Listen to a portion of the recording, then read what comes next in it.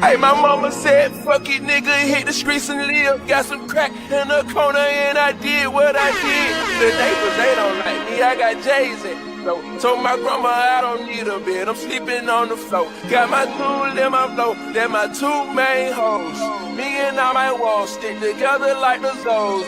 Stop by, say who got the yay for the low. And I keep birds with me, like a straight out Holly Grove. They itch for the smoke. My fingers, they itch for the life. I'm riding around the city and I got that calculator. I'm a motherfucking monster when they come to get that paper. Hey, my fingers, they itch for the life. My fingers, they itch for the life. I'm riding around the city and I got my calculator. I'm a motherfucking monster when they come to get that paper. I don't fuck with these niggas cause they shady. These bitches, they just wanna have my baby. Born in the 80s, crack baby. Mama, she was in the street, so guess who raised me? You motherfucking right, couldn't get it from my mama, so I got it off the block. Been working my whole life, but I ain't never punched the clock. 9 years old, I seen a nigga get shot. Damn.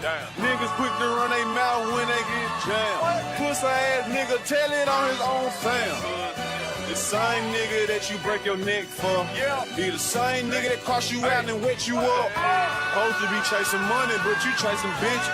Real bosses don't talk, we just sit back and listen. Stack that paper up and then make boss moves. She like to argue, so I sent that bitch to law school. You keep it real with your dog, no matter what.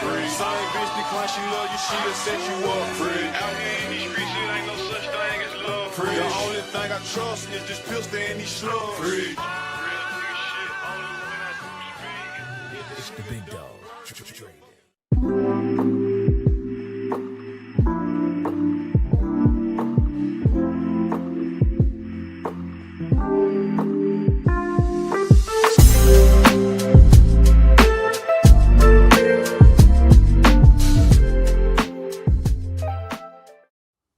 First of all, Ernest, I would like to start off by giving a shout out to FYF Sports Debates Podcast. I really love that podcast. I really do.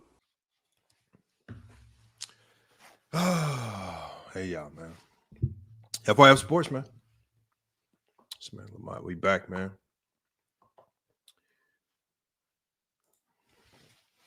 Salute to everybody in the chat, man. Like, my apologies. I shot the notifications out late.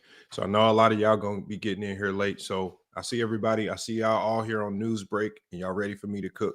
And salute to a lot of y'all on news break. I'm surprised when I hear from y'all that a lot of y'all watch Player's Choice. So, I mean, that kind of works out. A lot of you guys already know who the guy on the thumbnail is and what we're going to be talking about. So we don't really got to do too much explaining, man.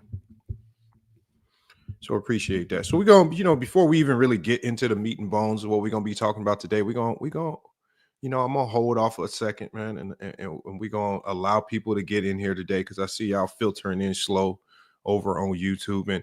And for me, I know this is kind of an unorthodox time for me to go live. I mean, I typically don't go live around this time.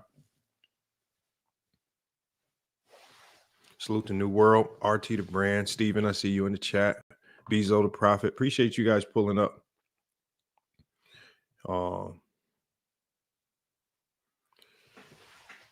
And also, let me put this in the chat too, because this is going to be big for today's stream.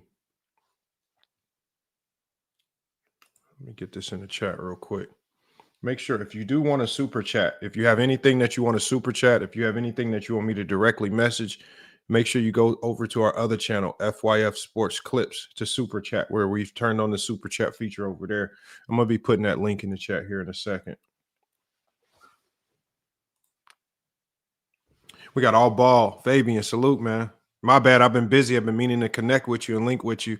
Our season ended this past weekend, so our season's over. So I should be able to go ahead and connect with you. We can go ahead and chop it up about potentially collabing. We got the Black Bruce Wayne, man. Appreciate you pulling up. Salute to y'all.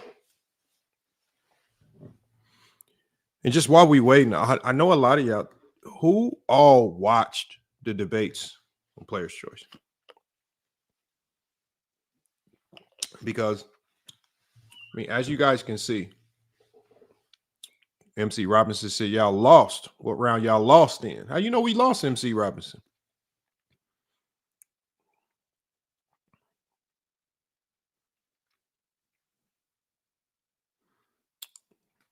No, we did lose. We lost in the Final Four. We lost to University of Wisconsin in the Final Four. So no back-to-back this year, man. We couldn't pull it off and go back-to-back.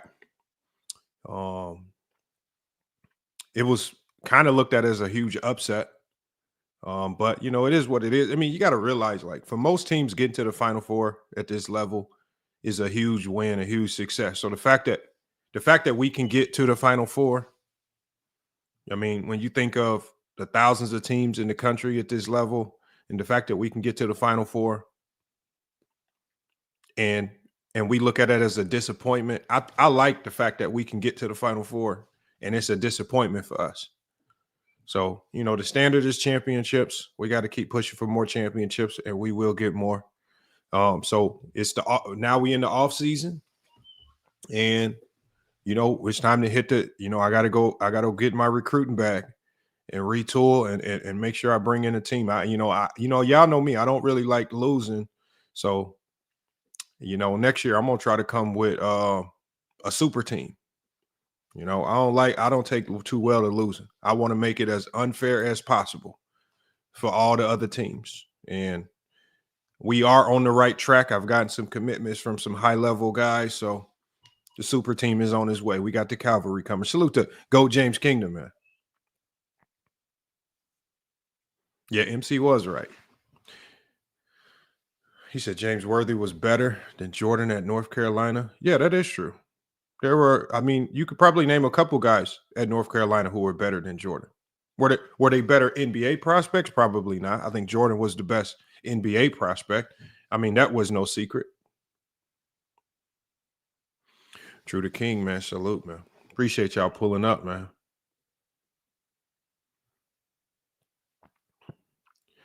He said, Lamont, you seen the podcast of Steve Nash? Yeah, it looks fire. I haven't watched a full episode yet. I've only seen like YouTube shorts and little clips, but it looks fire. I definitely want to start breaking some of that down.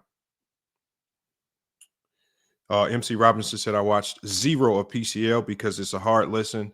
I didn't even know it was like, I'm going to be honest. I didn't even know they was having like this type of debate thing. And then Ron hit me up and was like, man, look, you know, we would love to have you as a judge. And he told me, he told me about the process of how the judges, look, you don't have to give a vote right on the spot. You can actually come back, listen, sort through everyone's thoughts, and then you can actually come back with a legitimate vote as opposed to trying to vote right on the spot. I actually like that process. And so for me, and we're going to go through the debates today. For me, as I listen to these debates, the number one thing I wanted to do was I just wanted to first hear what people were saying. I just put my earbuds in.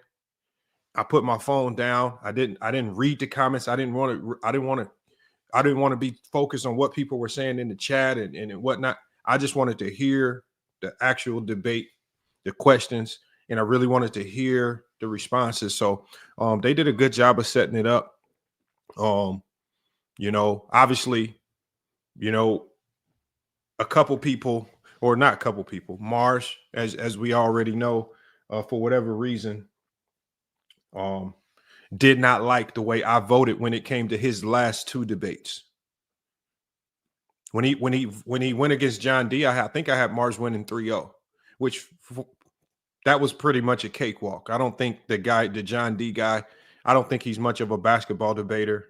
He didn't put up too much of the fight. And as he was debating, I was just getting the sense that he was just more of a fan of Marz than actual somebody that was really willing to go up there and go toe-to-toe and really contest logic. But when it came down to Jordan and when it came down to real talk, things got a little dicey.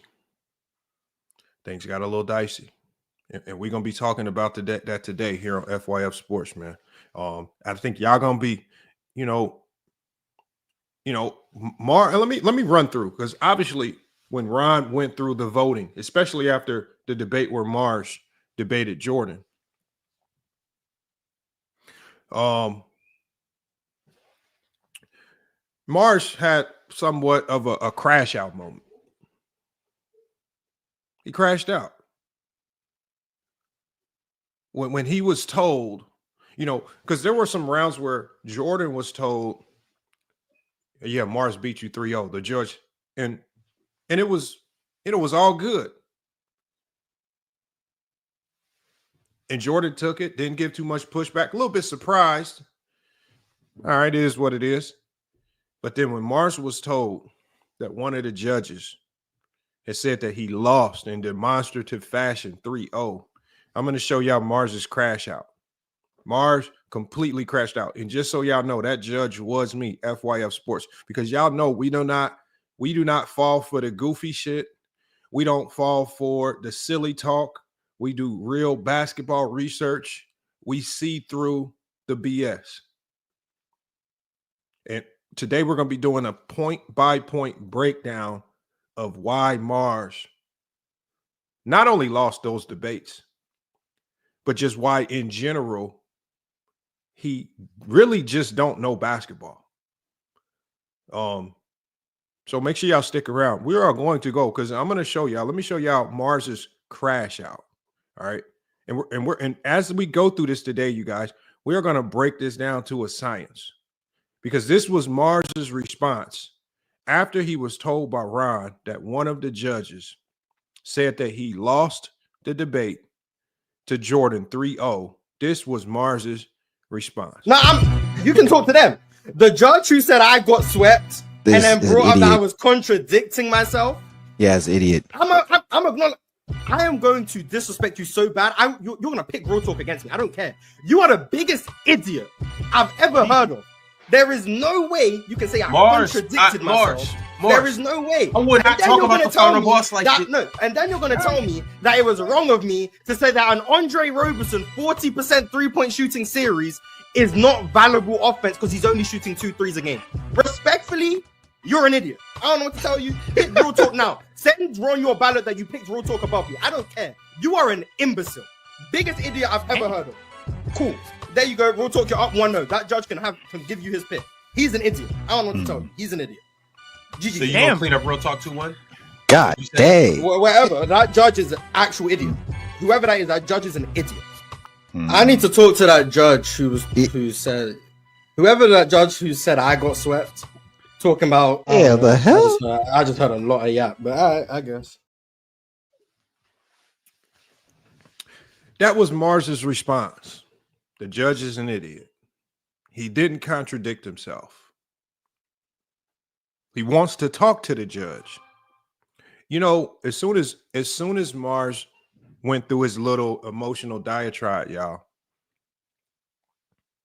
I went straight to the comments. I went straight to, and this is his response was indicative of somebody that knows they should have lost because he crashed out. So Marz was not only crashing out on the show in his emotions and his feelings, because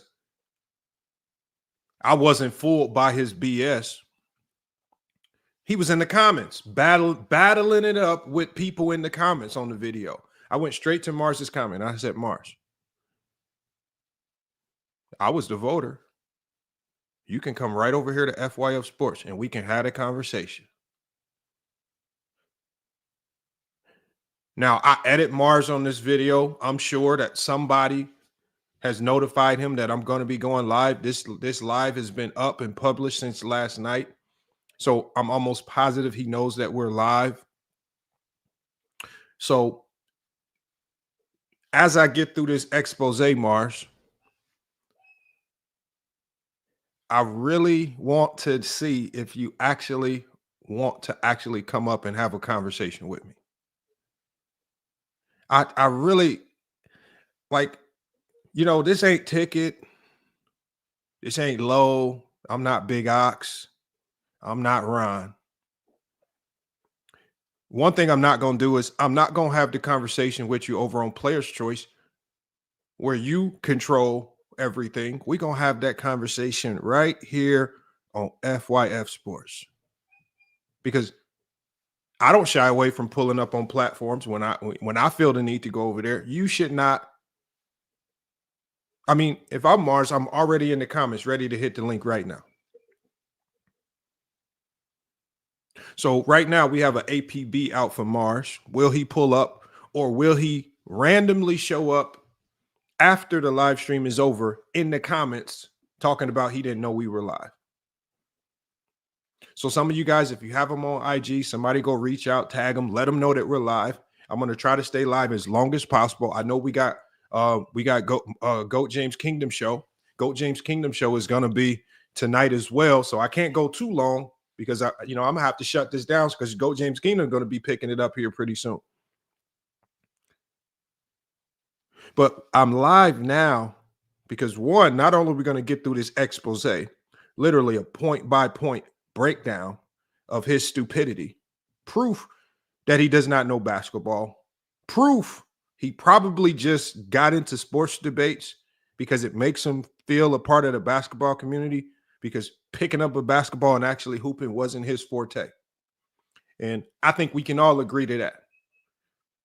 I think he might be a god on NBA 2K, probably when it comes to actually dribbling a basketball and understanding the game from a standpoint of actually playing. And so when I say from a standpoint of actually playing, y'all, I'm not talking about being a pro in the NBA. I'm not talking about being a college all-star. I'm talking about, and a lot of you guys in the chat can testify to this as well.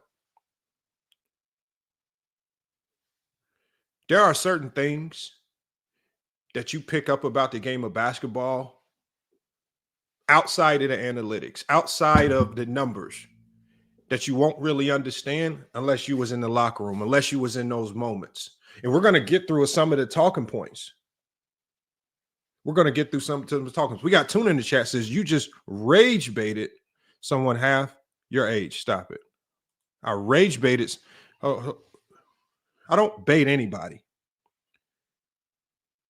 If you lose a debate 3-0, which everyone here knows, I don't have an issue with Marz. There's no beef. We got Fury TV says, ever since Marz cooked Lamont, I've never had any contention or debate with Marz ever. There's never even been an opportunity to say that. So when you say 2 years ago, that's just a lie. I've never really had a back and forth with Marz. I don't think we've even had a basketball back and forth. I don't think we've even dialogued long enough to where anyone could consider it a debate. I had a back and forth debate with Ticket TV over there. Marz kept his hood on and stayed silent the entire time. It was not a back and forth. This Fury Tuga can potentially be a debate if Marz chooses to click the link and pull up, which in reality, it will not be a debate.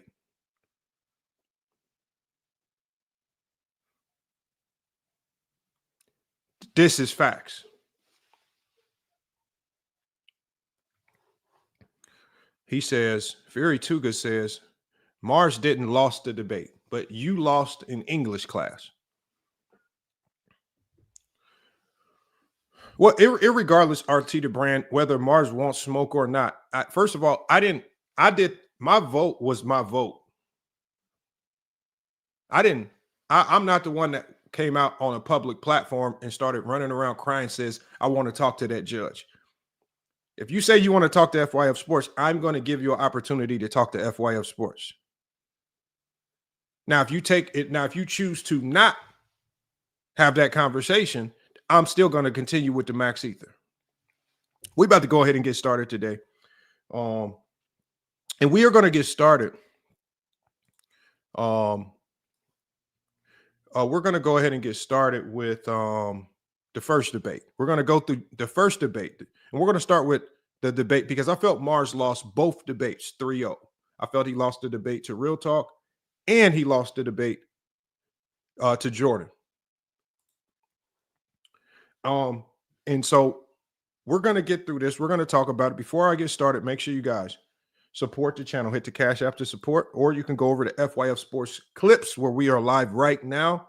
Go to FYF Sports Clips. Hit the super chat. If you have any questions you want me to immediately address, go over to FYF Sports Clips, and I will address them. Salute to Cottage. Salute to all the people that are starting to filter in. Autism Boy, salute. Appreciate you pulling up one of the top mods of the channel. Make sure we're not blocking nobody. Make sure we're not doing none of that. Everybody should be in the chat today. Anybody can say what they need to today. I really don't care. I'm not necessarily bothered. There's only one person I'm looking for. Hopefully that person's willing to show up after this diatribe. But let's get through this, because, you know, I put this together. And I put it together systematically in a way where it can be easily understood, where there are no questions. So when we talk about it, what we have to address this afternoon, y'all, is it's a growing disease in basketball, right? And we're not talking about torn ACLs, degenerative knee disorders, load management. And we're not, you know, what we're talking about, y'all, is analytics abuse. Henny Hardaway says 3-0 is kind of wild. It's not wild. You'll see why here in a minute.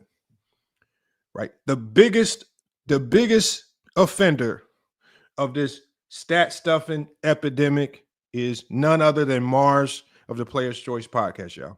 A man who has built his whole debate game around shiny metrics with no substance.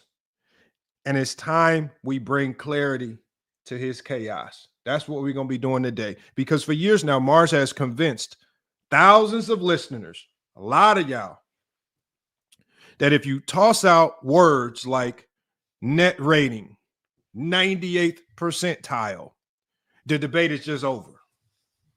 But what he's doing, y'all, is, and we're about to show you, right, as I show you these next two debates, but he is using those numbers wrong, out of context, and most oftentimes in bad faith just to sound intelligent. So before we roll the film, let me quickly define and demystify these overused analytics so everybody listening is on the same page. All right. So Marz loved his number one analytics, and I don't know what it is. I don't know where he found it. His newest, most shiniest toy of an analytic so far is net rating. This is the newest toy that he's found. What is net rating? Net rating, the definition of net rating is a measure. It measures the difference between a team's points scored and points allowed per 100 possessions. It was created by Dean Oliver, one of the pioneers of basketball analytics in the early 2000s. It was intended for, according to Dean Oliver, evaluating team performance over time and how lineups impact scoring margins. It was not, according to Dean Oliver, not designed for comparing individual greatness or predicting playoff success in isolation.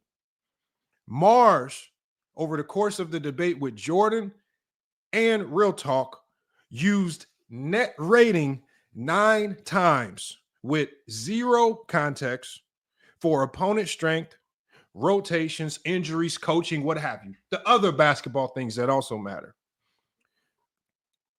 Offensive rating and defensive rating. The definition, points a team scores or allows per 100 possessions. Very simple. First conceptualized also by Dean Oliver and expanded by Basketball Reference. Useful for measuring team scoring, efficiency, and general effectiveness across a season. It is misused, right? According to Synergy Sports, misused when applied to individual players without context of lineup, pace, or coaching strategy. I want y'all to keep these things in mind as we go through the debate and as we start to break a lot of these things down. Marz used these stats a total of 6 times across 2 debates with Jordan and Real Talk. Always as definitive proof, never with support. As we get through these debates, one of the things that you're going to see is Marz uses analytics as the argument when analytics are only supposed to be to support an argument that you have. And the only way you can use analytics to support an argument that you actually have to have a take, a subjective take that can be that you're willing to put on the line and put foot to the fire and people can go at. As we watch these 2 debates, one thing that we'll see is that Marz has 0 takes. His arguments are the analytics. The analytics are not in support of his arguments. That's one of his biggest flaws. We'll continue on.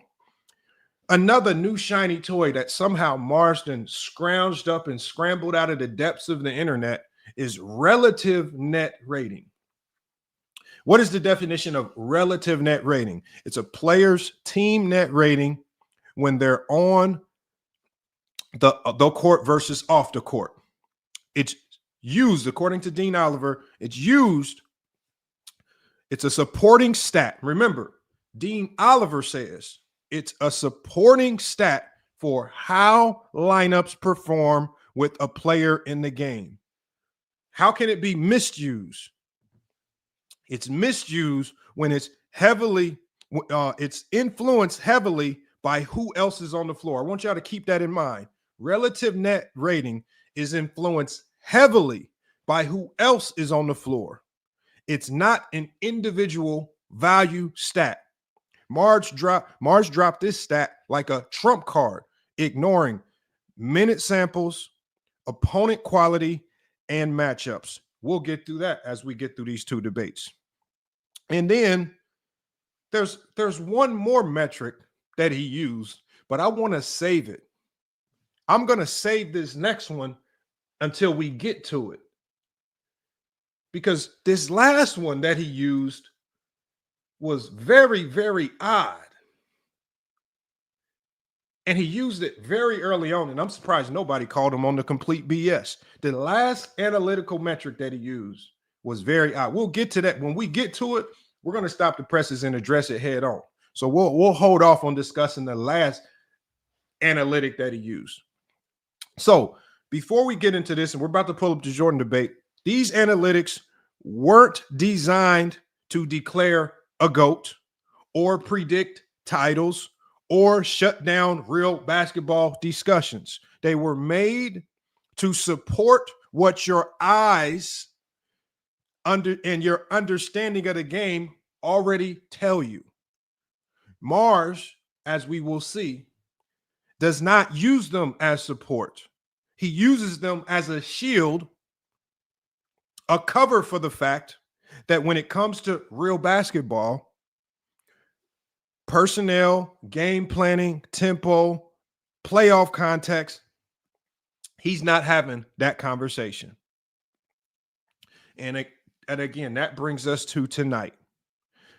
We got 2 full debates, one against Real Talk, one against Jordan, where Marz, analytic house of cards, finally collapses under the pressure of FYF Sports, where he, 1, contradicts himself, misstates facts, invents metrics out of thin air, and worst of all, he crashes out on the live stream when one of the judges' scorecards reads 3-0 against him. So tonight, y'all, is not just going to be a breakdown. This will be a max ether, because the overuse of analytics has become a crutch for people who don't know the game. And tonight, we're taking the crutch away. Let's go ahead and get to the film. We're going to start with the first debate with Jordan. Let's get this pulled up here. And as we get to this first debate with Jordan, we're just going to listen. We're going to listen. And then when we get to places where we need to stop, we will stop. Let's pull this up here.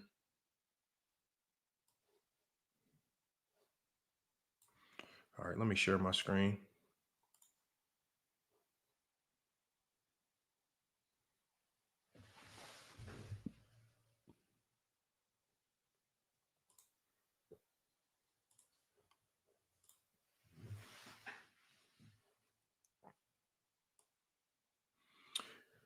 All right, hold on. Oh, I got to make sure my sound is added. Sorry about that. Share screen.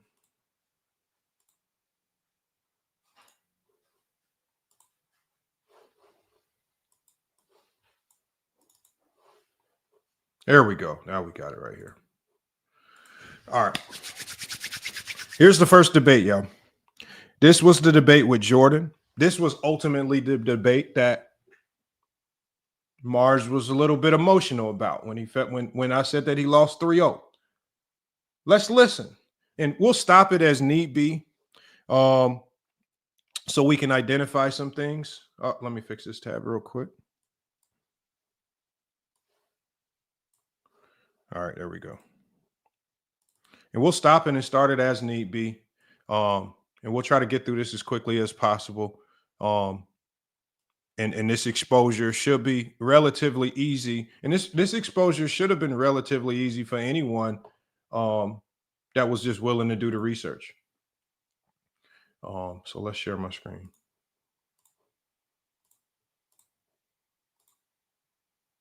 And so remember, y'all, the way I judged the debate was I'm not necessarily judging it based on how I feel. I can only judge the debate based on how Jordan argued versus Marz. How I personally feel about the conversation, I have to throw it into the garbage can. I can only judge the merit of what they actually said. And that's what I did here. Let's play this. And when we get to a stopping point, we'll stop it to talk about some things where I feel Marz completely goes south and awry. Frenchman, I don't know what his name is. We just know we got Marz Talk Sports versus the flyest man NPC. What's up, fellas? What up? What's the deal? Real Talk said he putting on for Houston. Is he doing it or is one of y'all? I mean, it is what it is, Okay. Well, let's get into it, y'all. I'm gonna cue up the timer. Jordan is gonna be on you. Marz, you will be going second. And the first topic is who's the most important player for the Cleveland Cavaliers offense this year? Let's do it.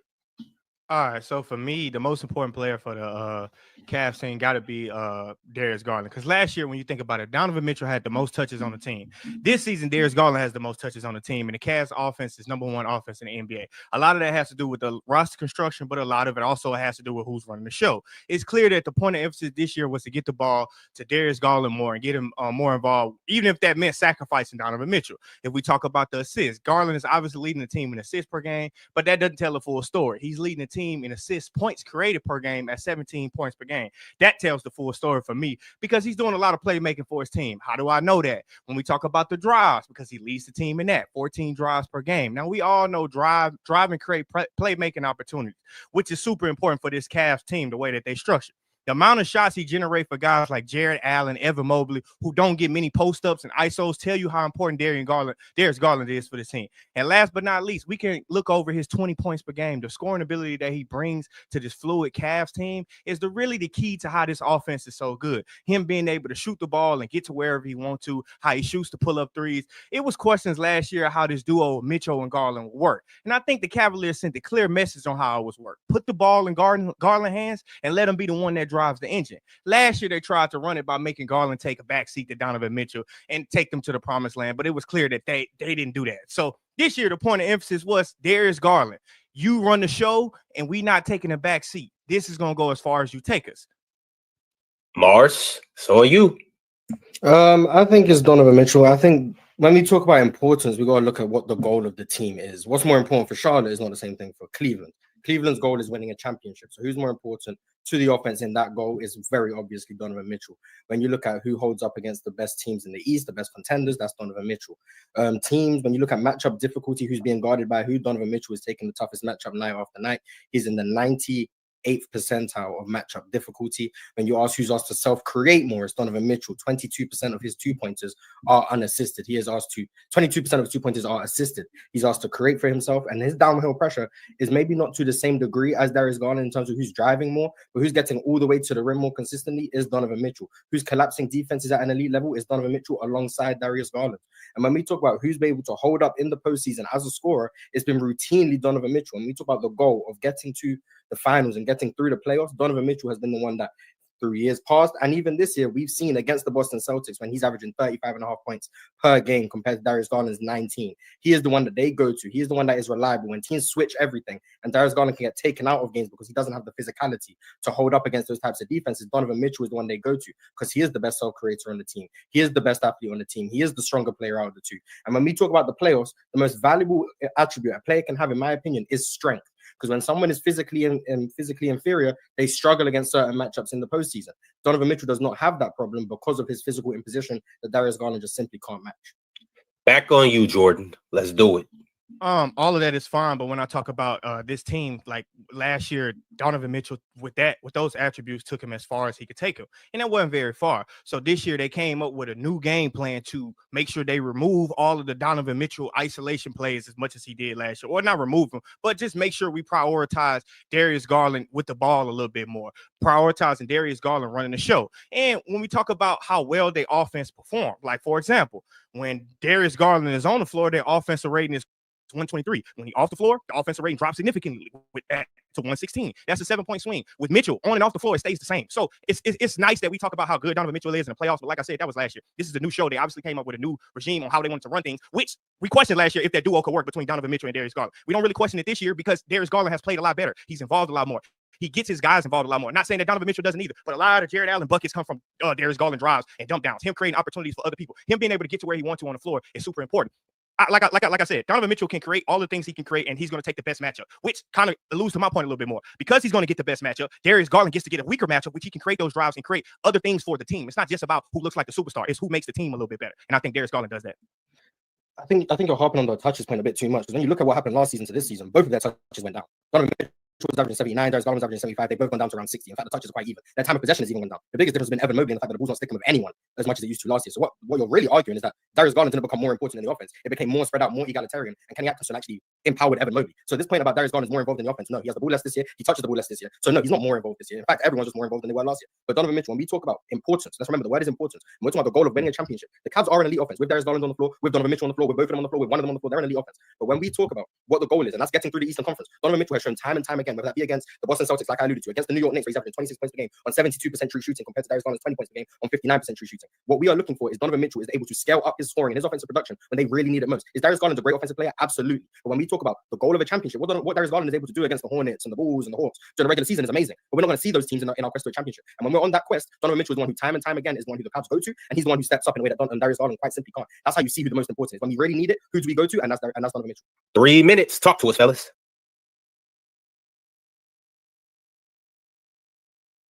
Now I'm gonna pause it right there real quick, y'all, because to this point they both had 2 rounds. We know what their takes are. The last 3 minutes is just kind of them having a Royal Rumble back and forth for the last 3 minutes. But we've heard the meat and bones of what they both had to say. Let's just break it down really quick. Jordan opens with a well-structured, data-informed case for Darius Garland as the Cavaliers' most listen to the topic. Look at the screen. The topic is on the screen. Most important player for the Cavs offense, not for the Cavs team, not for the Cavs defense, not for anything else, not for the Cavs coaching staff. The topic here is who is the most important player for the Cavs offense. So when we talk about his data-informed case for Darius Garland as the Cavaliers' most important offensive player, citing not only traditional stats, but he did a deeper dive. Insights like Garland led the team in assists, points created. He generates the most drives per game. right? The Cavs' offensive rating is 123 with Garland on the floor, dropping to 116 without him on the floor. In contrast, the offense doesn't change significantly when Donovan Mitchell is on or off the floor. Jordan uses the team-dependent metrics the right way to support a narrative. Remember what I said. You use the analytics to support a narrative grounded in play style, fit, and context. This is what Marz did. Marz counters by selecting Donovan Mitchell. Well, of course he's going to select Donovan Mitchell because why? Donovan Mitchell's the best player on that team, and he knows that most people listening can't think. They're just going to hear Donovan Mitchell. They're going to know that he's the best player. They're just going to think that he's right. Marz continued by saying one of the most odd points that I've heard, and we're going to break this down even further. He said Mitchell's matchup difficulty is in the 98th percentile. That is a very stupid analytic. We'll break that down here in a second. He also said his ability to self-create. He said his playoff scalability.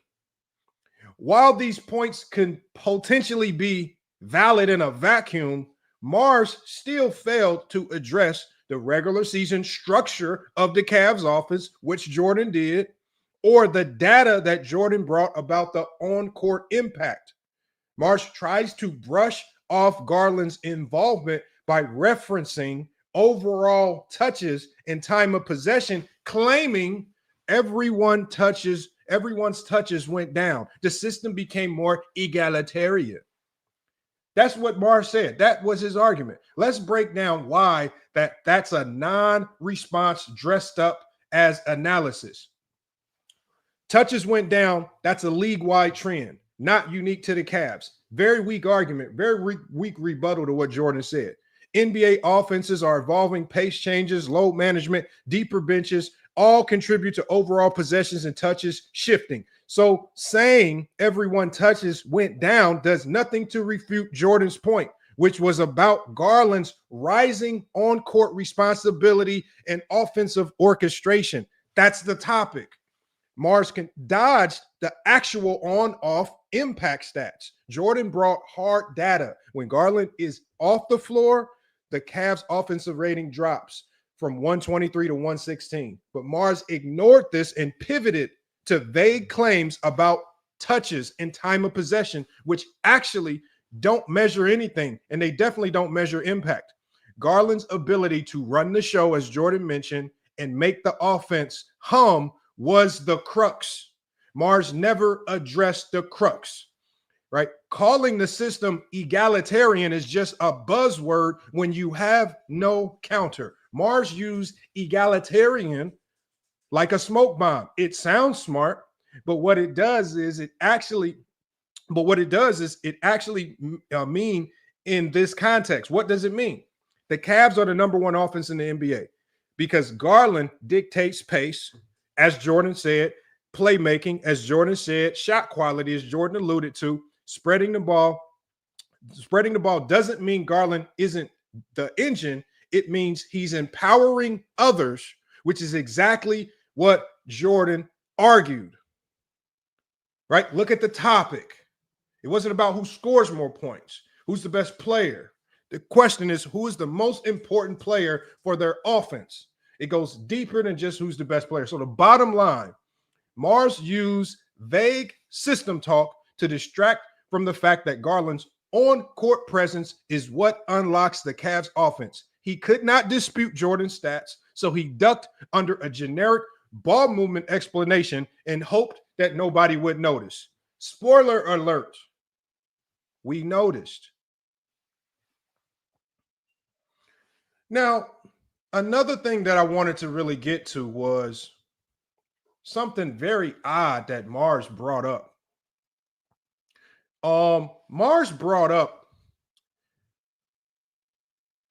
he said, Marz claimed Donovan Mitchell faced the toughest assignments in the NBA to boost his importance. However, when I go to B-Ball Index's matchup difficulty, that's where it was created by B-Ball Index. Let me put that on the screen to help you guys out so we know where this came from and what it actually means. Let's pull this up.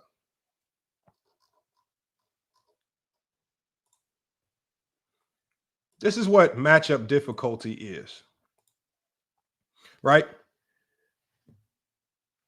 However, as you guys can see on the screen, matchup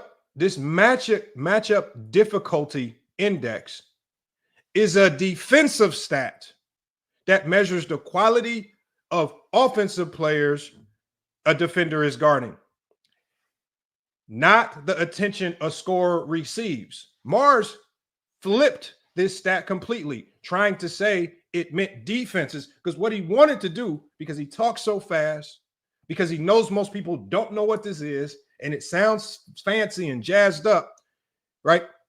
He's trying to say it meant defenses guarded Mitchell the hardest, which is factually false, right? You can find this on B-Ball Index, matchup difficulty. It measures the average offensive talent of the players guarded by a defender. We all know it does not matter who Donovan Mitchell defends on a night in, night out basis. He is not a very good defender. We saw this in Utah. We've been seeing this in Cleveland. He is not a good defender. Why are we bringing up a defensive analytic, whether it was by accident, whether it was intentional? You just brought up a defensive analytic in a conversation. If we look at the topic here, it says, who is the most important player for the Cavs offense? And one of the first things that he does is he blurts out matchup difficulty. He's in the 98th percentile. It's a defensive metric. It has nothing to do with the offensive side of the ball. You're just using it to dress up his importance. Conclusion. My conclusion is Marz deliberately flipped a defensive stat to pretend it boosted Mitchell's offensive value. Blatant information, otherwise known as just outright lying to the people, right? That argument undercuts Marz's own point. If everything is more balanced, then why is Mitchell more important? Because Marz said everything was more balanced. Jordan addresses this with game impact data. He contextualizes the importance by explaining how Garland set the table for Mitchell to do what he does. My round one winner was Jordan. Jordan won by grounding his points in direct impact on team structure, while Marz defaulted to Mitchell's talent without bridging it to actual team success metrics. That's my round one winner. Let's go ahead and move on to round two, right? So we already have Marz, who has invoked mysterious matchup difficulty stats that have nothing to do with offense, right? Because look at the topic, right? And if you know, as I reflect back and I look through and I saw what people were saying in the comments, everybody was saying that Marz won round one. How? He's running around using defensive analytics in an offensive conversation. And no one called him on the bullshit. He tried to blatantly lie to the people because he wanted you guys to think that this matchup difficulty analytic, he wanted you guys to think that it was about the defenders that defended Donovan Mitchell on a night in, night out basis, because he said it so quickly. He knew it didn't have any real use in this conversation. Most people don't know what it is. You have to literally dig through the depths of the NBA back pages to even find it, right? The actual page, the actual website for this on B-Ball Index has been taken down. So you have to scour through X just to find it. This is what he does to find meaningless, useless analytics that most people don't know that could potentially sound good in this debate and make them sound more intelligent. Not here at FYF Sports, man. Jordan with the round one win. Let's keep this thing going. Let's go. Let's see what the next topic is.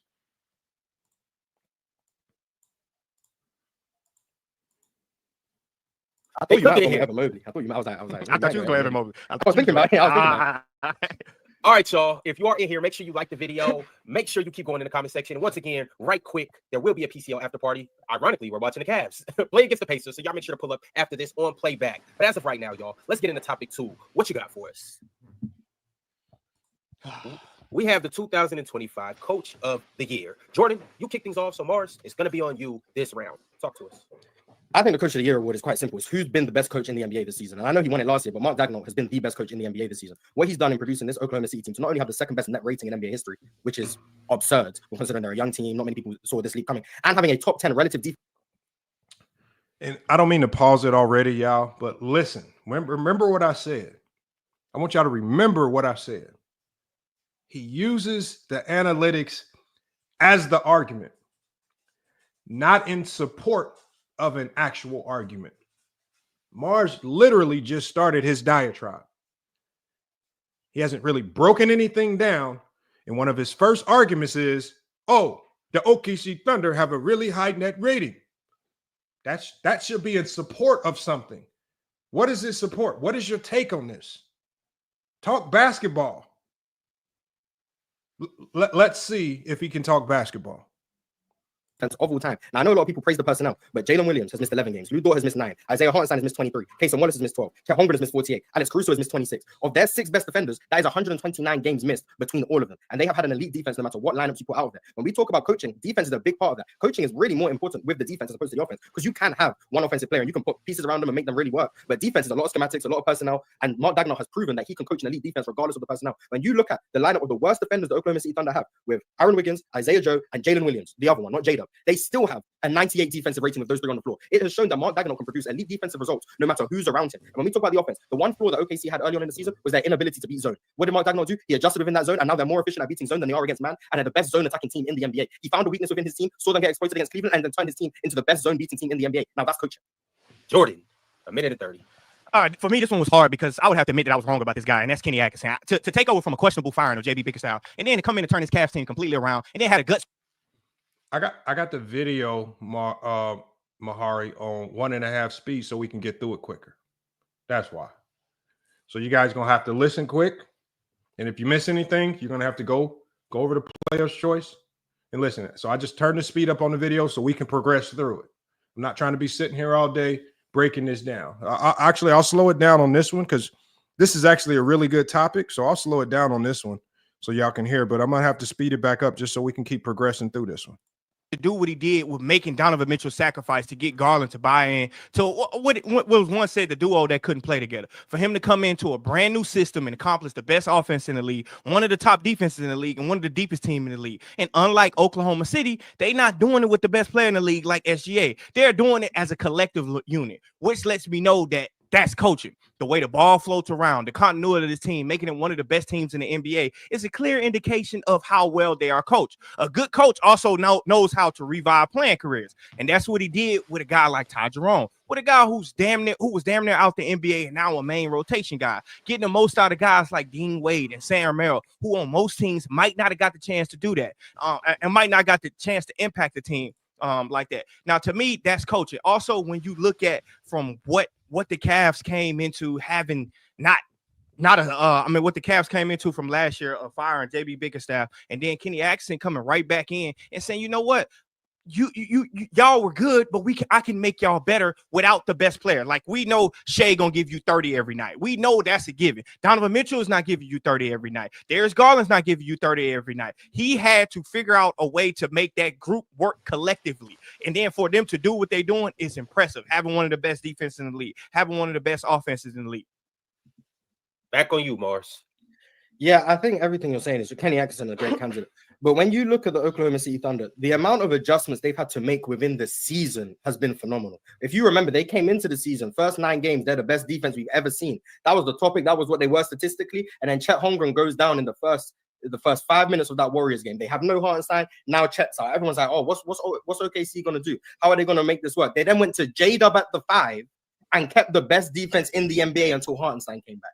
They then had to implement Hartenstein, a new player, the biggest free agent in Oklahoma City's history, and then maintain the best defense in the league while having to implement someone new into their system who they barely played with, only had about 12 minutes in preseason to deal with him.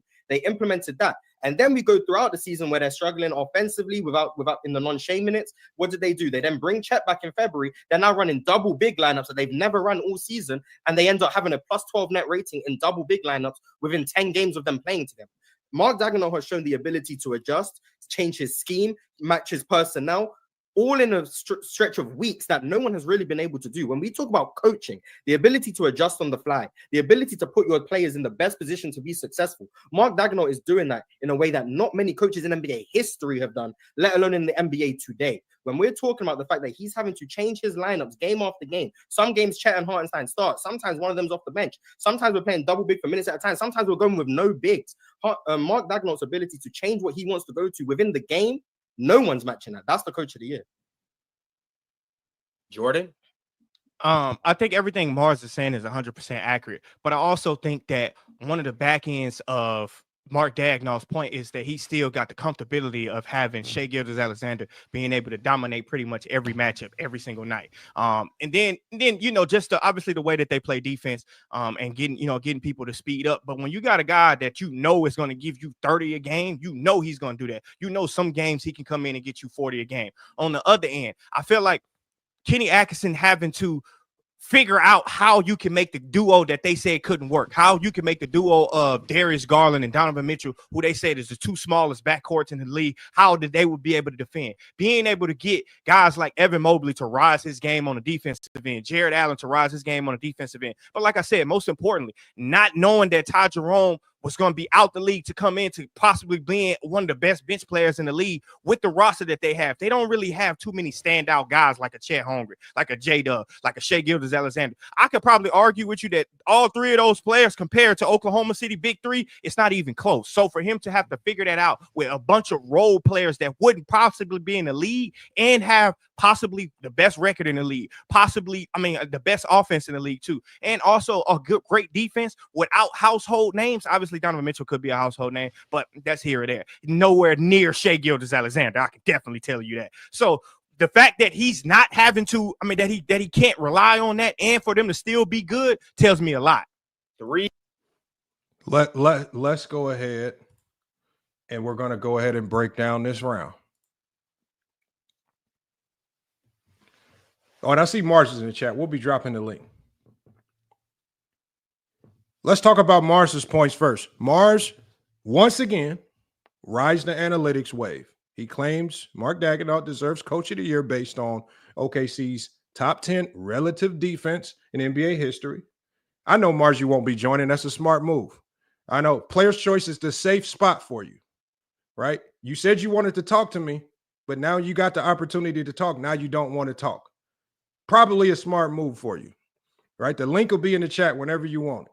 Don't ask to talk to me, and then when it's time to talk, you don't want to talk. Come on, man. Now you're just being sorry. It's just basketball talk. It's just basketball talk. We ain't gonna cuss you out. We ain't gonna talk about your mama. This ain't Ticket TV. You just got to come up here and actually talk basketball, Marz.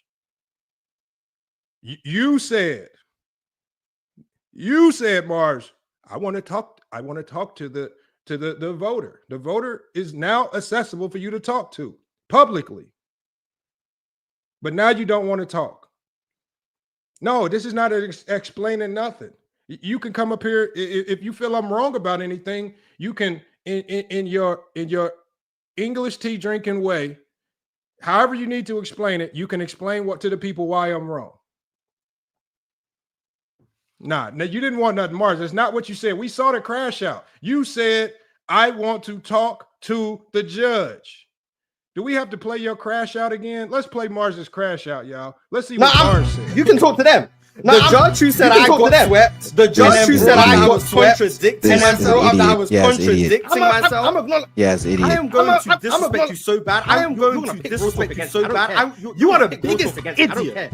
You are the biggest idiot. There is no way you can say there is no way you can say there is no way. I would not talk about the Florida boss like that. I would not talk about the Florida boss like that. That was wrong of me to say that an Andre Roberson 40% three-point shooting series is not valuable offense because he's only is not valuable offense because he's only shooting 2 threes again. You're an idiot. Respectfully, you're an idiot now. Second on your ballot that you talk now. Second on your ballot that you are an imbecile. I don't care. Biggest idiot. You are an imbecile.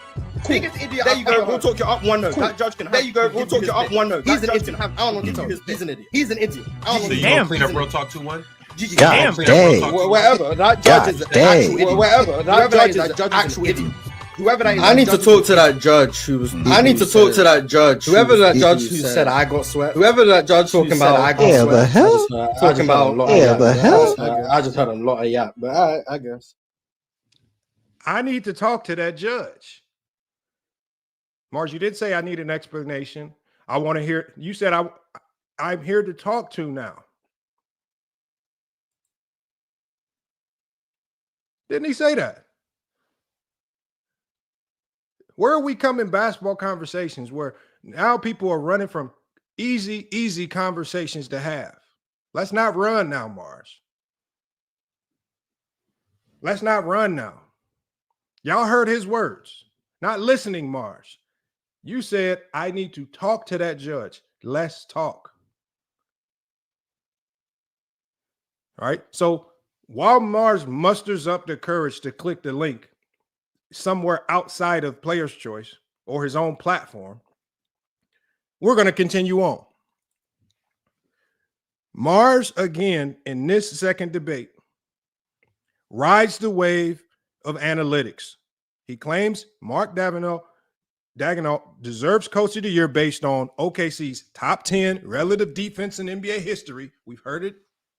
OKC's second best net rating in NBA history. We heard that. OKC's +7 net rating with Shai off the floor. We heard that. We talked about all the injuries.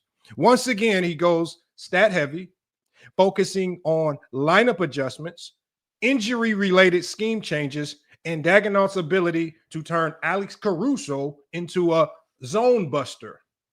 Right? These are solid points, as Jordan even mentioned. If the debate was about schematic ingenuity, the debate is about Coach of the Year, though. That's what it's about, right? When you talk about, let's just get to Jordan's talking points. Jordan, he took a different approach with Kenny Atkinson. He highlights Atkinson's ability to unify the Cavs roster after the JB Bickerstaff firing. From me, I'm real big. From my perspective, the way I see basketball, I'm real big about NBA coaches, and I've even told you guys this. NBA coaches, your number one job is to galvanize the locker room, bring guys together, just get guys to be able to play together. That's your number one job. Additionally, he cites team-wide career revivals, right? Ty Jerome, he talks about how Ty Jerome was passed around the league, almost forgotten about, right? Dean Wade, Sam Merrill, guys who sometimes we'll see them on the team. We'll think, why are they even in the NBA? He notes Atkinson's success came without, and I think this was one of his strongest points, came without a top 10 player. Unlike Daigneault, who has SGA. He notes Cleveland's offense and defense are both elite without an MVP candidate. How can you attain that? I want you just to think, just remove the analytics.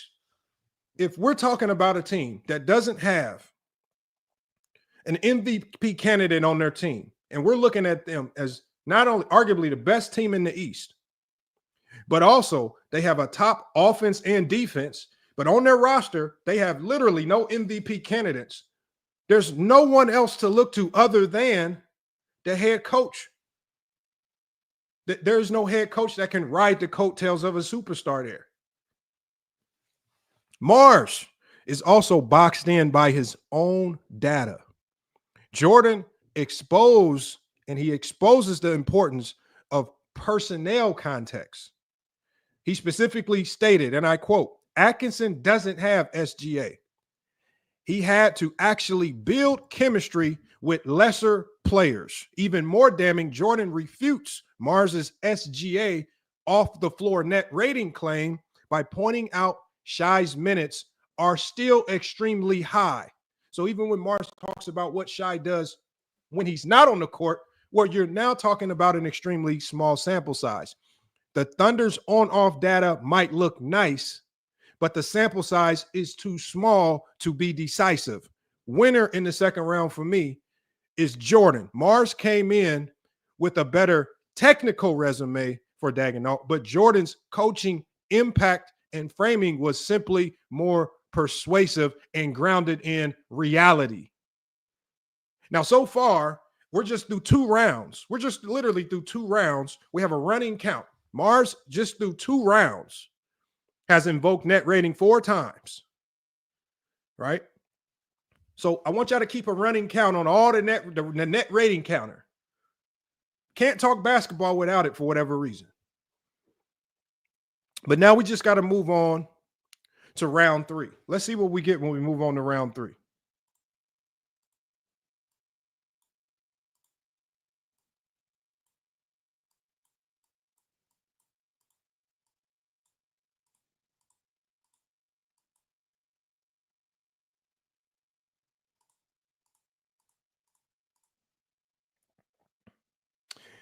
Hell of a second topic. Now we're going to get into the third topic. Let's make it happen. Jordan, it will be back on you to kick things off. What you got for us, Cheerio? This is the topic that everybody's been asking for. This is what they've been waiting for. So y'all go ahead and like the video and let's make it happen. We have the 2015 Oklahoma City Thunder versus the current 2025 Oklahoma City Thunder. And the question is, which team wins in a 7-game series? Jordan, it's on you. So when you think about this 2015 team versus this 2025 team, I think you automatically got to point out how great Westbrook and Durant were together. And then with this current team, you think of a hell of a season by Shaq and how great this Thunder defense is. But when I put them together against each other, the Thunder having one of the best defenses in history don't necessarily move me against this 2015 team, because by numbers, it says this current Thunder team has the best defense, but context tells the whole story. It's a different league. The pace is faster, 3-point attempts are up, and transition is up by a long mile. Putting the 2015 Thunder in this era with the talent that they had and how they played off each other would be a problem. KD and Russ both finished in the top 7 in transition that year. That was one of Russ' prime years and one of the most explosive guards in the NBA at the time. But the one thing that moved me about this 15 team was how well they moved the basketball and the actions that they ran. You think that with the talent that they and speed Russ had, that they would play a lot of ISO? Marz, he says matchup difficulty allegations. You use the defensive analytic in an offensive debate. Come up here and explain it. You manipulate it in a way to trick listeners into thinking that it was maybe some type of measurement that determines how many of the best defenders guard Donovan Mitchell, when the metric really only defines who Donovan Mitchell defends on a night in, night out basis. Which, talking about his defense, is very, very subpar and marginal, because Donovan Mitchell is a horrible defender, and I don't care what metric you try to pull to claim otherwise. So please explain, if anything, please come up here and explain to us, because I take you as being an intelligent guy. I take you as being an intelligent guy. For you to use a defensive analytic in an offensive conversation, to me, you were just blatantly lying to the people. It was a lie. I think it was not an oversight. It was blatant. You used the defensive. We have it pulled up, Marz. B-ball index. You got it from B-ball index. This is not the conversation in that first round was about offense, and you mentioned a defensive analytic. We want to know why you're bringing up defense in an offensive conversation.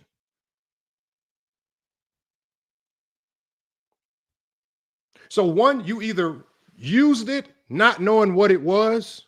2, used it blatantly trying to misinform people. Or 2, knew what you were doing and just were trying to lie to find something spicy to say that you knew nobody would go look up. Now, how do you want me to take this? Because I'm not an idiot. When I hear matchup difficulty at 98%, the only thing I can think of is NBA 2K.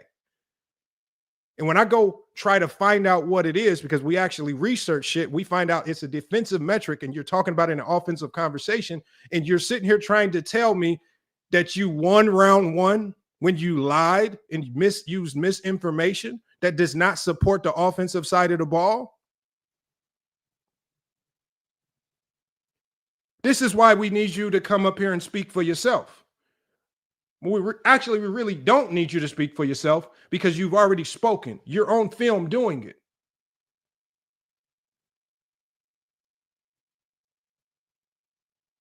You said in your crash out session that you didn't contradict yourself or lie. In your very first round, you lied.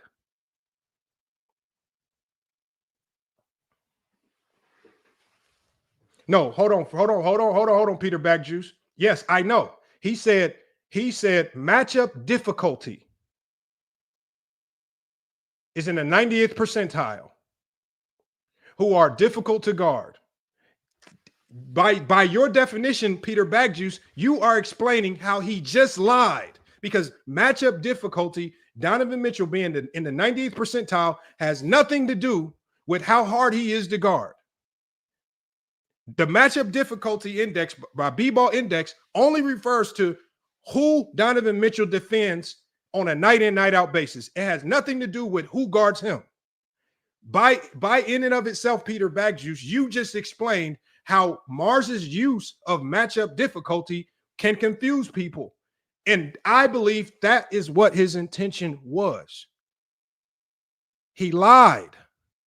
How can you win a round, let alone a debate, when you start the debate off and I do 0.2 seconds of research and find out that you are a liar? Explain that to me. This is why we need him up here to hit the link. Because Peter Backjuice, you explained exactly what Marz wanted most people to believe.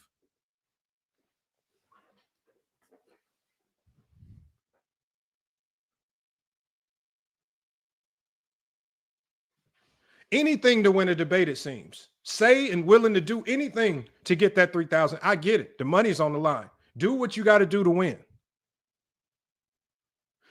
You just can't get it past me. Just be very lucky it wasn't me debating you, because I would have called it out immediately. You're a liar. And you're only winning debates because you have a staunch fan base of people who will willingly vote for you blindly without fact checking anything that you say. Look, man, a liar. Look, what you know what I thought when I saw that? You know, when I first saw that, you lying? You lying? Yeah.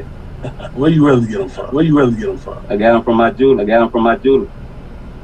I like you, man. You lie. You lie a lot. You're a liar. You're a liar. You will do anything to win a debate. That's why I like that's at one. If you like anything about Marz, he will go to any length, any depth to win a debate. Anything for the money. Oh, hold on. Yeah, we got Marz in the backstage. Let's bring him up. Yeah, I'm not going to be here for long. I'm just going to address this nonsense. Okay, so on Basketball Index, there is one stat that is matchup difficulty. Yes, that is the stat that tells you who you are guarding. Donovan Mitchell is in the 24th percentile of that stat, because anyone who watches the Cleveland Cavaliers knows he is not an on-ball defender. That is not his role. Then if you keep looking down on Basketball Index, Marz. If you keep looking down, hold on, Marz. I'm going to continue. Marz, no, you're not going to continue because you're not going to lie. I got the definition right here of what it is. The definition from Basketball Index. Let's read the definition of what it is so you don't lie your way out of it. There's no explanation for this. We know exactly what it is. Let's read the definition from. Look, actually, just put it on the screen. We got it right here. You don't have to. The people, go look it up for yourself. So am I going Let's read what it says. Matchup difficulty is an estimate of the difficulty a defender takes on within their defensive matchup assignments. Okay, yes. Am I going to finish what I'm saying? Hold on one second, Marz. Yes, you're going to finish after the people hear this definition. We develop matchup difficulty using partial possession player tracking data to capture switches, help defense, which allows us to capture how much time a player spends defending each opposing defender. Calculations looked at the average use of a player's defended as well as the average offensive impact, LeBron, to derive the final difficulty value. So, am I going to this finish is a defensive. No? Okay. This is the. Can I finish what I was saying? Yes, you can finish. This by default. Hold on one second, Marz. This ain't player's choice. You will talk when I allow you to, but the people will know the truth, and you're not going to push stupidity on FYF Sports. They will get the truth, and if you're going to say I'm crazy, I'm an idiot, you have to explain in an offensive I'm conversation. trying to. I know. As I finish my sentence, you have to explain in an offensive conversation why bringing up a defensive metric should even matter. Why would you even filibuster? Try to, as you can see, Peter Bagjuice, who is extremely intelligent in the chat, was already confused by your use of it. The fact that you have to come back and redefine and try to explain to people how to use it. Can I finish what I'm saying? Why it was a flawed debate strategy. But go ahead, Marz. Okay. Am I going to be able to say what I'm going to say without if being you cut don't off? say anything stupid? Okay. So as I was saying, if you go on Basketball Index, there is matchup difficulty. We have it right here. Yes. If you look at it, Donovan Mitchell is in the 24th percentile of matchup difficulty. That's not what you said. Yeah. Let me finish. I don't want to hear anything about 24th because you said 98th on the. Yes, in the I'm debate. getting to it. Let's get to it. Get to the meat and bones. Yeah, Don't give filler on FYF Sports. It's not filler. It's called nuance. It's called understanding. Get to the how point. Talk about why you use defense in an offense conversation. I'm getting there. I need about 45 seconds. Can I get 45 You shouldn't seconds? have that long to explain it. Can I get 45 seconds? Let's go. Okay. There is matchup difficulty. If you look at that, Donovan Mitchell is in the 24th percentile. Then if you scroll down on B-Ball Index, his player profile, you will see the stat that I used. It is called guarded by matchup difficulty. He is in the 98th percentile. Because when I say he's in the 98th percentile of matchup difficulty, I was talking about the defenders who were guarding him. So the Lou Dorts of the world, the Herb Joneses of the world. When you say matchup difficulty, I thought it was obvious, but obviously not for you. So when I say he's in the 98th percentile of matchup difficulty, I was talking about the defenders. That's not what the guarded by means. That is not what it means. I can read it for you. That is not what it means. Do you want me to read it for you? I know I can pull it up on the screen. I already have it, but we'll pull that one up next. Marz, you can't lie to me. I'm not lying to you. Do you want me? Okay, let's go, Marz. Why did you use a defensive tool in an offensive conversation? Oh, Jesus fuck. Okay, I'm not going to be here for long because I have other things to do. I have playback soon. Like I said, you have the matchup difficulty, which is the stat that anyone with a brain would know. Donovan Mitchell is not in the 98th percentile of defense in matchup difficulty because anyone who watches the Cavs knows he's not their point. But that's what you said in the debate. Okay, so like I was saying, when hold on, Marz. You said in the debate exactly. Matchup difficulty 98%. You didn't say guarded by. You didn't say if you guys go to B-Ball Index and scroll down to page 99 and read the other lines. You said matchup difficulty 98%. You didn't say anything about 24%. All these other numbers that you're trying to make it messy with. You said because 98%. There's some things that I think are logical. So when I look at what's logical is to actually use things that are part of actual basketball talk and running to the back pages of the internet. Running to the back pages of the internet to find matchup difficulty ratings on B-Ball Index is not logical basketball talk. That is filibuster basketball talk, which even confuses people, as you can see from Peter Bagjuice on the screen. Peter getting confused is not my problem. Hold on, he states. Lamont stated, he stated Donovan Mitchell is in the 98th percentile of players who are difficult to guard. Peter Bagjuice, by any standard, is not an idiot. Probably one of the smarter people on this channel, and it confused him. That's cool. Okay. So does it surprise me that it also confuses the little kids that follow you and vote for you on everything that you do? There's no chat vote, so the little kids who may or may not vote for me is not relevant. Like I said, on Basketball You didn't Index, confuse me, Marz. Okay, I know you want to clearly you're confused, but like I'm not confused. On B-Ball Index, and first of all, y'all, secondly, I need y'all to go to the B-Ball Index page. A lot of these pages that he's talking about have been removed. You can only find most of this on X. But go ahead. Okay. Hello, you got to see a sneak peek of my face. Okay. On B-Ball Index, the page on his player profile. Can you share your screen? Let's see what you're seeing. Share your screen. Okay. Let me see. Bear with me. Where are we? Where is it? Nope, not that one. This one. Okay. You can see. Hold on. It's not letting me add it to the stage. Oh, here it is. It's not letting me add it. It's saying user. Hold on.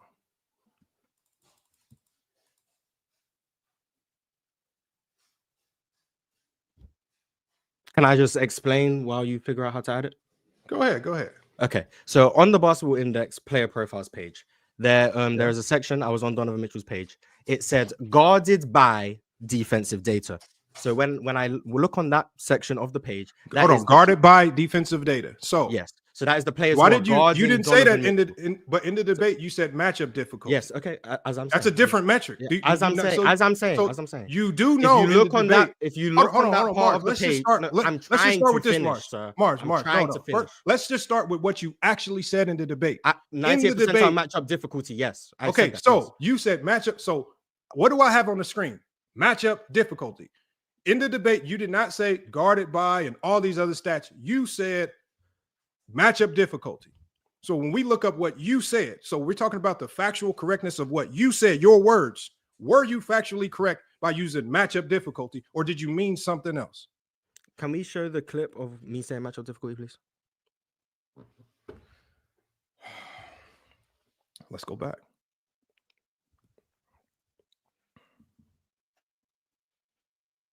Here, let's pull it up. I actually have it quoted because I have the transcript right here. Mm-hmm. All right, let's go. Because I think you think we just got this term out of thin air. Like when we heard it, I know what matchup difficulty is. No. Hold on. If you know what matchup difficulty is, then why'd you use it if it is not applicable? Well, every time I keep trying to talk, you either keep muting me. Okay, so my thing is, you said, because even Goat James Kingdom put it on the screen. You said matchup difficulty at 98%. Yes. Why did you use that as opposed to using what you're saying now? Are you going to rewind it to the part where I said that? All right, let's rewind it. Thank you. Hold on.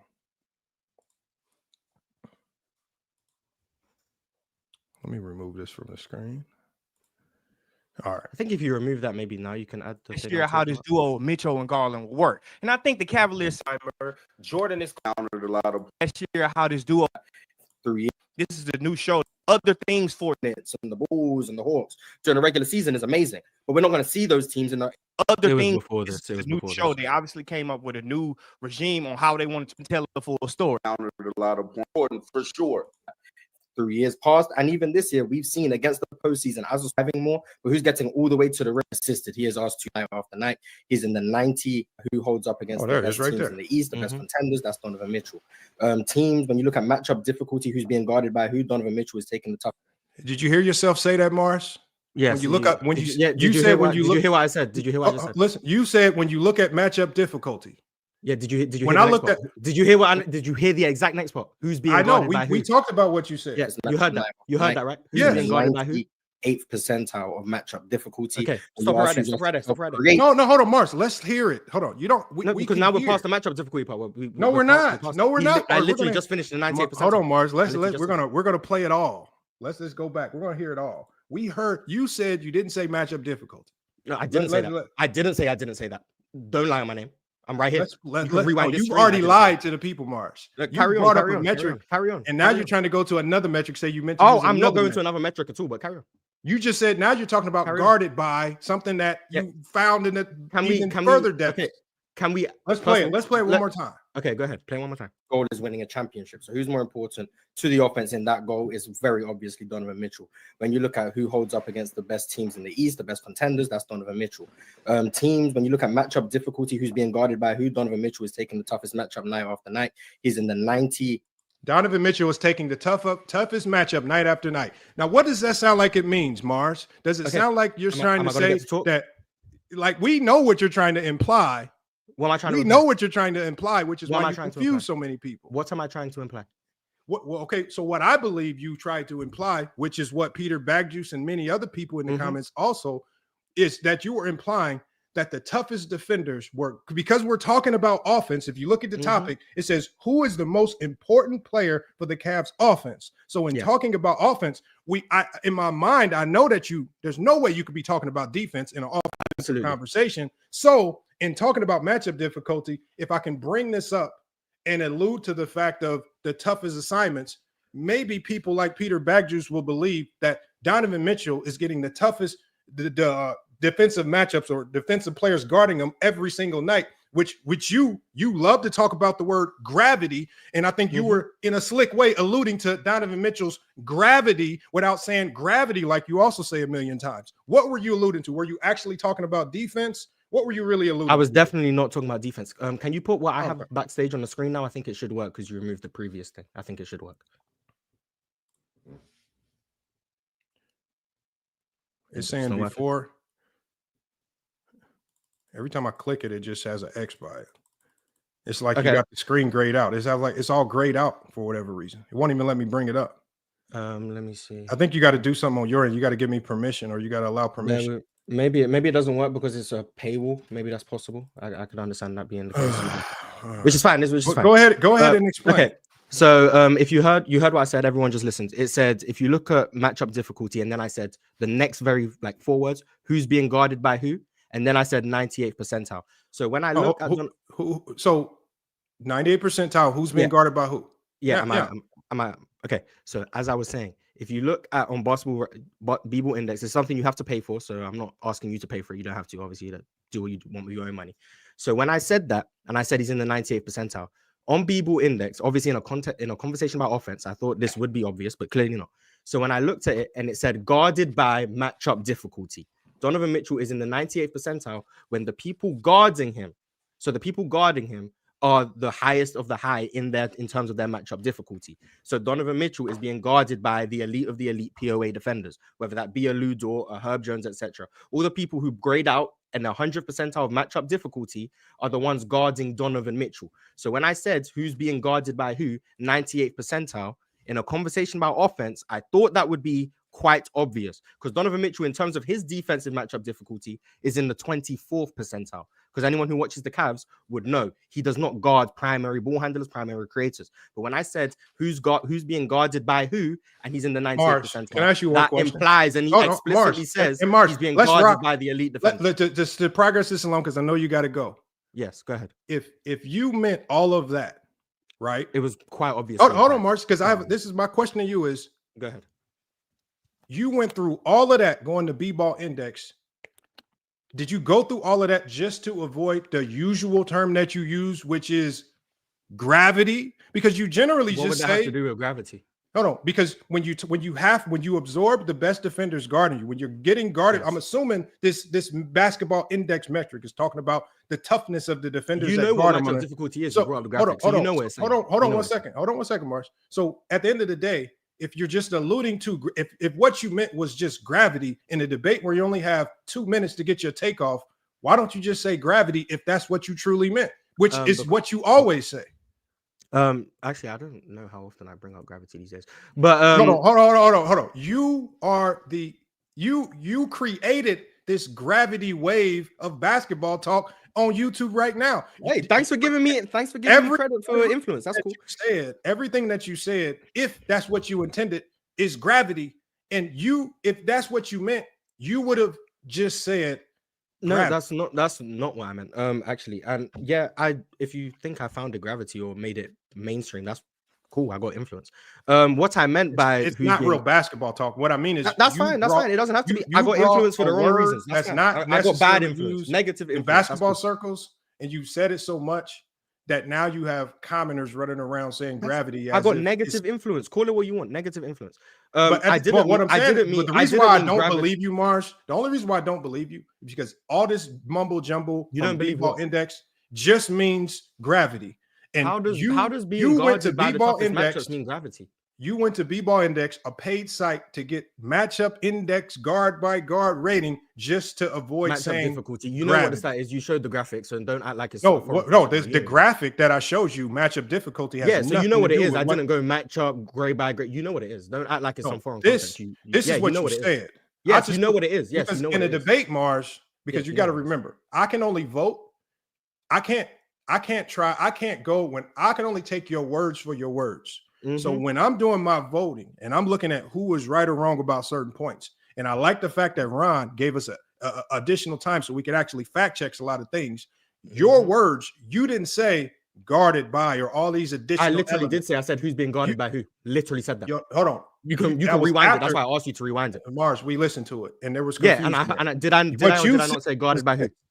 Our matchup difficulty and defensive positional versatility metrics are two must-have defensive stats. The first thing that I see when I pull up matchup difficulty is a defensive metric in context of talking about a particular player. Listening to you talk about it, you used it in a way that only creates confusion. Irregardless, for imbeciles, for imbeciles, Irregardless, no, it's not. First of all, Marz, you're using terms and analytics that are behind a paid site. You yourself said you have to pay to get even access to these. Is that my problem? No, Marz, but what it is in a debate where if you're going and you're using non-traditional terms like matchup difficulty, which is very, very rarely even used in traditional normal basketball talk, you're bringing it's used. They just don't use the term. Listen to what I'm saying. You're bringing it to a debate where people are voting on the things that you say.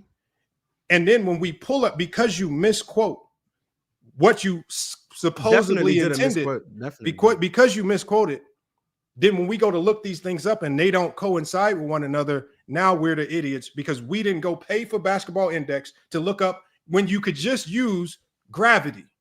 It's not gravity though. But like I said, this is why I asked you to rewind, and I'm actually grateful that you did. Because I just did, Marz. Yeah, that's what I just said. You're trying to like interrupt so quickly. Like I actually said, I'm grateful you rewinded it. I was giving you credit because you didn't have to do that. This is your platform at the end of the day. Okay, Marz, so I am grateful you rewinded it. I did give you leeway, Marz. I gave you leeway on this because I gave you 3 outs on this. I said you did it intentionally. I said maybe you had a different interpretation of it, or maybe you were just trying to confuse people. I gave you 3 outs. I didn't just. There's no out required. There's no out required. I know there's no. But what I'm saying is, everyone saw the truth. But the problem. Do you admit that in the manner that you used it, it is confusing for people like yourself? Yes, absolutely. I can definitely understand. I can definitely understand why for people like yourself it'd be confusing. Marz, is this something that we could go to right now? Is it common basketball talk to talk about guarded matchup difficulty supposed metrics on B-ball index? B-ball index is not even the metric itself. Absolutely not. Is it common basketball talk to talk about who's taking the toughest assignments? Absolutely, yes. That's something that you'll hear all the time in basketball talk. This guy's better than this guy because he's the focal point of the game plan. He's taking the toughest assignments. That's not how you use it. That's always spoken about in basketball talks. The issue is Marz, this is not player's choice. The rambling, you got to kill it. I know point lie, but all I'm saying, Marz, is you don't have to lie. I didn't lie. Pulled it up. I saw how you tried to use it. Clearly I saw your wording around it. And when I look at the context, of the debate, it did not apply. And even if it applies, even if it applies in the manner that you claim it does, it still wasn't significant enough to outweigh the things that Jordan said. Okay, now that's a good point. There we go. Now we can talk about whether or not I won or lost the debate. But you harping on this matchup difficulty point. No, I didn't harp on it. I moved on. I was in another round. No, I said you brought it up. I brought it up. One of the sneakier things that you did. You called me a liar. I think it's sneaky going into a debate when you pull up foreign metrics that rarely no one uses. You try to use them in a public debate where people have to vote on them. And what you need to realize is that there's a lot of people that just defer to what you say, but they don't research what you say. No, that's fine. And a lot of people me a liar. That's the only a lot of people hear you say things and it sounds spicy and intelligent, but when we research them, then we start to have real questions about where your basketball intelligence lies. And then you're using these things as arguments is not necessarily in support of any real argument. That's one of the biggest problems that you have with analytics as well. Oh, that's fine. Like I said, I am grateful you rewinded it because everyone heard when I said who's being guarded by who. So now everyone heard the context in which the matchup did. No, that's not what you said. You just misquoted it again. Rewind it again. Rewind it again. Let's because rewind it again. Hold on, Marz. This is what I said. The way that Marz attempted to use matchup difficulty,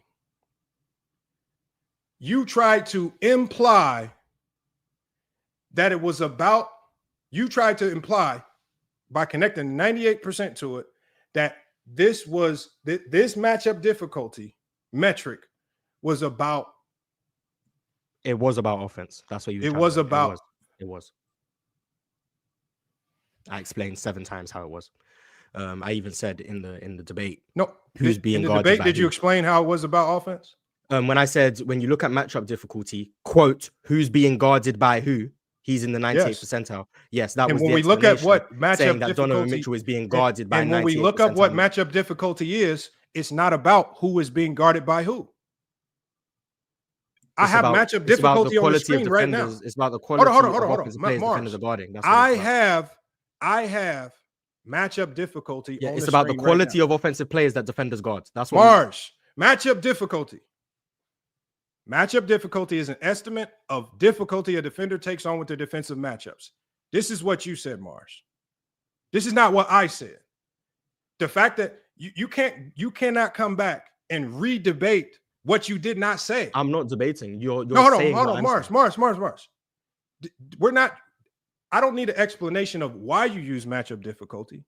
You used it, and you used it wrong. Because if you intended to everyone can see the truth. Hold on 1 second, Marz.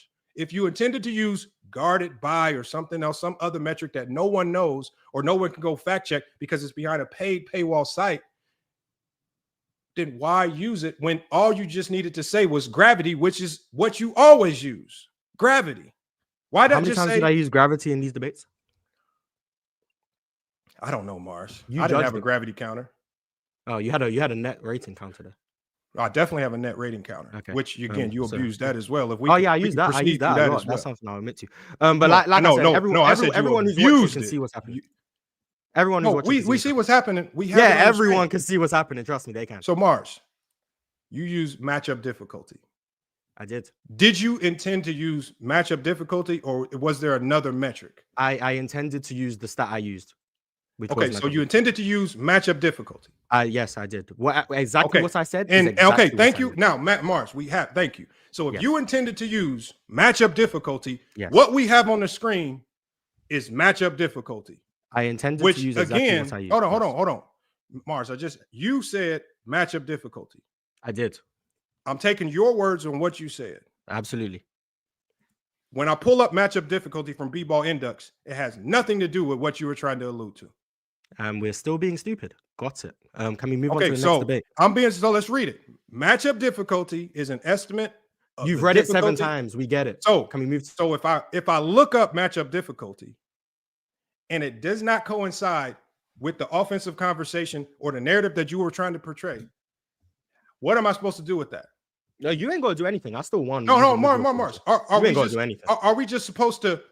Are we just supposed to presume that you meant something else? Or are we supposed to take your words for your words? Everyone heard what I said. Hold on, Marz. Are we just supposed to take your words for your words? Everyone heard my words. We heard your words. You did. Yes. Did you or not? You say matchup difficulty. Everyone heard what I said. Okay. Should we play it again? Are you gonna read the definition again? Is that what you want to do? No, because everyone's seeing you going outside right now. That's fine. He's the best contenders. That's Donovan Mitchell. Teams, when you look at championships, so who's more important to the offense in that goal is very obviously Donovan Mitchell. When you look at who holds up against the best teams in the East, the best contenders, that's Donovan Mitchell. Teams, when you look at matchup difficulty, who's being guarded by who, Donovan Mitchell is taking the toughest matchup night after night. He's in the 98th percentile of. Who is taking the toughest matchup night after night? Everyone can hear what I'm saying. Yes. Hold on, Marz. You said matchup difficulty. I have matchup difficulty on the screen. Yeah, is that the metric that you intended to use? So you intended to use, by definition, what I have on the screen. Matchup difficulty.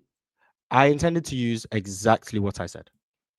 Okay, so what I'm saying is, you said matchup difficulty. I have matchup difficulty on the screen. I'm not. This is a yes or no question. Did you intend to use matchup difficulty as defined by B-Ball Index, or did you intend to use something else? I intended to use the stat which tells you who's being guarded by who. And what's the name of that stat? Is it matchup difficulty or is it something else? Matchup difficulty. Okay, so if you are saying that you are using matchup difficulty, then by definition, you lost that round because matchup difficulty is not what you were trying to allude to. That's a losing point because you know everyone's seeing you go outside right now, right? Everyone's seeing this. No, Marz, all the filler is nonsense. I'm just taking your words, your debate. You said matchup difficulty, not me. So I'm just saying, like, how are we supposed to delineate these things when you say matchup difficulty? We go look up matchup difficulty, and when matchup difficulty, by definition, doesn't coincide with what you say it is, you say you meant it was something else, guarded by something else. How are we supposed to notice if you don't say it? I did say it, as you heard when you said who's being guarded by who.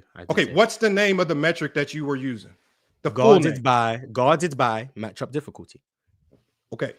So when I said who's being guarded, is that first of all, when you initially stated the metric, you did not say guarded by matchup difficulty. I said who's being guarded by who, because that's just like a lot of the offensive rating, just like relative net rating and net rating. When it came time for you to use stats, yes. Hold on, when it came time for you to use relative net rating, you didn't just say net rating, you said relative net rating so that there's no confusion. When it came time for you to use net rating, you said net rating. So when it came time for you to use matchup difficulty, you just chose to shorten it and use matchup difficulty, not its complete name, guarded by matchup difficulty, which obviously are two different things.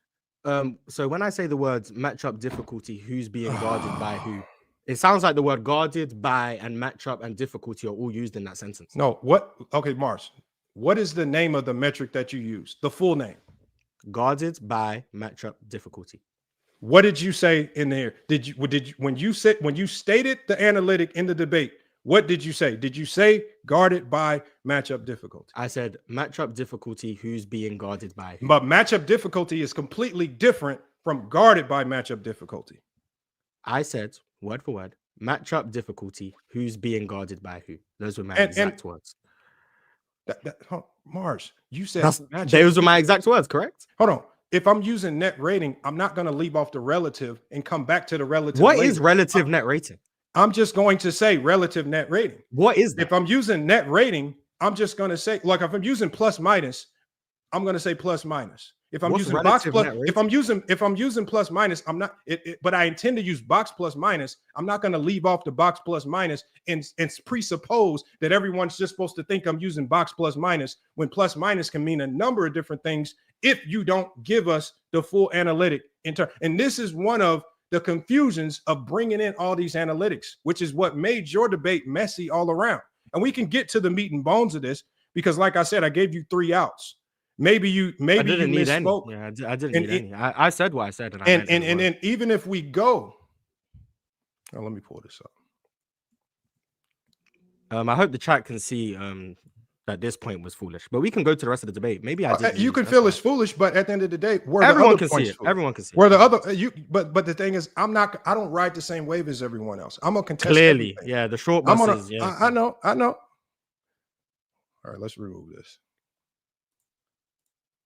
It sounds good when you're talking to a lot of boo-boo to fools. Yeah, that's sound we'll get to the rest of it because the reason why I'm gonna be here for about maybe like 20 the reason why I said Jordan won that first round, and we'll summarize it here. One, you mentioned everyone's touches went down. The system became more egalitarian. Yes. I broke that down. I thought that was what did you say? I broke that. That was a nonsensical point. Touches are down league wide. It's not a trend that's unique to the Cavs. NBA offenses are evolving. Pace changes, load management, deep benches all contribute to overall possessions and touches shifting. So saying everyone touches went down does nothing to refute Jordan's point, which was about Garland's rising on-court responsibility and offensive orchestration. Secondly, you dodge. You missed the reason I brought up that actually, let me finish. You dodge the on-off impact stats. Jordan brought up hard data when Garland's off the floor.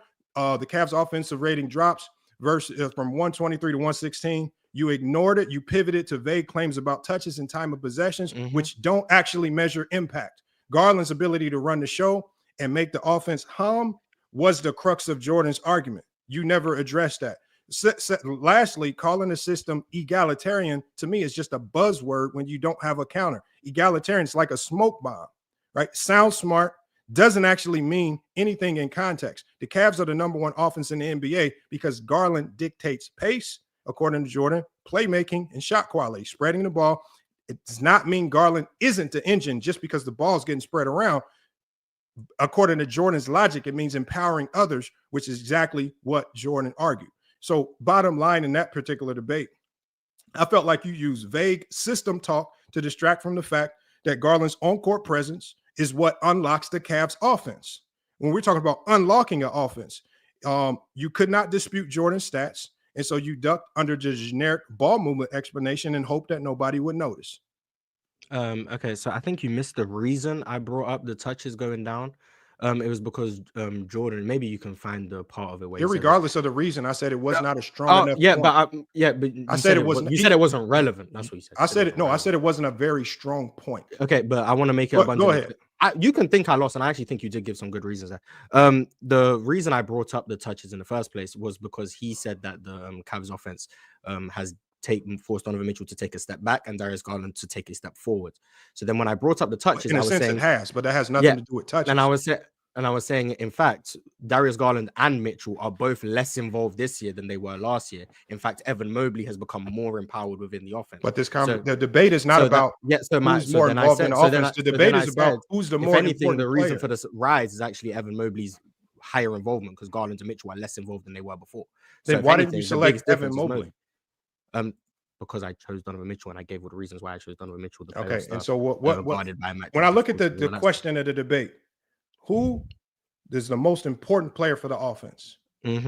Important, it's not attaching itself to any particular stat.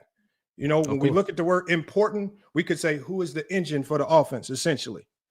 And when we look at who's the engine for the offense that makes everything, and this is just the way I see basketball, because when you look at the most important player for the offense, right, there's a lot of times, I mean, for the longest time, Anthony Davis could arguably be said to be the best player when he played with LeBron James and the Lakers, but LeBron was still the most important player, right? And it's not embedded in the numbers.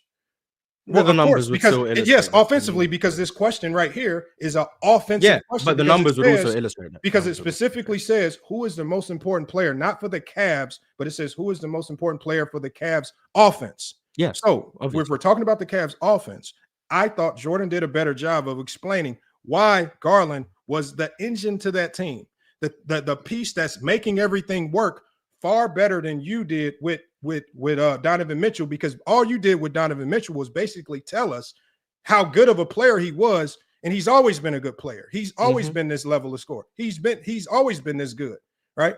But it didn't work last year, right? Now that they've given Garland, as Jordan showed, more responsibilities within the offense, not just scoring, now we see the offense starting to thrive. That's why I counted that with the touches, because he has the ball less than last year. But Jordan can attest to this. I actually said that if there was a round, I think he won. It was the first one. So if you have me losing that one, that's fine. I came up here to address the. Well, I had you winning second round and the third round.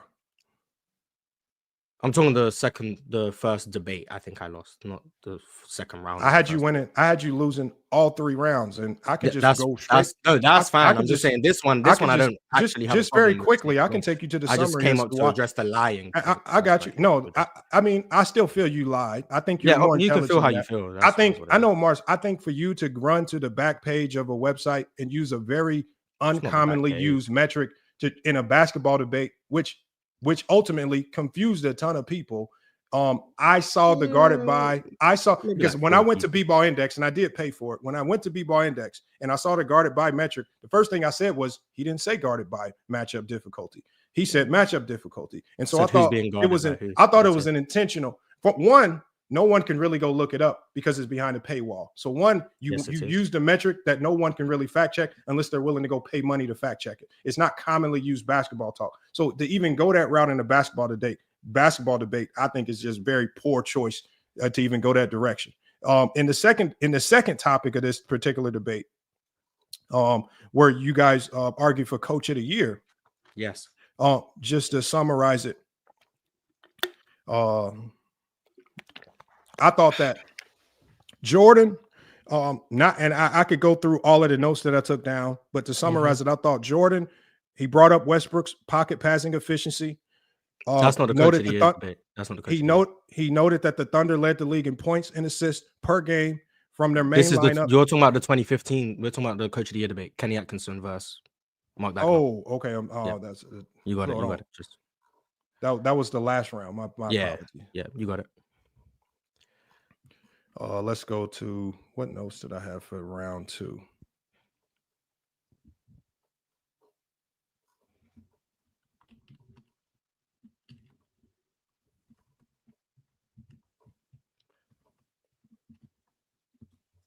Hold on. What was round 2 topic again? Coach of the year, Mark Dagnall, West Kenny Atkinson. Oh, yeah, I just had that up. Mm-hmm. I just started on that too. Okay, here we go right here. Coach of the year. Some of the points you brought up, I think you started with the analytics too soon. You start with the analytics. Relative defensive rating and that stuff. So you led with analytics before we even heard your arguments. To me, that's backwards logic, because now it sounds as if the analytics are your argument and everything else is just in support of the analytics, which to me, that's backwards logic. I think the analytics are only to support your actual argument. So you use the relative defense, net rating, +7 net rating with Shy off the floor. To me, it was too stat heavy. You only focused on lineup adjustments and injury-related schemes, and then Dagnall's ability to turn Caruso into a zone buster. So I felt if this was a debate about schematic ingenuity, yes, you win. Unfortunately, the debate is about coach of the year. I liked Jordan's approach. His approach, when you're talking about a coach, he highlighted Atkinson's ability to unify a Cavs roster. I feel like that's the number one responsibility of an NBA head coach, is to get guys to buy in and play together. It's the hardest thing to do, no matter how much talent you have on the team, right? He cited team-wide career revivals, Ty Jerome, Dean Wade, Sam Merrill, guys who've been discarded. We never thought that they would be quality players in this league. Maybe Ty Jerome, but not Dean Wade or Sam Merrill. He noted Atkinson's success came without a top 10 player. That's a strong point to have to overcome. Unlike Dagnall, who has SGA, arguably the best player in the NBA, probably the league MVP. He talked about the Cleveland Cavs offense and defense both being elite without an MVP candidate, which you have to, by default, then lean towards coaching as the culprit for that. And then you're kind of boxed in by your own data, because Jordan exposed the importance of personnel context. And he specifically said multiple times, Atkinson does not have SGA, right?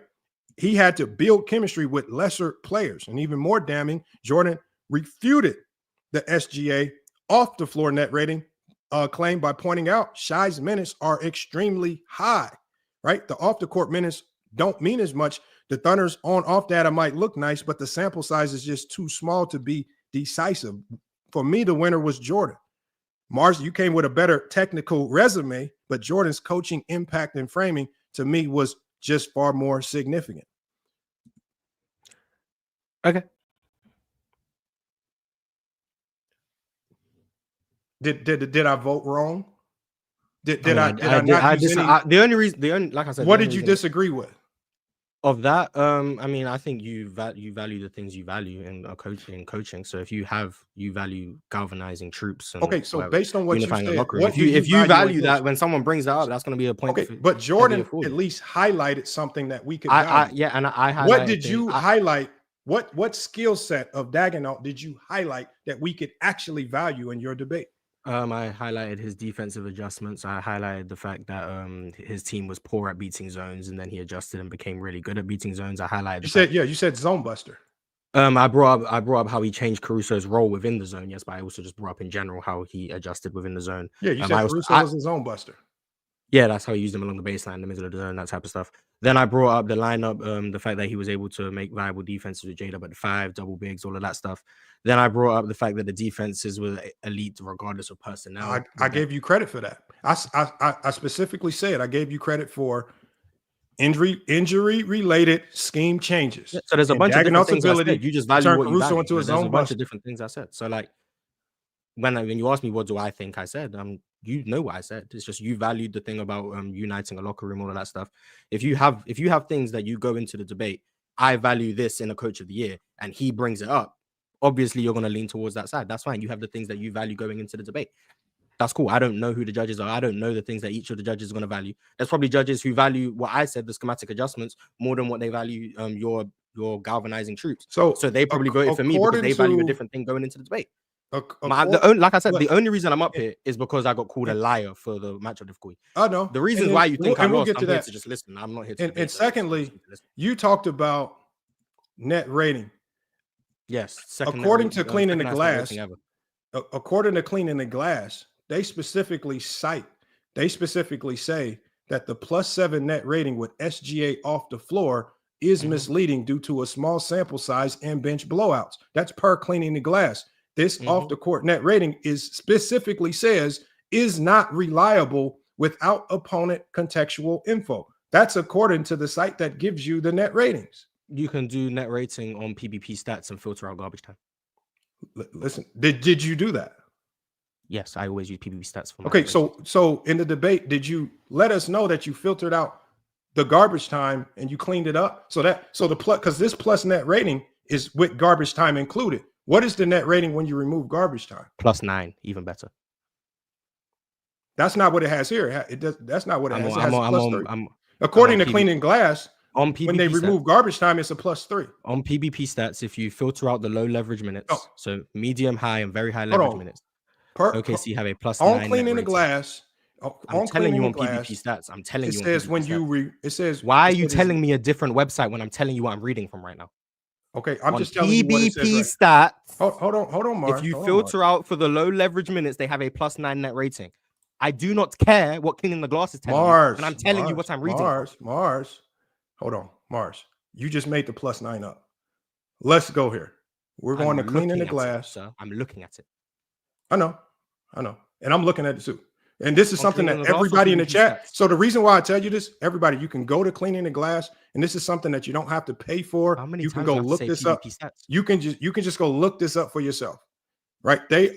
When you remove garbage time, their net rating is worse with Shy off the floor. When you remove garbage time minutes, now I don't know what PVP defines as garbage time, but to me, and I've never even heard of that site, but Cleaning the Glass seems to be much more. Cleaning the Glass is another site you have to pay for. So PVP stats is actually free. So not anything, all the information. Not not all the information on Cleaning the Glass is behind the paywall, and this information is not behind the paywall.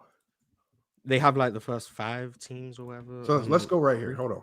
So, but yeah, they like I said on PVP stats, which is free for anyone to go look this up. I got you. So it said, if anyone in the chat wants to look it up, they can. Why would in your debate, you never mentioned that your net ratings, you specifically said, according to you, yes, you said this is your words. Yes. +7 net rating with SGA off the floor. Correct? Yes. Yes. Me and you both can see that the +7 net rating is the sample size that includes bench blowouts. Correct? Sure. I could look right now. And now, if that rating is actually better if you remove bench blowouts, then to make your argument stronger, why didn't you just go with the net rating, removing the bench blowouts that just makes your net rating stronger? Have no idea why I didn't do that. Okay. All right. We can go to the next point. So when we talk about, so again, to summarize this one, and I'll get to the last one because I know you got to get out of here. Like I said, I just felt like in that particular context, Jordan had he talked his impact and framing on how Atkinson coached was just far more significant. I think you starting off with the net rating and analytics, using that as your argument and everything supports. I think that was just a flawed debate strategy. And you just have people scrambling and thinking about numbers as opposed to thinking about what your actual argument it is. And your actual argument got lost in a whole bunch of numbers that really contextually don't have very much merit. Let's get here to the last debate. Which is the 16 Thunder versus the current Thunder. The 2024 Thunder versus the 2015-2016 Thunder in a 7-game series. So we'll get through yours. Some of the strongest points that you mentioned OKC in 2025, top 10 historical defense. True. You bring up turnover creation, spacing advantages, league best 3-point percentage since January. You also brought up schematic versatility, zone busters, switch counters. That's what you said. All right. You also attempted to poke holes in the 2015-2016 Thunder. You talked about Russ being turnover prone by nature. You talked about Serge Ibaka not being respected as a spacer. And then you also alluded to Andre Roberson being unplayable in that particular matchup. Yep. So those are your words. So again, you cited OKC's historically high defensive rating to claim matchup dominance. this is where I think you started to go wrong. You failed to account for error differences, because I've always said on this channel, analytics are not meant to be used across eras.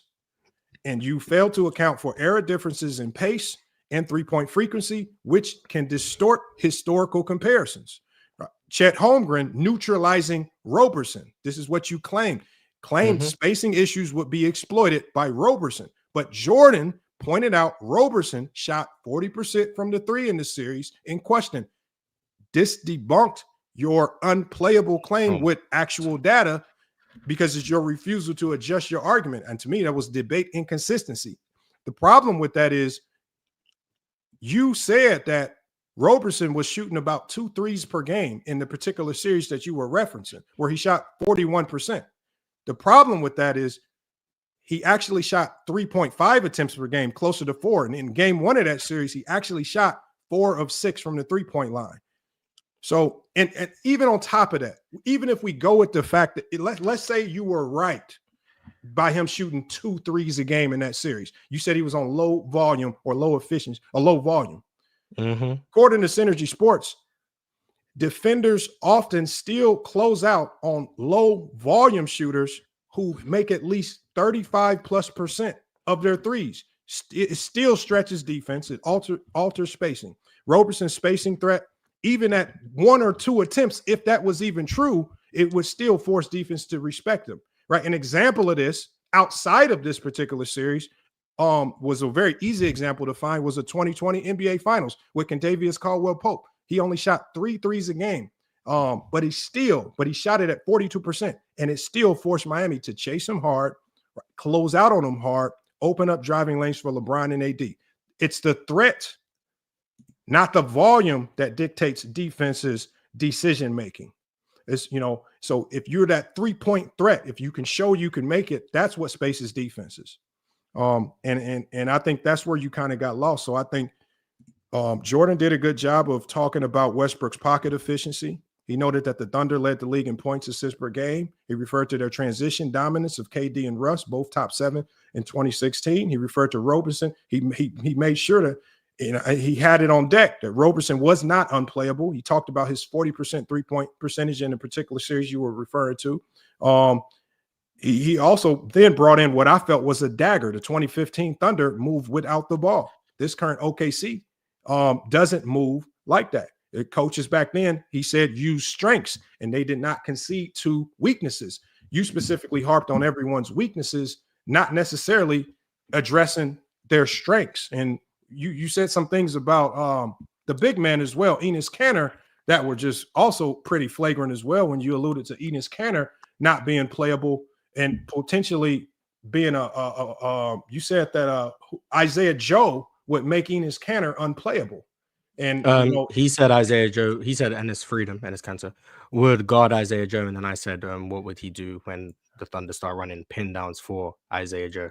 And he said he would have and this still alludes to Jordan's point, because Jordan had just said they will not concede to weaknesses. He will only cater to your strengths. And when you look at Enes Kanter's strengths, you ignore the fact he was one of the league's best offensive rebounders, one of the league's best rebounders, could easily come in and drop 10 to 15 points just like that. His production, just being on the court, would far outproduce. He would far outproduce an Isaiah Joe. That's points, why I brought up the point. Offensive rebounds and defensive rebounds. His production and impact on the court, I don't think is even deniable or even up for question that Enes Kanter would easily, production-wise, outplay an Isaiah Joe. But that's why, especially at that particular time. So that's why I brought up the point of his minutes going down routinely in the postseason in that series against Golden State, because his offensive strengths didn't outweigh his defensive weaknesses to the point where his minutes kept going down. And for reference, Andre Roberson in that series against the Warriors shot 2.6 threes a game. And 2.3 of them were wide open. Hold on. And the other series? point, hold on. So you guys were not referring to the Houston series? 26. No, because it seemed like you guys were switching between series. No, we're not talking about the 2017 Thunder. We're talking about the 2016 Thunder, 2015-16, the team that played the Warriors and blew the 3-1 lead. That team. Because the 2017 Thunder was Russell Westbrook by himself. So the 2016 Thunder is who we are talking about. Oh, so we're talking about not the postseason where he shot 42%. So hold on. So we're talking about another series where Roberson shot 40% from the three. Yeah, we are talking about the 2016. And we're still talking Western about the Conference fact, Finals.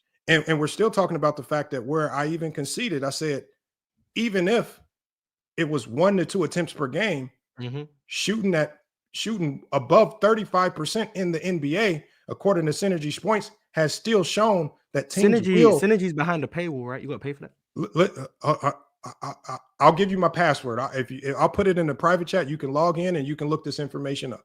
But according to Synergy Sports, defenders often close out on even low volume shooters at 35% or higher, stretching defenses and altering spacing. So even if Roberson shot 1 to 2 attempts per game, it's still the way teams defend today, it still would stretch the court. Yeah, according to Synergy, that's cool. According to mine and everyone else's and eyes, in the playoffs overall, and throughout his sure. entire playoff career, he's a 34% three-point shooter for his entire playoff career. So first of all, you say I lost previous rounds because I started off with stats and I was too stat heavy.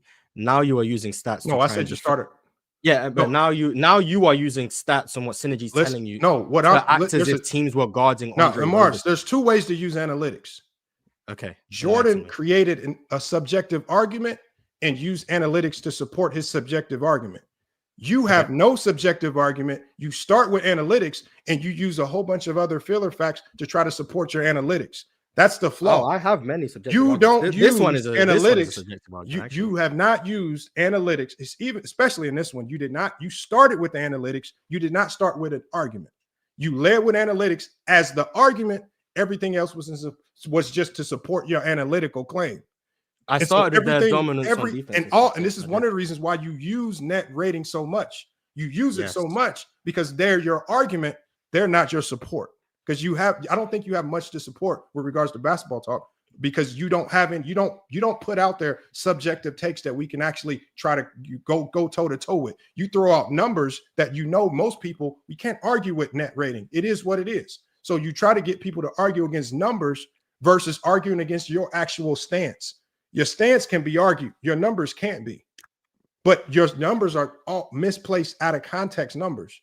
And that's the problem. You are completely misusing net rating, relative net rating, offensive and defensive ratings. What is relative net rating? You keep saying that. What is that? It's what you specifically used. You specifically used the term relative net rating. In what debate? Oh, let's find it right here. Because the only reason why I wrote it down is because you said it verbatim out of your mouth. So I said, okay, what is the difference between net rating and relative net rating? And that's the only reason why I went and looked it up. But I can find the timestamp for you. That's fine. Also, for anyone, the Andre Roberson stuff, he shot 2.6 threes per game in that series. 2.3 of them were wide open. The other 0.3 were What was the percentage? He shot 50% on the wide open ones, I think. And what was his 3-point field goal percentage that series? 41, I want to say. I think I just had it. Bear with me. In that series, 44, 8 for 18. So in a 7-game series, he shot 8 threes. Like I said, the Warriors did not guard him.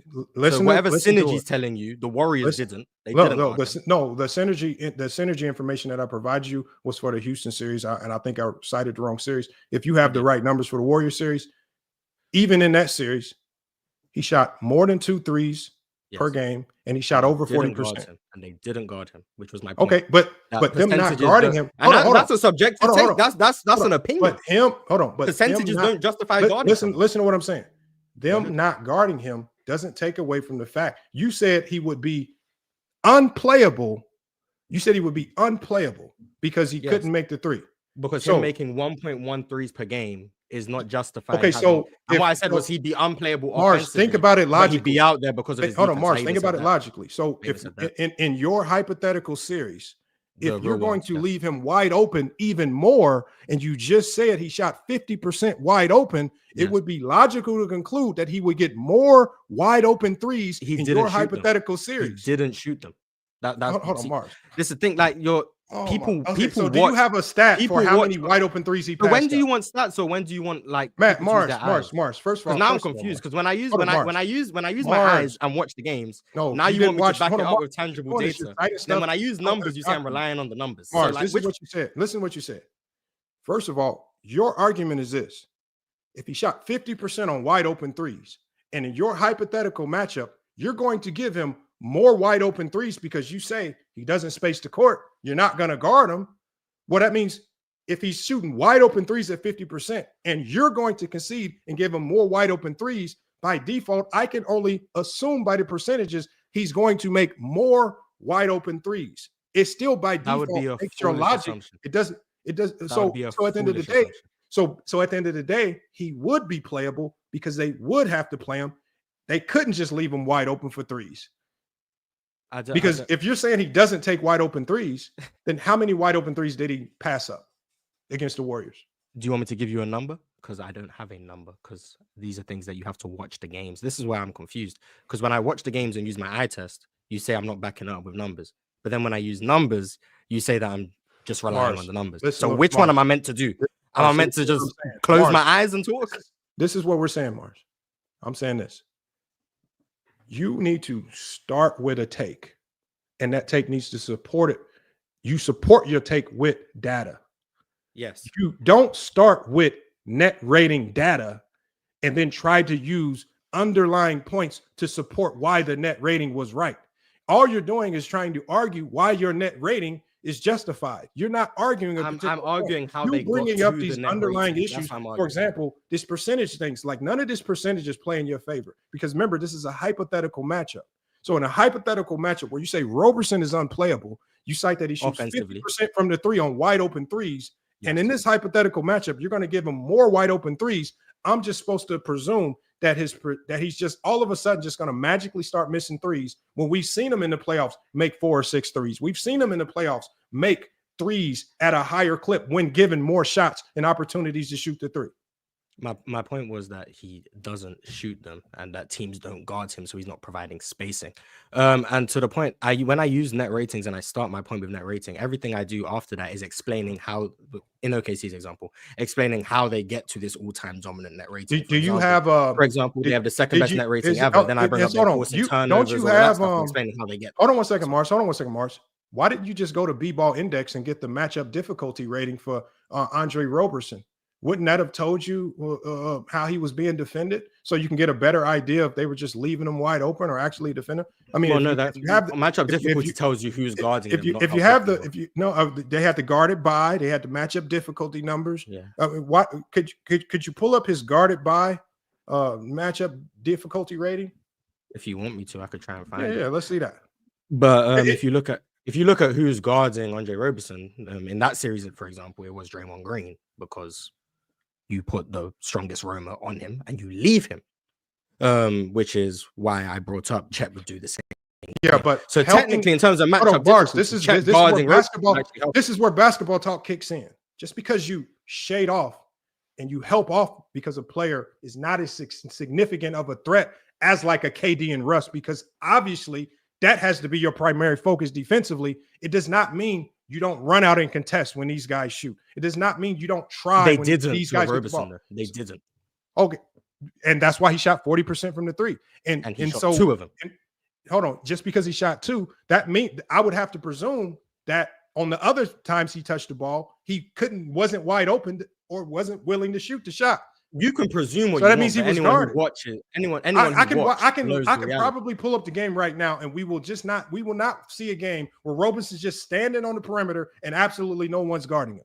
He does face defensive pressure. You saying he's not getting guarded, that's just you saying it. There's no stat. The video won't support that. They contested his shots. If he was open, he took the shot. Definitely the video will definitely. And the thing is, it's harder. The guy was still able to shoot. A guy who you're talking about, Andre Roberson, generally a 6-point per game scorer. If he can give you anything from the 3-point line, those in basketball are what we call bonus buckets. If we can get anything, whether it's 1 or 2 threes, extra buckets out of a Roberson, if he knocks down a 3 in the third, if he knocks down a 3 early in the game, that just gives you cushion and wiggle room for additional mistakes. That's how bad. So even if he makes 1, it changes the game. I tell my big in the games, my big, I always tell him, I need you to at least be willing to take the 3, because if you take 1, it's going to change how they defend you for the rest of the game. I even showed video when we played Scottsdale of our big man making the first 3 of the game, and the coach is yelling, press up on him. And that changed the way they defended us for the rest of the game, just by a guy who really doesn't shoot many threes, just taking 1 and making it. And so for you to minimize Andre Roberson's role or ability to play just because of that, and then you extract what he's able to do on the defensive end as if he's not going to be able to come on the defensive end and give you high-level production there is very odd to say he's unplayable when you lean on his weaknesses and you ignore his strengths. Well, like I said he'd be unplayable offensively, but would still be out there because of his defense. I never once said he couldn't be on the court because I understood his defensive value. If a guy's unplayable, that means he's not unplayable. I mean, if he's unplayable, he can't be on. It's impossible to. That's why this is where sometimes just critical thinking has to play a part. Marz, say someone's unplayable. Marz, hold on, Marz, stop what you're saying. That you said a really good word there. You said he would be unplayable on the offensive end, but he would still play because of his defense. That means he's playable. Yeah. So if you feel, like I said, this is where critical thinking has to take. No, hold on, Marz. I understand what you're saying. I'm not. This is not player's choice. I'm not an idiot. And all the little here it is right here. You just said he was unplayable. When you tell me a guy's unplayable, most of us are thinking, sit his ass on the bench. You cannot then turn around and say, turn around and say, nah, he's playable because of his defense. That means he's playable. And Jordan's logic was, and this is one of the reasons why I gave Jordan the win in that round, is because he said we wouldn't focus on the weaknesses, we would focus on the strengths of our players. And that's why he will be playable. And you can focus on what you want. At the end of the day, the weaknesses exist. No, that's what he said. That's what. No, that's what he focus on what he wants, but at the end of the day, the problems are still going to be there, whether or not he. No, hold on. Every team has problems. The best teams cater and play to their strengths. Yeah, when Jordan in this debate focused on what his strengths would be, he didn't run around harping on what his weaknesses would be. Well, I focused on the strengths and how they cater against unplayable. Because the one thing we know is that Andre Roberson in that particular series would definitely be on the court because of his defensive impact. He would not be unplayable. Yes, we know he's what we call an offensive liability, but he would not be unplayable. He could actually score. There were a lot of times he scored over 10 points. He could play well in transition. And as we've seen from the percentages in multiple playoff series, he could shoot over 40% from the three if teams left him open and dared him to shoot. Right? He's done that not just in one series, he's done that in multiple series. So for his career, he's a 34% three-point shooter in the playoffs. So the fact that you say he's unplayable, I just think that's just unequivocal. It's just flat out false. Yeah. So like I said, critical thinking. But you can't be. Can you? Okay, critical thinking, Marz. Yes, can you be unplayable but play? Yes, you can be out there when you shouldn't be. Yes, that does exist. So when so that means you're doing something that makes you playable, correct? No, it means that they don't have any other option. That doesn't mean that you should be out there. So like I said, Roberson. Hold on, Marz. This is you're trying to denigrate Roberson on the offensive end because Marz in a previous debate. You know the funniest thing, Marz, was in a previous debate you argued, and it wasn't this debate. It was a while back. It was one of your older debates I was listening to when you were talking about Draymond Green in a hypothetical matchup. And you said in this particular series, Draymond Green shot 40% from the three. And that and because of his improved shooting, he would not be the spacing problem. Why didn't you use that same frame of logic for Andre Roberson when there's proof that he shot 40% from the three? When you argued the same way for Draymond Green. What series are you alluding to? In one of your previous debates, and it was just an older debate. I was hoping that you could remember and reflect on it. As I was listening to one of your older debates. Hopefully you can remember this. You were talking about Draymond Green. And I forgot who you were debating, but you were talking about Draymond Green, and you specifically said, because they specifically called you on Draymond Green would be unguardable. And you said, well, in this particular matchup, in the way you were using him, he shot 40% in this series. You talked about Draymond Green's. Okay, so if you don't remember, I don't. Yeah, but Marz, I want Draymond was always a more willing three-point. And at the end of this debate, actually, at the end of this, I actually have the clip uploaded right now because I had to edit it. I'm going to play that clip for you on how you debated for Draymond Green in the same manner that Jordan argued for Andre Roberson, alluding to his improved three-point shooting in a particular series. You did the exact same thing for Draymond Green. So it just sounds like you'll say anything to win a debate, but you don't have any staunch talking points that you grounded in. You'll just say anything to win a debate because Jordan's same argument you used for Draymond Green and you don't even remember. I'll play that for you later. Oh, I absolutely do say anything to win a debate. Absolutely. No, I know. I know, I mean, that's no secret. I've debated Jordan over LeBron. I've debated LeBron over Jordan. I've debated Kareem over Jordan. I've debated a bunch of different things because at the end of the debate, a debate is about who can make the better points. I will debate any topic you give me. That's perfectly fine. So yes, that's no secret. Yeah, debating any topic. Yeah, if I did say the Draymond Green stuff, never, then sure, but debating any topic never changes your logic and your stance on basketball. If you're just willing to say anything, to win said debate, that's just more so support. But look, we can move on because I don't. Whatever I need to say to win said debate is what I will say. But Marz, I said that in the beginning. I said you'll say anything to win a debate, and you don't care. That's been proven. Absolutely. It's about winning the debate. It's not about saying things that I necessarily agree with. No. I get you. But again, what it also coincides with is what I said was you're a walking contradiction. And when you do that, you create contradiction. I don't contradict myself within my. That is a contradiction. I don't. Let's make this clear. I don't contradict myself within the debate I'm having. If you want to go back and find a different debate where I debated the other side, if you allow me to continue, you can contradict yourself within these two debates. Two debates years apart. I mean, versus Real Talk and Jordan, we can get to those. We can get to all those. Well, we definitely don't have time. We definitely. Definitely a lot of contradictions. But like I always say, if the contradictions you're trying to point to is that in different debates against different people, I will use talking points that contradict my previous talking points. No, I just said you had contradictions within within the debate with Real Talk, contradictions. Yeah, within the two debate with Jordan, contradictions. What I'm saying is, I'm not saying those two debates contradicted each other. I'm saying you made contradictions. Where were the contradictions within those same debates? Yeah, where was the contradiction within this debate? Let's progress. Okay, I've got 7 minutes, maybe. Okay, 12 minutes. If you got 12 minutes, we'll say 12 minutes. I got 12 minutes. All right. Was that the last round? That was the last round of that debate. Yes. So we got a running count of 7 net rating mentions, 3 defensive rating mentions, 2 relative rating mentions. All right. Makes sense. And if you don't remember those relative rating mentions, I'll pull timestamp. I'll take your word for it. I'll take your word for it. I'm not bothered. So, I'll take your do word. You not know what relative net rating is?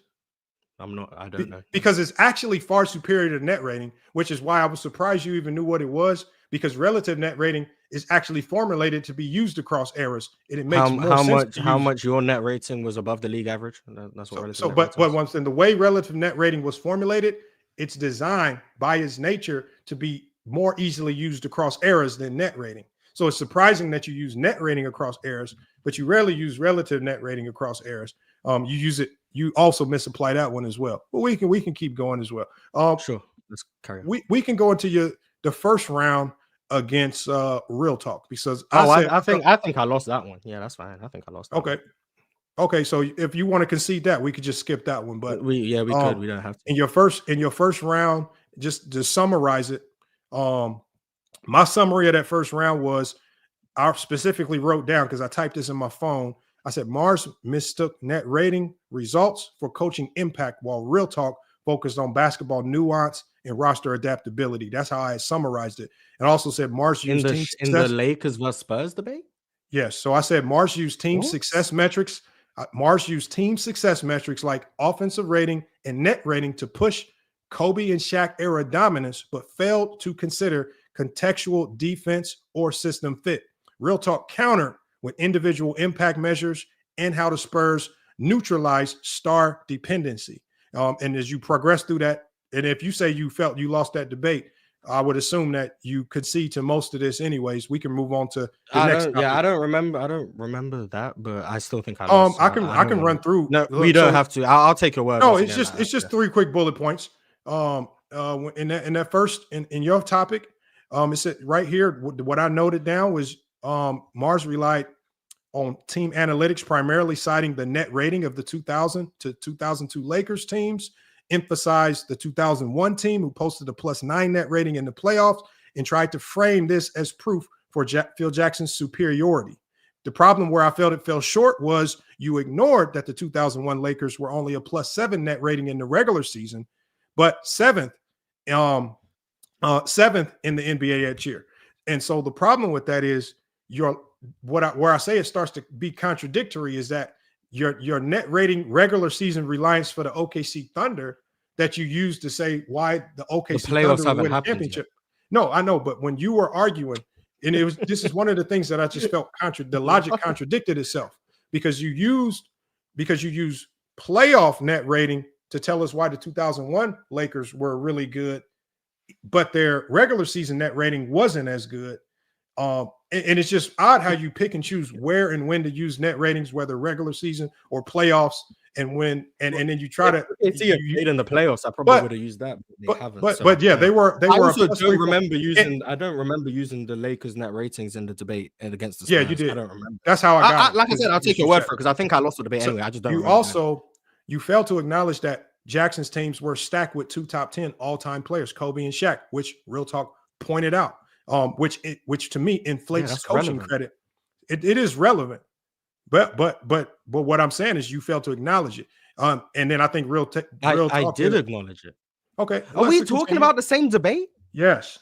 The first round, Marz, Phil Jackson team versus Marz. Let me finish. And as soon as I get through these 3 points, I'll let you go. You never explained how Phil Jackson's triangle offense would adapt across eras. I actually had a debate with Chill about this, and I talked about how the triangle, in its true essence, the way the Bulls ran it, the way Phil Jackson ran it, would not work in today's era. And any team that tries to run it fails. That's been tried and proven. Multiple teams who try to run it the way they ran it then, it does not work. They have to run adaptations of it, or how you never also address how it could beat Popovich's modern system, because Greg Popovich has modernized his offensive system to spacing and pace. So when we talk about Real Talk, he talked about how Popovich adapted to multiple eras, and he talked about those adaptations. He built multiple dynasties without top 5 all-time players. Again, another very strong point. His lineups emphasize depth, adaptability, two-way play. He cited players like Tim Duncan, Kawhi Leonard, Manu Ginobili, Tony Parker, and Bruce Bowen. And some of his arguments were really staunch there. Real Talk, quote, this is his quote: Pop had fewer superstar tools and still won 5 chips. Phil needed unstoppable alphas to make his system work. That is a fact. That is just a fact. Pop has won in various systems, various types of talent. Phil's only won with superstar types of talents, and that system has not shown itself to be adaptable, especially in this particular context. Marz used team success metrics, as I mentioned before, net rating to push the Kobe Shaq era dominance. You failed to consider contextual defense or system fit. Real Talk countered it, individual impact, and how the Spurs would neutralize star dependency. I had Real Talk winning. We can move on to round 2 because I guess you kind of conceded round 1 to Real Talk anyway. Sure. Yeah. Round 2. Your team was the OKC Thunder for the title pick. Yep. Real Talk picked the Boston Celtics. Yes, he did. If I get any of these wrong, let me know. From what you said, you leaned on analytics once again. You pointed out that the OKC Thunder had the number 1 net rating in the NBA. I guess this is your starting argument at 12.8. The top defensive rating again, and elite relative net rating across all. This is where you brought up relative net rating again. You said relative net rating across all lineups. That was one of your third points that I wrote down. You also claimed OKC was the clear title favorite. I think Real Talk did a good job of making your entire argument collapse, right? You ignored that OKC is the youngest team in the NBA. You ignored that. No team that young has won an NBA title since, as you mentioned, as you even corrected Real Talk, since 1977. That's nearly 50 years ago. I mean, if it's about the data, that data should really make you rethink choosing OKC, because that data is probably the strongest reason as to why to not pick OKC to win it all. You also did not. Why is that the case? Because it never happens. The youngest team in the league statistically never wins. But they do that one time. What I'm saying is, okay, if you had to bet money on it, and statistically, and statistics rule a lot. Sure. What is the probability over the last 50 years of basketball that the youngest team in the NBA can win the NBA championship? What is the statistical probability? I don't know, 1 in 50. 1 in 48. And what does that give you? as a percentage? I don't know. You tell About 2%. So they have about a 2% chance to win it all. Sure. I'm not rocking with those chances. But also OKC aren't the youngest team in the league. It's like the Wizards and stuff. But anyway, so when I say OKC have a top 5 net rating ever, and the other teams in the top 5 all won the championship, so statistically, does that not mean they have an 100% chance of winning a championship? Would you like to take that bet? No, I'm asking a question. I'm saying is for example, let's just say if your net rating statistics supersede the logic that the younger teams just don't win championships, teams that lack playoff experience don't win championships. If you are that confident in your net rating, barring any significant injuries, would you make any particular wager on that? Are you asking me to bet on OKC? Primarily based on the fact that the net rating supports it. Are you asking me to bet on OKC? What I'm saying is the net rating supports them winning. This was your choice. Among all the other things I said. But yes, if the net rating, again, because your argument was the net rating. The argument was everything else was supporting the number 1 in 3-point percentage since 2025. No, I know those were all in the NBA. No, I know you started with analytics, not actual subjective reasons, and everything else was in support of your analytics. Once again, when we go to real talk, no, but sure, okay. When we go to real talk's rebuttal, he talked about how Boston has 2 all-star players, elite defenders, a title-winning coach, real playoff scars. I actually like that.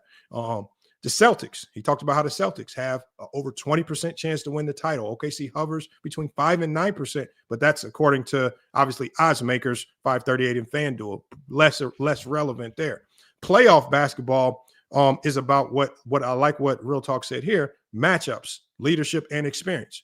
I think this is almost irrefutable. Yes, it's not embedded in analytics or numbers, but I think we can all agree that playoff basketball is embedded in matchups, leadership, and experience. Those things trump all else in the playoffs, right? If you have those things, if you have those elements, it will trump any analytic you can find, which is why there have been certain teams like the Jazz who won 60 games, like the Hawks who won 60 games, who also probably had decent analytics to support, but we never picked them to win anything because they lacked good matchups, they lacked leadership, they lacked playoff experience.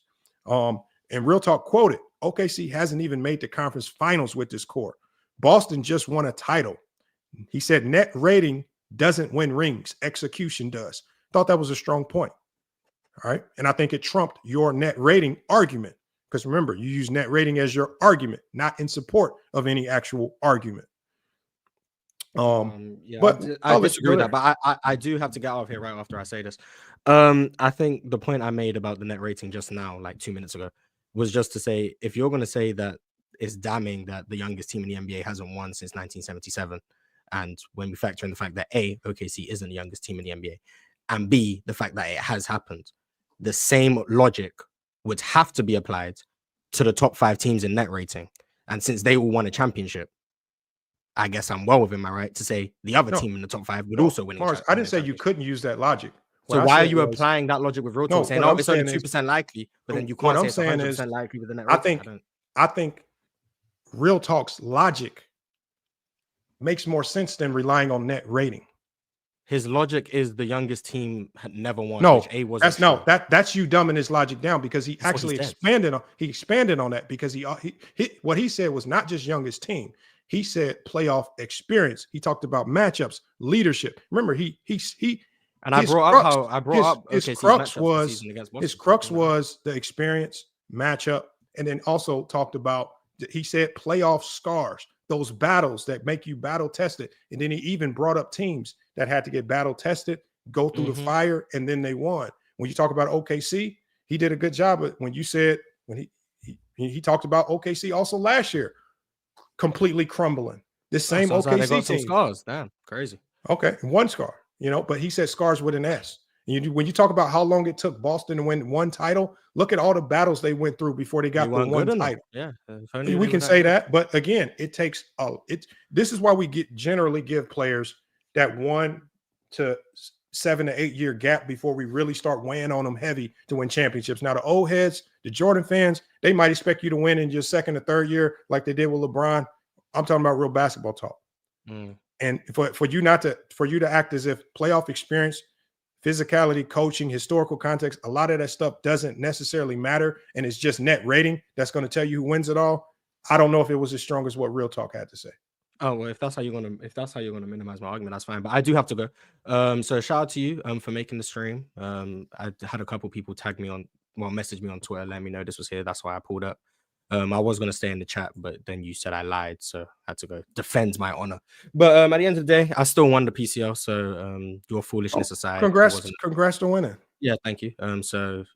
Despite the foolishness that I think everyone has seen, it didn't ultimately matter. I am now out of the PCL, so if you are a judge again, I might be a judge alongside you. That's the plan. I mean, there were other debates that I voted on that I felt you won clearly and definitively. Well, that's I just felt when it came I'm to not saying you have a bias against me. Some people think you do. I just think it was crazy when I gave 3-0. It was all good.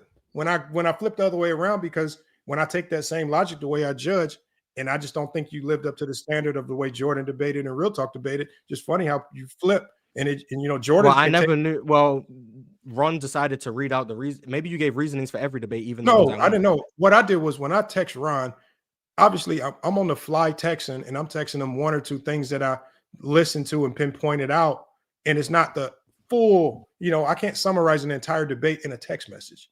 Yeah, so when Ron decided to read out that one text where you had me losing. Maybe there was ones where you had me winning and you gave extra information on that, and he didn't read it out. So that's why I was mad when you had me losing. I didn't know the other ones you may have had me winning. The only reason why I gave Ron an explanation is because I was surprised at this analytical approach that you would not get off of when you go up against the heavy hitters. The analytical approach will work against the John D's. I don't think it worked against Real Talk or Jordan. We're going to disrespect John D. That's not what we're going to do. I'm not disrespecting him, but he was up there debating like he was a fan of yours, not like he was an opponent. I disagree with that. But anyway, thank you for doing this. You can carry on going through it if you want to. I am going to. We will finish. Yeah, so have fun with that. I'll be on playback. I'm not going to plug it here. This is your channel. Do what you do.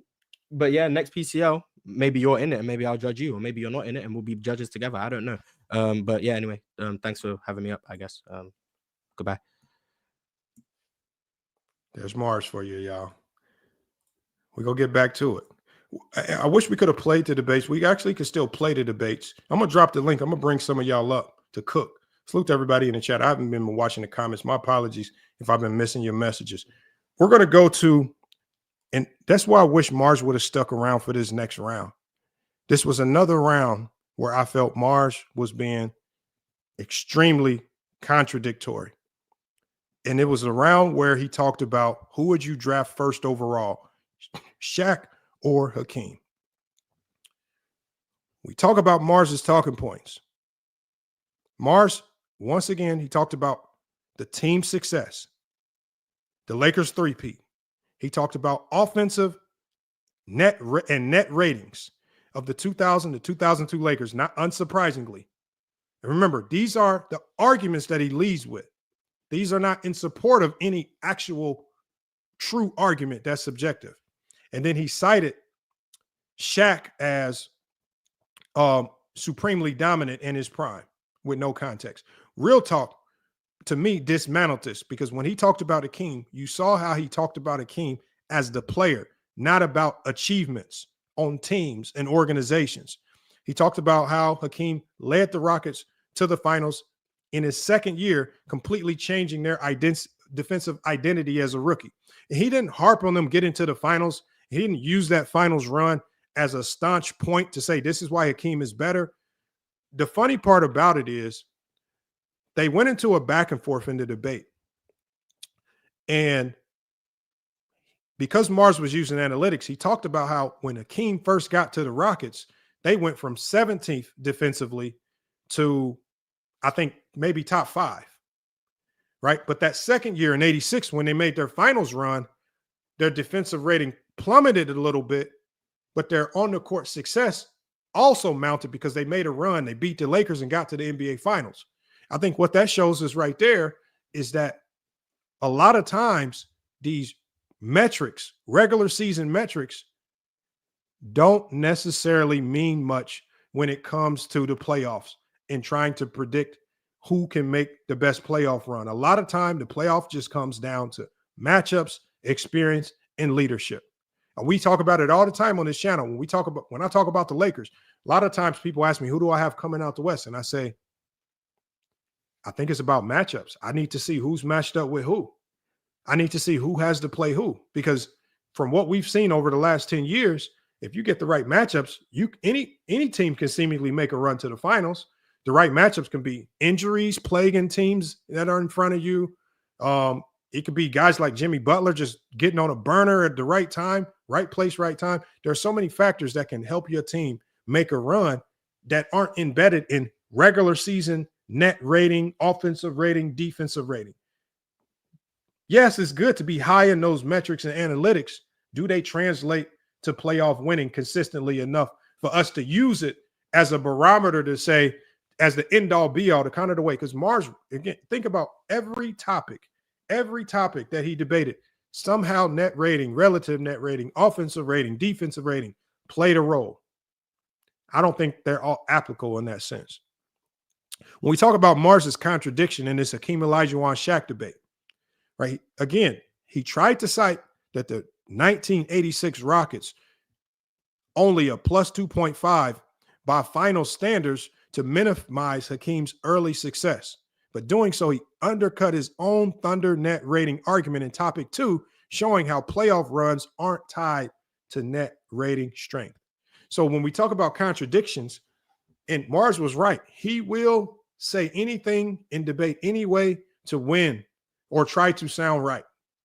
And his argument for Shaq over Hakeem completely contradicted his logic for the OKC Thunder winning the championship. When we talk about, and we got a lot to talk about here. Let me get this link ready. I'm going to go ahead and drop the link for y'all to pull up. And we can get everybody's thoughts. Where's my link? Where's my link?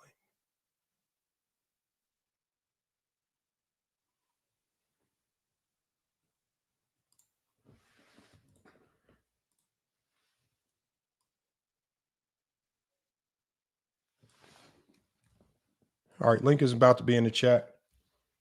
Let's get you guys pulling up here, and we can cook on this.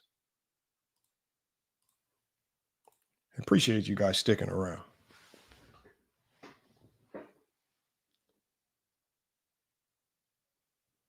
He says you got chat to make your argument. I don't know. I wasn't looking at the chat.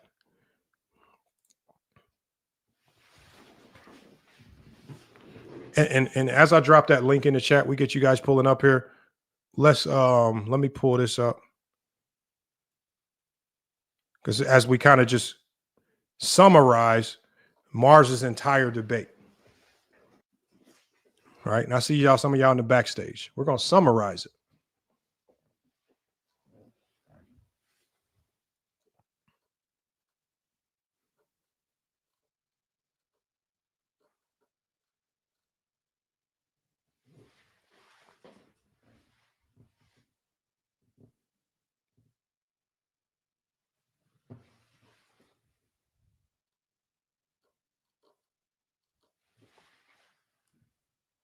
Oh, we got Mahari up here. Let me bring Mahari up. Salute to Mahari being up here. Hey, what's up, Lamont? How you doing, brother? What's up, Mahari? Hey, before I get to my thoughts on the debate that Marz had, did Pickett got kicked out of Players' Choice, or is he still on there? Do you have any idea? I honestly don't know. Don't know.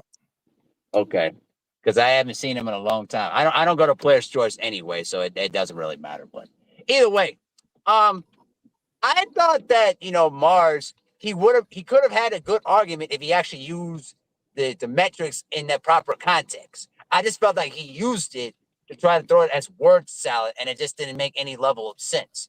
I know he can debate well when he uses the information properly and accurately. No, but I just didn't think he'd do it that way. Yeah, but that's the problem.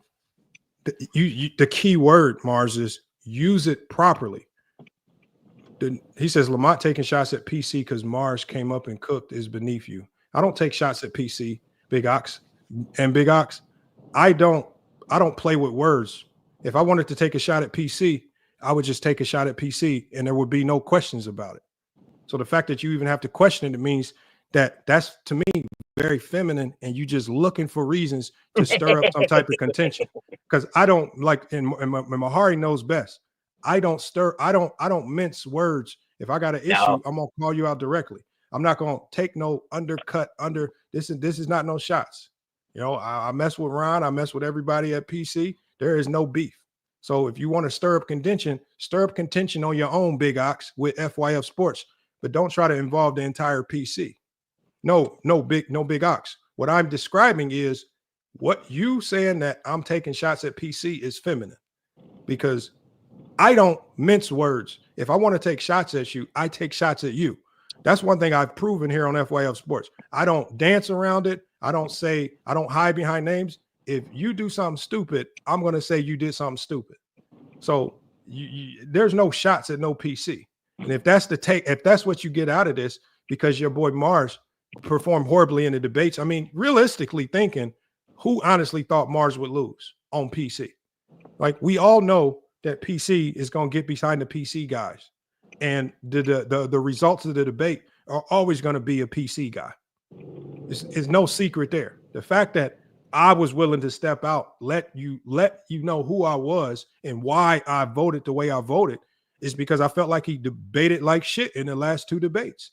I felt like nobody on PC has called him out for running around using flawed analytics, right? He tried to use this matchup difficulty thing, and he tries to wiggle his way out of it by saying, oh, I didn't mean matchup difficulty. I meant guarded matchup difficulty, something completely different. Right. So now you're just lying. So that's why I said he's a liar. So Big Ox, yeah, I'm not saying you're feminine. I'm saying you typing in the chat that I'm trying to take shots at PC is feminine. And then you can take that however you want to take it. I got no issue with nobody. Well, I don't have an issue with Marz, because the funniest thing about it is when Marz was going on his crash out session on the live stream, didn't hear anybody saying anything to stop him then. I didn't hear anybody say that, oh, you might be disrespecting. Y'all just let him go on his tantrum.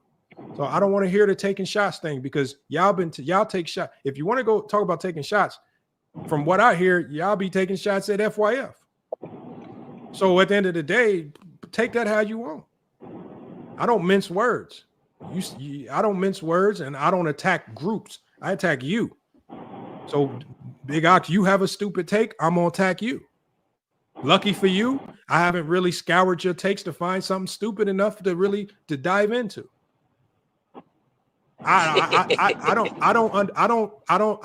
didn't make this stream because it's easy for Marz fans to come in here and get behind anything he says. It's easy for PC fans to come in here and say, oh yeah, we knew what he meant by matchup difficulty. Nobody knew what he meant. Soon as he said matchup difficulty, you know what everybody was typing in the chat? What the fuck is matchup difficulty? That's what they were saying in the chat.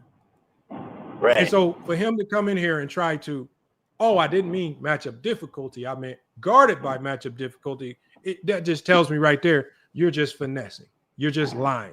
And you're using foreign statistics and measurements that hold no weight and don't really belong in real basketball talks.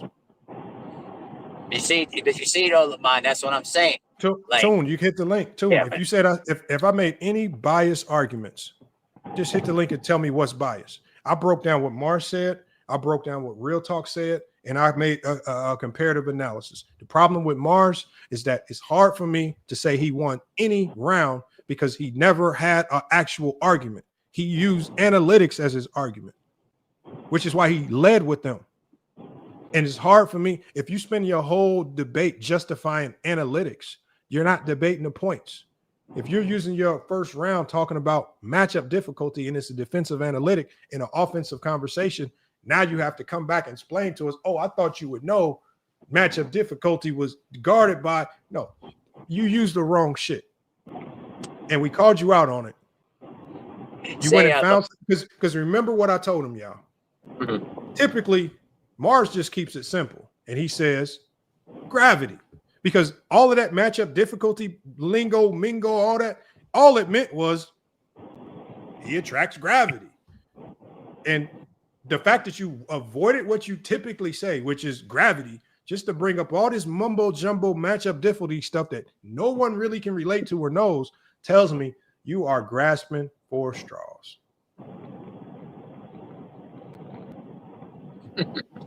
All right, man. So I think we pretty much cooked it on the fire grill and grilled it up real good. You know what I'm saying? He So said, hold on. Let me get to Big Ox. Big Ox says Go what's ahead, man, talking. go ahead. He says what's feminine is talking slick shit. Because if you Big Ox, if you feel that way, fine. Big Ox, if you feel that way, fine. Like I said, if you with PC, I expect you to agree with Marz. I don't expect what I'm saying right here to be of popular opinion. Right? I don't expect it. You know, like, do you really think Real Talk was surprised when he saw that he lost? No surprise. It was no surprise. All the theatrics that Ron did, was it a surprise? No, it was not a surprise. So at the end of the day, there's no slick talk because it's not slick. If I say it, I say it. You know, and there's no slick talk. If you want to try to lump it all into a group like I'm targeting PC, well then that's you. We can say it right now. Do I need to put up a disclaimer for Big Ox? This ain't a target at PC, so he feels better. There's no slick talk. If I say it, I say it. If I say it, I meant it. There's no mincing words. And if I said something that offended you, just click the link and tell me what I said that offended you. We can clear it up right now. I was just about to say, all you got to do is click click the link. If I said something, if I said something that you claim is disrespectful to player's choice, then let me know what it was. Come on, man, that's silly talk, man. But at the end of the day, like I say, it's called FY. What does FYF Sports mean, Mahari? What does FYF mean? Thank you. Do you really think I care? Do you really think I care, Big Ox? The things that I say are not meant to cater towards your feelings. If you feel like it was offensive, I don't give a fuck.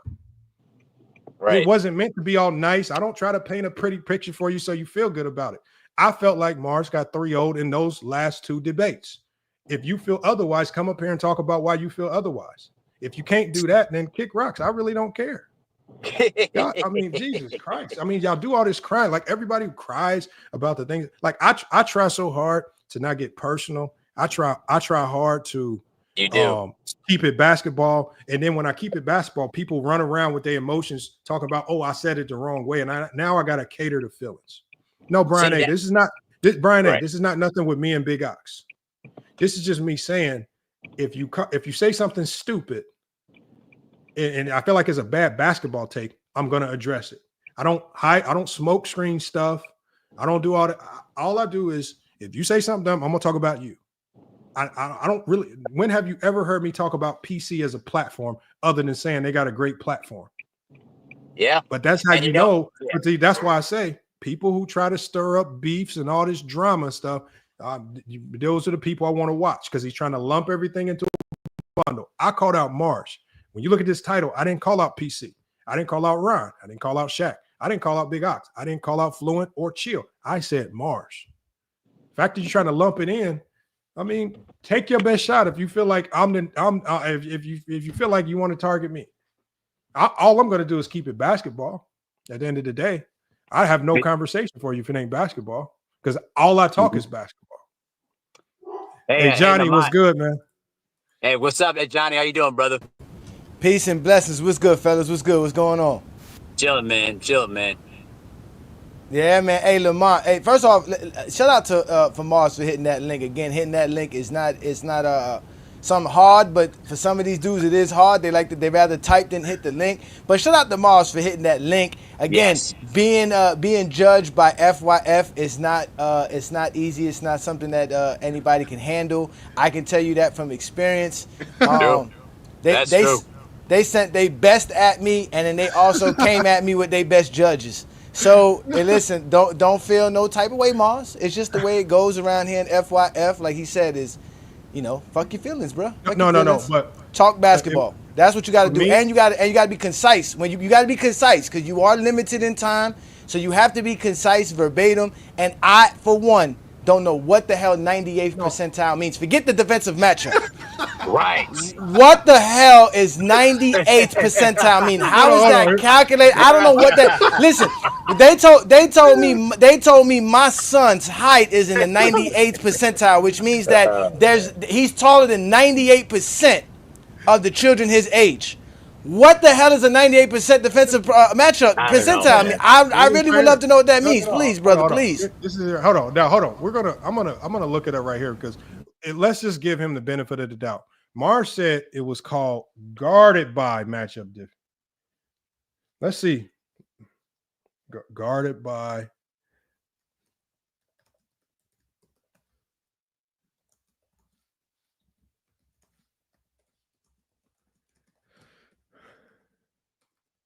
Okay, let's see what it says. So I'm gonna look up the guarded by matchup difficulty on B-Ball Index because he said he meant guarded by matchup difficulty, not matchup difficulty, which is a completely different metric. No, I get it. He was basically saying that Donovan Mitchell attracts the best defender, but I don't understand where the 98 percentile comes from. How is it 98%? I don't know. What does that mean? What does that mean? Does that mean 98% of the teams he played? The 90. What the hell is 98%? What is the percent of? Oh, here's the problem. If you're a shooting guard in the league, wouldn't you all be in that same 98th percentile? Because generally, all the best shooting guards get defended by typically the same players across teams. Like, so how you create a special percentile with Donovan Mitchell as a superstar? Like the fact that we don't even know how a lot of this stuff is calculated, what it was meant for. Like, was it even meant for a conversation or a debate like this? We don't know how it was calculated. We like at the end of the day, we got to go with the trust me. Yeah. Bro. Yeah, no. He would have said the defensive matchup is a metric that lets us understand the type of tension an offensive player gets on offense. Then I can see why he used it. But like you said, when he said it the way he said it, it sounded like for one he was saying Donovan Mitchell is the top defender for the Cavaliers, right? That's what it sounded like when he first said it. Because I also thought what you said, when we're talking offense, why did he bring up a defensive stat? Yeah. But then, like I said, what the hell is the 98%? How does that? I'm still trying to figure out what I understand the matchup difficulty. I get that, but how do you calculate? I got it right percentage? here. So this is what it says right here. So I'm reading it right here. It says percentile matchup difficulty without clarifying which version of the stat. And in most basketball analytical discussions, matchup difficulty, the way Marz framed it, alone refers to defensive assignments taken, not defensive assignments received. And it says, when we look at it, it says, okay, it says used it. He says, so it says guarded by matchup difficulty. Because Marz used it as a catch-all excuse for Donovan Mitchell's offensive efficiency without isolating game, context, scheme, performance. So, yeah, even if he meant guarded by, from what I'm looking at, it's still flawed, right? Because the definition, I mean, the way he used it is just flawed.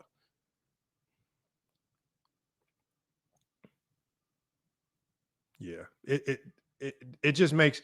You see how it makes everything extra confusing when you use matchup difficulty, but you really meant to say guarded matchup difficulty. And guarded matchup, and you talk about it, to me, it's meaningless. It's pointless stat that don't mean nothing. Which even if you give him matchup difficulty for whatever he said it wasn't strong enough versus what Jordan had argued for Darius Garland, which was, to me, way more significant. We got Big Ock here. What's up, Big Ock? Hold on, you're on mute. We can't hear you.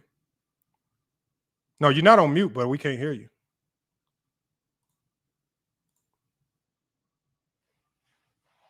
Can y'all hear him, or is it just me?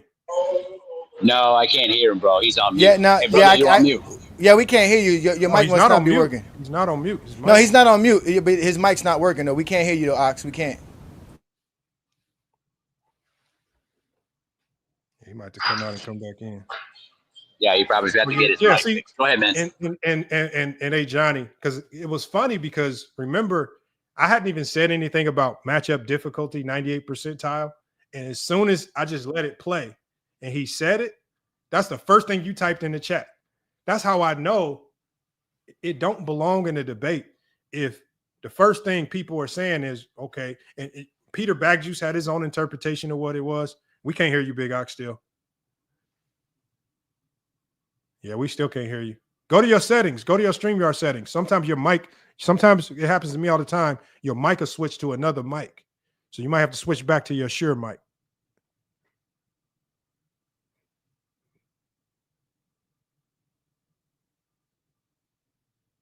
Damn.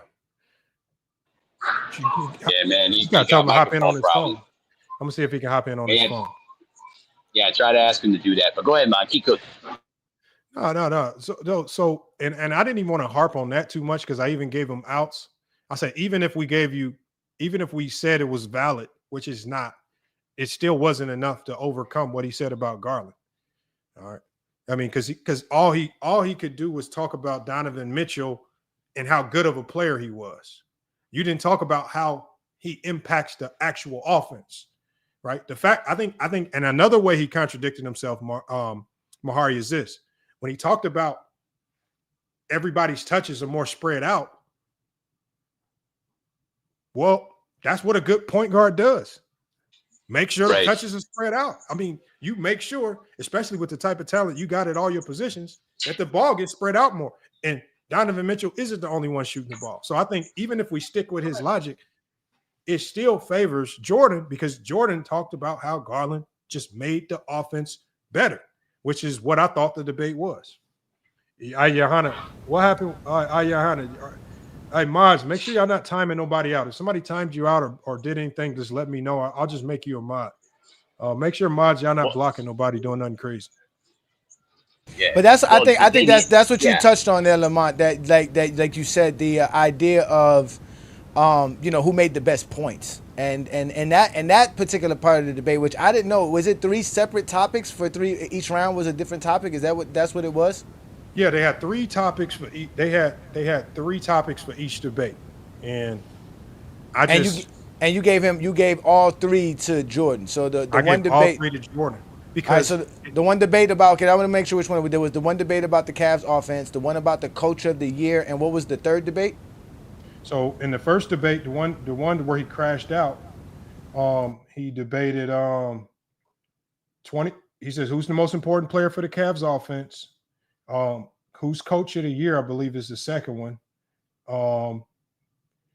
And he picked the OKC coach, while Jordan picked Kenny Atkinson, the Cleveland coach.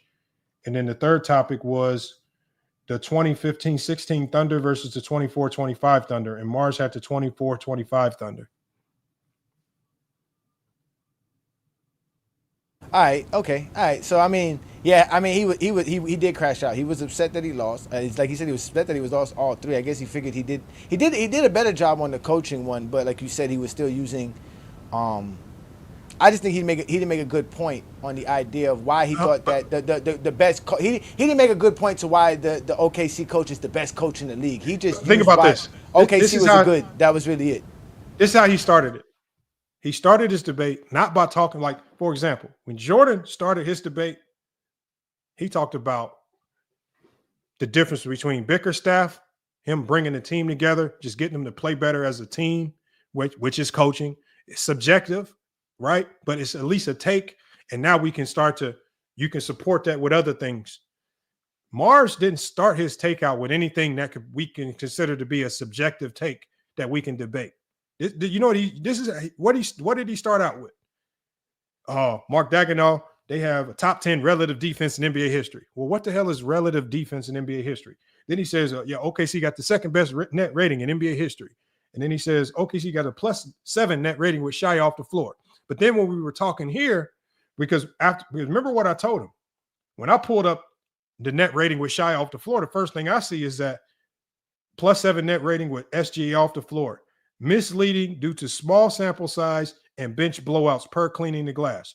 This off the court net rating is not reliable without opponent contextual info. And so remember when I asked him, I said, well, what's their net rating if you don't consider the blowouts? And he said, oh, they're actually better. They're a +9 if you take out the blowouts. And the reason why I know he's lying, James, is that if they were better, if you remove the blowouts, then you would have just used that to start with. And he didn't. He started with the lesser number, which, according to Cleaning the Glass, is not a reliable sample size. That's exactly what it says. Yeah, but he's going off results. He's not explaining why the coach is the reason why for this. That's the point. That's what I'm trying to say. Like, he's just going off of the results. He's not explaining why or how the coach is the reason for that happening, which is what Jordan did a better job of explaining, how Kenny Atkinson actually did different things, and he was doubted on certain aspects, and he was able to make it successful. So, yeah, I mean, again, I was surprised by Jordan's debate skills. He's actually a good debater. Shout out to him. Well, remember, I didn't even know much of Jordan, and when I told you that, you were surprised, because you didn't heard him make some bad takes before. So yeah, yeah. I mean, he's a regular on PC. So if you watch any PC content, you'll see him. They clip him all the time. He says some wild stuff. Yeah, they all say some wild stuff over there. So, but you let Marz tell you it's a troll channel. They're the troll. I mean, they talk basketball every day. There's only so many smart fans that's going to tune into you every day. So you got to say stupid stuff. You got to troll a little bit to get the dummies in, especially the Zesty Jeffries. They ain't gonna want to talk basketball. That's why they like analytics, because nobody understands it. Nobody understands it. They love it. And whoever talks it don't never break it down correctly. So nobody break one. You don't use it correctly. Like that. For example, remember when I told him I had a net rating counter, I had a relative net rating counter. Marz says, "When did I say relative net rating, bro? You said it like 5 times." And so that means you're just using shit that you find, and you don't even know what the hell you mean, nor do you even remember using it. But you can easily go back, which I even told him relative net rating is probably more applicable, but you just weren't even using it right. And so he says right here, hey, Johnny's take is dumb. The Lakers would be better defensively without Anthony Davis. What are you talking about? What? It did age well. The Lakers are third in the West. Yeah. See, Like, Brandon Cass is just a dumb idiot, bro. He don't know better. Just let everybody know the Lakers are 10th in defense right now at the end of the season. They're 10th. They've never been the 10th defense with Anthony Davis, sir. Can y'all leave that alone, please? It's a wrap for Anthony Davis conversation, bro. And even the funniest part about it, throw that debate talk in the when trash. Did y'all see when Brian went on his podcast and he was talking about their defense, and he was just like, he was basically just saying how we're a better defense without AD, without saying it. Like, he said everything but we're a better defense without AD. But he just talked about how they could switch better, they're faster, they can guard, the variability in the lineup, they're not as predictable, they can do more things defensively. Like the things that he was talking about, they can do defensively. And it's just like, it all pointed to everything that Adriani was saying with AD on the floor. Great rim protector, but he created some nasty holes in that defense, sitting in the paint all the time. And always relying on drop defense all the dang time, getting the Lakers out of busted out rotations all the dang time. This is what people don't understand about the Lakers throughout the entire time when Anthony Davis was on the team. And with Brandon Katz. So what you failing to incorporate here is that the reason why they were elite defense in 2020 when they won the title, because they also had elite perimeter defenders that could allow that they could be the defensive floor generals. And all AD could do was all AD needed to be was a rim protector. AD didn't have to be all switchable and all this, because with great perimeter defenders and other guys who were going to take on the role of being the defensive anchor, AD could just be the defensive anchor and rim protector. I mean, the rim protector. I mean, if you really think about it, was his primary role as a defender, rim protector. He wasn't a great anchor. And and we saw he wasn't a great anchor when those great perimeter defenders started to go away, and he had to be an anchor and really communicate with the other guards like Austin Reeves and D'Lo. He couldn't do it. Hey, Lamont, he said he anchored a top defense in New Orleans. What year? Please tell me what year New Orleans on the top defenses. Please. I'll drop the link to Brandon. I'll try to hope he gonna cap. It's gonna be nothing but cap. I'm here listening because my heat whooping on the Hawks as we speak right now, ladies and gentlemen. Real basketball fans watch basketball. Yeah, man. I'm gonna go on mute so I can hear Brandon Katz talk his bullshit because he don't know basketball.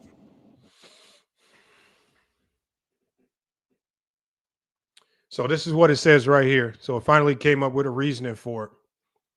It says clarification. It says Marz could have meant that this stat. Remember when he said guarded by matchup difficulty? He says Marz could have meant this stat, but that's not what he actually said or cited during the debate. He just said 98th percentile matchup difficulty without clarifying which version of the stat. And in most basketball analytics discussions, matchup difficulty alone refers to defensive assignments taken, not received.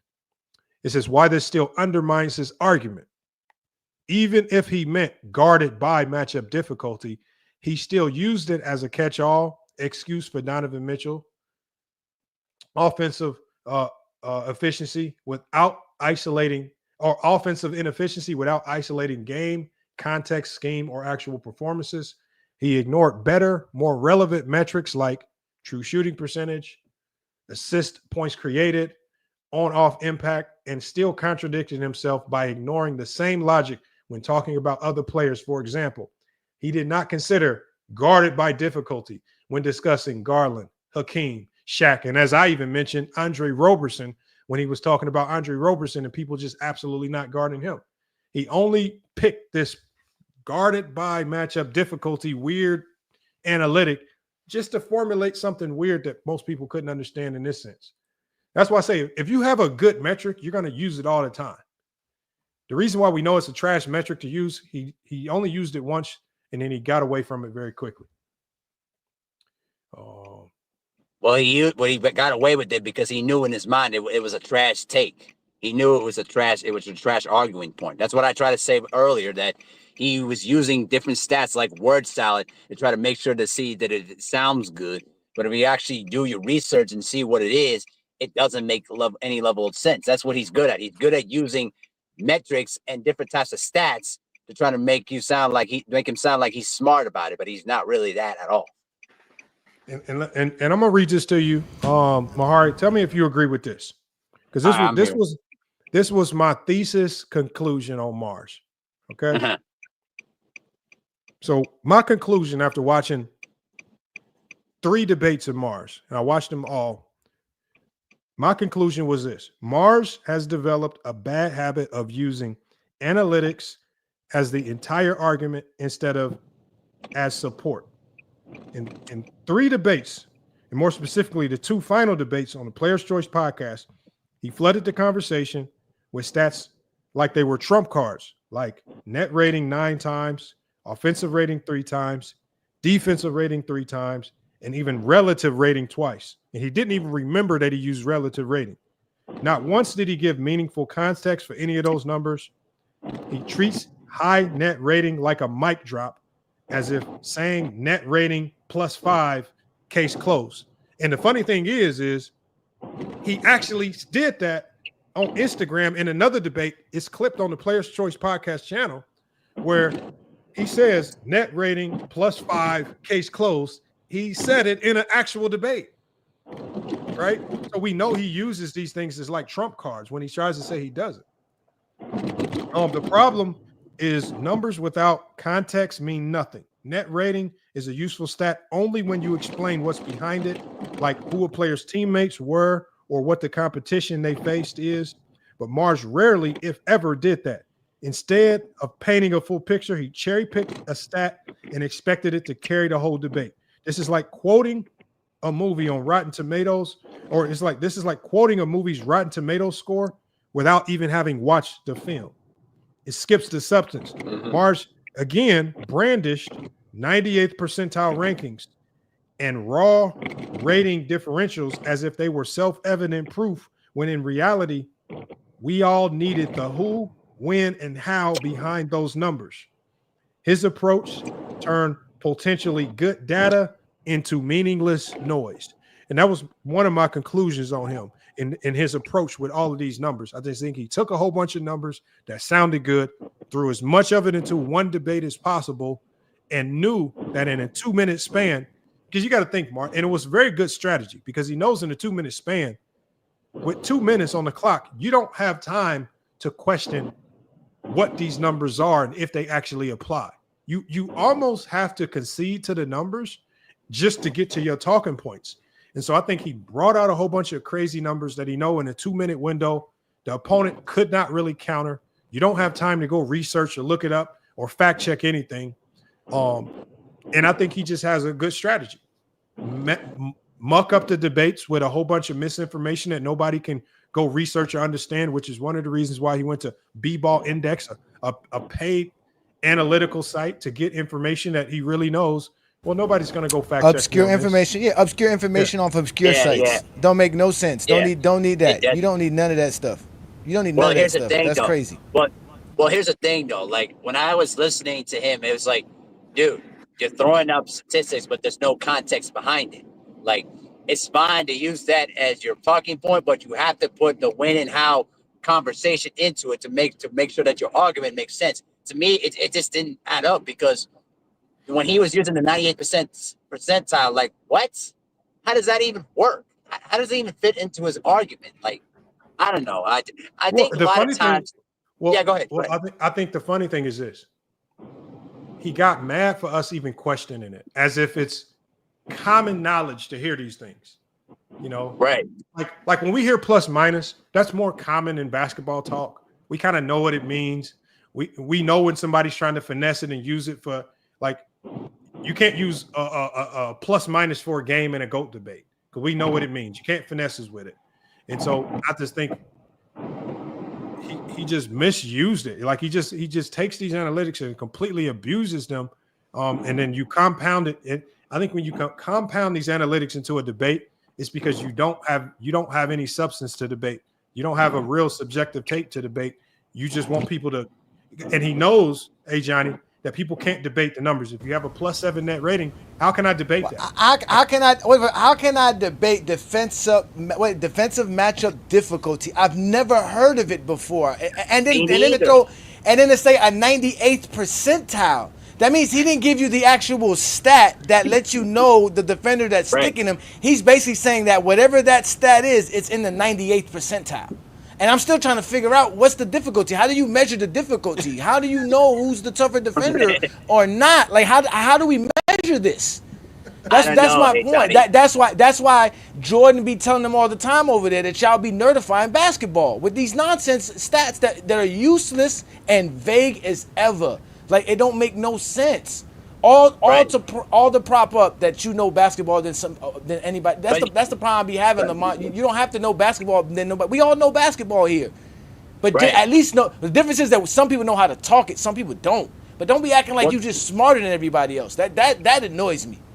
Well, here's the thing though, Johnny. Like when you talk about that too, it's like, guys, you want to use analytics, but listen. Stop using analytics as your base to talk about basketball. Like sometimes analytics doesn't always give you the accurate depiction of how a game and how you evaluate basketball.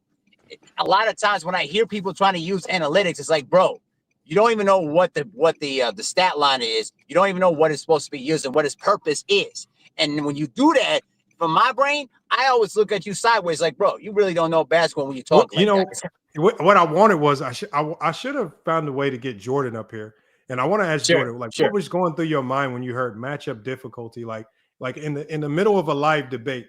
How do you counter someone who brings up like such useless foreign information that he knows like no one will know, and then he gets up here and pretends as if we're the dumb ones for not knowing what it is. It's just like what I said. No, he said matchup. That means who guards who, but you didn't say who guards who. The way you framed it was that Donovan Mitchell is the 98th percentile guarding somebody. That's what you framed it as. Which in my mind I was like, why is he? Why is he talking defense on offense? That's what I was thinking. The same thing you were saying. We're supposed to be talking offense. So again, it could have been like you said. There is a time constraint. Sometimes you don't get a chance to articulate yourself correctly because you have a lot you want to say.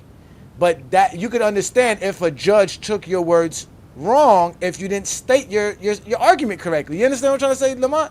That's the point. Like you see what I'm trying to say, that's really it. So I mean, again, it's good that he got this because because eventually, like I tell you, these guys, when you're in your own space, you're in your own content creating world, and no one ever challenges you directly. Just like right now, Ox is upset. He don't want to take one for the team. Ox, you gotta take one for the team, bro. You're a part of the PC panel. You take one for the team. Right. If one of your peoples is getting called out and you feel like that represents you, then guess what it does? Because y'all all together in this. Y'all don't be checking Marz they enough. don't check? I mean, well, hold on, wait. I ain't gonna lie. Marz do be checking. I'm not gonna lie. Marz do be checking people on there. I'm sorry. No, what I'm saying Ox. is Ox does check people on there. Ox does. No, what I'm Ox saying has is his own mind. He has his own mind intake. That I ain't gonna take that away from Ox. This is what's happened over there. They've allowed Marz to become the aficionado or like the end all. Like, so if they don't know an analytic or stat, if Marz says it's an analytic or stat, then is God. If Marz makes this particular argument, then that's what we got to rock with. He's the face of PC. Like I'm the face of Jones Kingdom. That's fine. Yeah. Right. All right. Hold on. Hold on, Brandon. Before you start, let me ask you, Brandon. Hold on, Brandon. Do you know what? Have you? The Lakers are not better defensively without AD. Hold on, Brandon. There goes this motherfucker again. Hold on. Brandon, just before you go into your Laker diatribe, have you, and I know you do your research, Brandon, and you cook on a lot of different stuff. Have you ever seen this matchup difficulty rating and then the guarded by matchup difficulty rating? And have you ever used it in a debate to kind of prove your case in anything? Maybe we're just the dumb ones. Maybe we just I don't use that data. I do you the way I break down. I'm an old school guy. The way I break down basketball, I watch the tape, I look at the matchups, and when I see something on tape or film that the numbers, the analytics show, I'll use an analytic in a debate, but I never lead with analytics. I always talk the game, and then I'll cite numbers that show my argument. I think that, and this is why Jokic keeps winning MVPs. Jokic is a great offensive player, but it's an absolute fucking embarrassment that Jokic is getting MVP votes this year because Denver is the 23rd defense, primarily because Jokic cannot protect the paint, and Denver doesn't have any POA this year with Bruce Brown and KCP gone. I mean, Shea has been far better than Jokic this year because Shea is a two-way player, but people are going to use advanced analytics and they're going to talk about all of Jokic's offensive stats, his PER, his win shares, his VORP. But the reason why Jokic looks so good in all these advanced offensive stats is because Denver has no bench. Shea's a two-way player. Shea's plus minus is 400 points better than Jokic's this year because Shea's a two-way player. The four starters Shea has played with are not as good as the four starters Jokic has played with most of the year. Chet's missed almost 70% of the season, and Shea's plus minus, as I said, it's still 400 points better than Jokic's. And so people usually pick and choose which analytics they want to use depending on their argument. If you don't make an argument first, if you're leading with analytics, it's usually because you can't make an argument. And I'm gonna let you cook on the Lakers topic you was wanting to talk about, but what you just said is what the whole point I was trying to make when I was listening to Marz's debates. He led with analytics, especially in the Coach of the Year when you got like so many things as to why you can say the OKC coach is the Coach of the Year. But the first thing that you do is you hit us with, oh, he's Coach of the Year because of the net rating. He's Coach of the Year because of the defensive rating. I don't think that's why he's Coach of the Year. I think there are much better actual real reasons embedded in basketball as to why he's Coach of the Year. And then you can use the net rating, the defensive rating, to substantiate your points and make it stronger. And that's where I think Marz missed the beat, was he just told us the net ratings and said, this is why he's Coach of the Year, but we have no real reasons as to why he's Coach of the Year. And I think that's why the other guys' talking points on Coach of the Year just hit home better, because he talked about the chemistry that they've been able to build. He talked about how he uplifted role guys who we never thought could be good in this league, and now they're vital role players. So again, one of the few times I definitely agree with you, Brandon. That logic right there, the approach to how you actually have to create and formulate a debate, that is 100%. I agree with that. And I don't think any of us would disagree with that. We all debate and argue a million different things. I think we all agree with the fact that you have to start with an actual argument, and the analytics are only there to support it. You cannot throw analytics out there and act like that is the trump card for anything. Yeah. So Johnny's doing what he always does. He's trying to shit on Anthony Davis and wait. I missed the last couple of minutes. Why are you talking about me? The hell are you talking about me for? I'm going now. Well, he You literally said your just started. thing. He literally just You're started. not gonna Oh, meet okay. me, I just wanted to make sure I'm because you going now. mentioned my name for no reason. You can go when I'm done. Shut the fuck up. Anyways, Come on, I'm saying language, this is what Brandon. a Come on, Johnny. man. This is what the LeBron sexuals do. They shit on all of LeBron's teammates and they act like LeBron didn't have any help. The reality is Michael Jordan never played with any player close to as good as prime Anthony That's Davis. the Brandon Cast or we know. prime Brandon- Yo, I did not interrupt you, so let me finish. So let me destroy this. And I've heard this multiple times from these different, usually clown-ass Laker fans like a Johnny, saying that Anthony Davis was the problem defensively. Can you be brief though, Brandon? You got to be brief. Got to be brief. LeBron James has done the same thing every year for 3 years. He does not play hard the first half of the season. He doesn't defend the first half of the season. He doesn't play hard the first half of the season. He doesn't even play a lot of games usually the first half of the season. And LeBron James is the leader of the Lakers. The NBA is a players league. It is not a coaching league. It is a players league. And that's why when your best player doesn't play any defense, the way Damian Lillard doesn't play any defense, the way Nikola Jokic hasn't played defense this year, most years, if your best player is not giving consistent effort defensively, you won't have the right culture. You won't be a good defense. So in 2023, the Lakers were a horrible defense the first half of the year, and then they made a trade.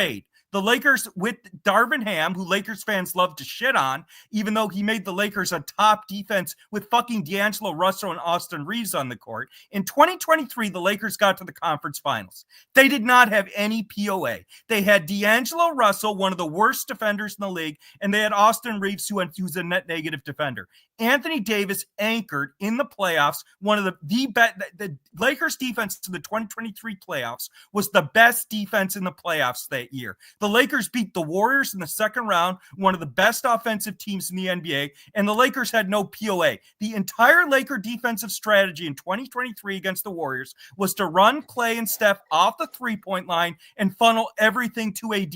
And even with shit perimeter defenders, as I mentioned before, like Russell and Reeves, AD was such a good help defender, roamer, and rim protector that the Lakers shut down one of the best offenses in the league, and they got to the conference finals with no perimeter defenders. LeBron does not play defense the first half of the season. So here's what really happened this year. When Anthony Davis got traded, LeBron James suddenly started playing defense, and LeBron is the leader of the Lakers. So when LeBron started playing defense, the rest of the team started playing defense as well. But the Lakers roster also changed because when the Lakers first traded for Luka, Luka wasn't playing. So when the Lakers, and people forget this is why the Johnny's take is so dumb. When the Lakers first traded for Luka, Luka wasn't playing. So LeBron stepped up his defensive effort because he knew he didn't have a rim protector behind him.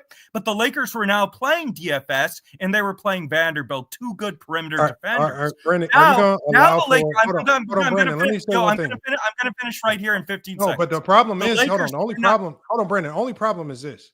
You're spanning across so many points as opposed to stopping and allowing us to kind of interject that by the time you let me or Johnny talk, we have to now cover 15 different points because you've talked about literally seven different subjects, and from 2023 to 2020 to LeBron as a defender and all this. I'll do what I want. I'm going to finish here. I'm going to stick to this season. I'm going to stick to this year and finish here.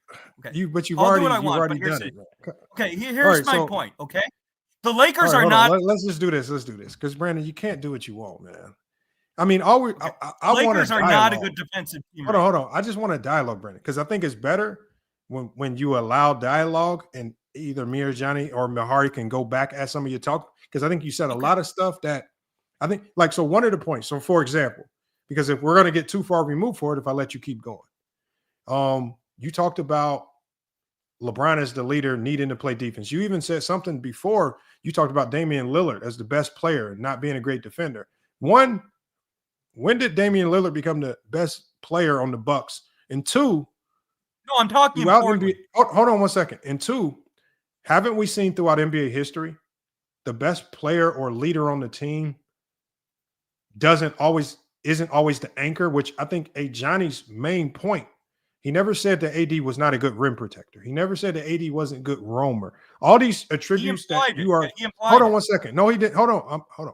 all of the attributes that you said AD is great defensively, I think we all agree that he's great at defensively. Hey, Johnny's biggest talking point about Anthony Davis as a defender is that he's saying he's not a good anchor. So when we talk about anchor, we're talking about the Draymonds, guys that can literally front line and man your whole defense. You need to be here. You need to be here. On this pick and roll, this is what we're doing here, right? You know, on top of your own individual duties, which AD by himself was elite at his own individual duties for most times. But when it comes to we need you to be the anchor. So, for example, Steph Curry's the best player on the Warriors, but Draymond's the anchor, right? When you go to the Memphis team, Ja Morant's the best player, but Jaren Jackson's going to be your anchor. When the Miami Heat had the Miami Heat, Bam Adebayo is going to be your anchor. You know, your anchor is not always your leader or best player. Those roles are very. You're missing what I'm saying. You're missing what I'm saying. The reason why I might have hold on. Let me. Hold on. I want to clarify what I'm saying. You got to let me finish, though, Brandon. You got to let me finish. So all I'm saying is, I think we're talking past. I think you have to stop being so hell bent on wanting to blame LeBron for something. I mean, because we always say context applies, and if you're going to say, well, LeBron James, the context is he doesn't try the first. Hold on 1 second, my Brandon. Hold on. We didn't talk when you were talking, Brandon. So the context here is, if you're going to say that LeBron James wasn't playing that great of defense early in the year, well, the context is that he's 40, he's older, right? And one of the things that I even said I was talking, I forgot who I was talking to early in the year was, I said for the Lakers to have any success this year, they have to find a way to save LeBron's legs for the end of the year, whether it's making them do less on the offensive end, allowing them to do less on the defensive end. I said, whatever they do, they have to make sure that at the end of the year, and this is when they had AD, they have to make sure that they got 100% prime optimal LeBron ready to go, and he isn't burnt down from having to carry this Laker through a 82-game regular season. And that's when you would need to rely on AD to be that other guy. And I think one of the reasons why the Lakers are so quick to make that trade, yes, obviously is Luka, but you're bringing in a guy that instantly gives LeBron that rest that he needs, as opposed to AD, who needs LeBron to be efficient on the offensive end. He needs LeBron, right, in so many facets that LeBron can never rest. This is why LeBron would always get gassed against Denver Nuggets. That's not true. AD was better in New Orleans than LA offensively. No, but the problem. Hold on 1 second. Hold on. But you talking about New Orleans is apples and oranges. We're just talking about with the Lakers. What we've seen with the Lakers, and we've even seen it in the two examples that we have in the playoffs with Denver. The Lakers have a better record when. Hold on 1 second. Wait, what we've seen against Denver is LeBron has been burnt out by the time he gets to the Denver Nuggets. He has been asked to do too much at his advanced age, and at this advanced age, you would Denver in the first round. Hold on. You would hope that they could lean on AD to be that guy, but because AD is heavily reliant on playmakers to get him the ball, he cannot create his own shot. He is, there's so much you have to do to cater to him defensively. He was in drop coverage so much that was making the other four guys around him do too much work, like LeBron, like Reeves, like D'Lo. And they were having to do too much because AD was sitting in the middle and drop. And so, again, I'm not saying you're wrong, Brandon. I'm saying that there's always context to some of the points that you're pointing out.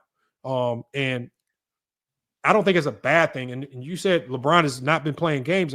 For the last time I checked, before going into the trade, LeBron had basically played almost every game this season. And he went into the season saying that he wanted to play all 82 games, and people shit on him for saying that. They said, LeBron's trying to get all the shine. So at the end of the day, there's no win or lose for LeBron. He can try to go play all 82 games. It sounds like people are going to have something to cry and complain about. If he gets injured, they're going to cry and complain about something, right? And if they trade AD, well, they're going to find a reason to blame him for AD getting traded. And you're not putting any responsibility on AD. Okay, but to be great. Here's the thing. Right. No, I got what you said, but a couple things. So first of all, you missed my point, which is what I'm saying is that LeBron's the leader of the team.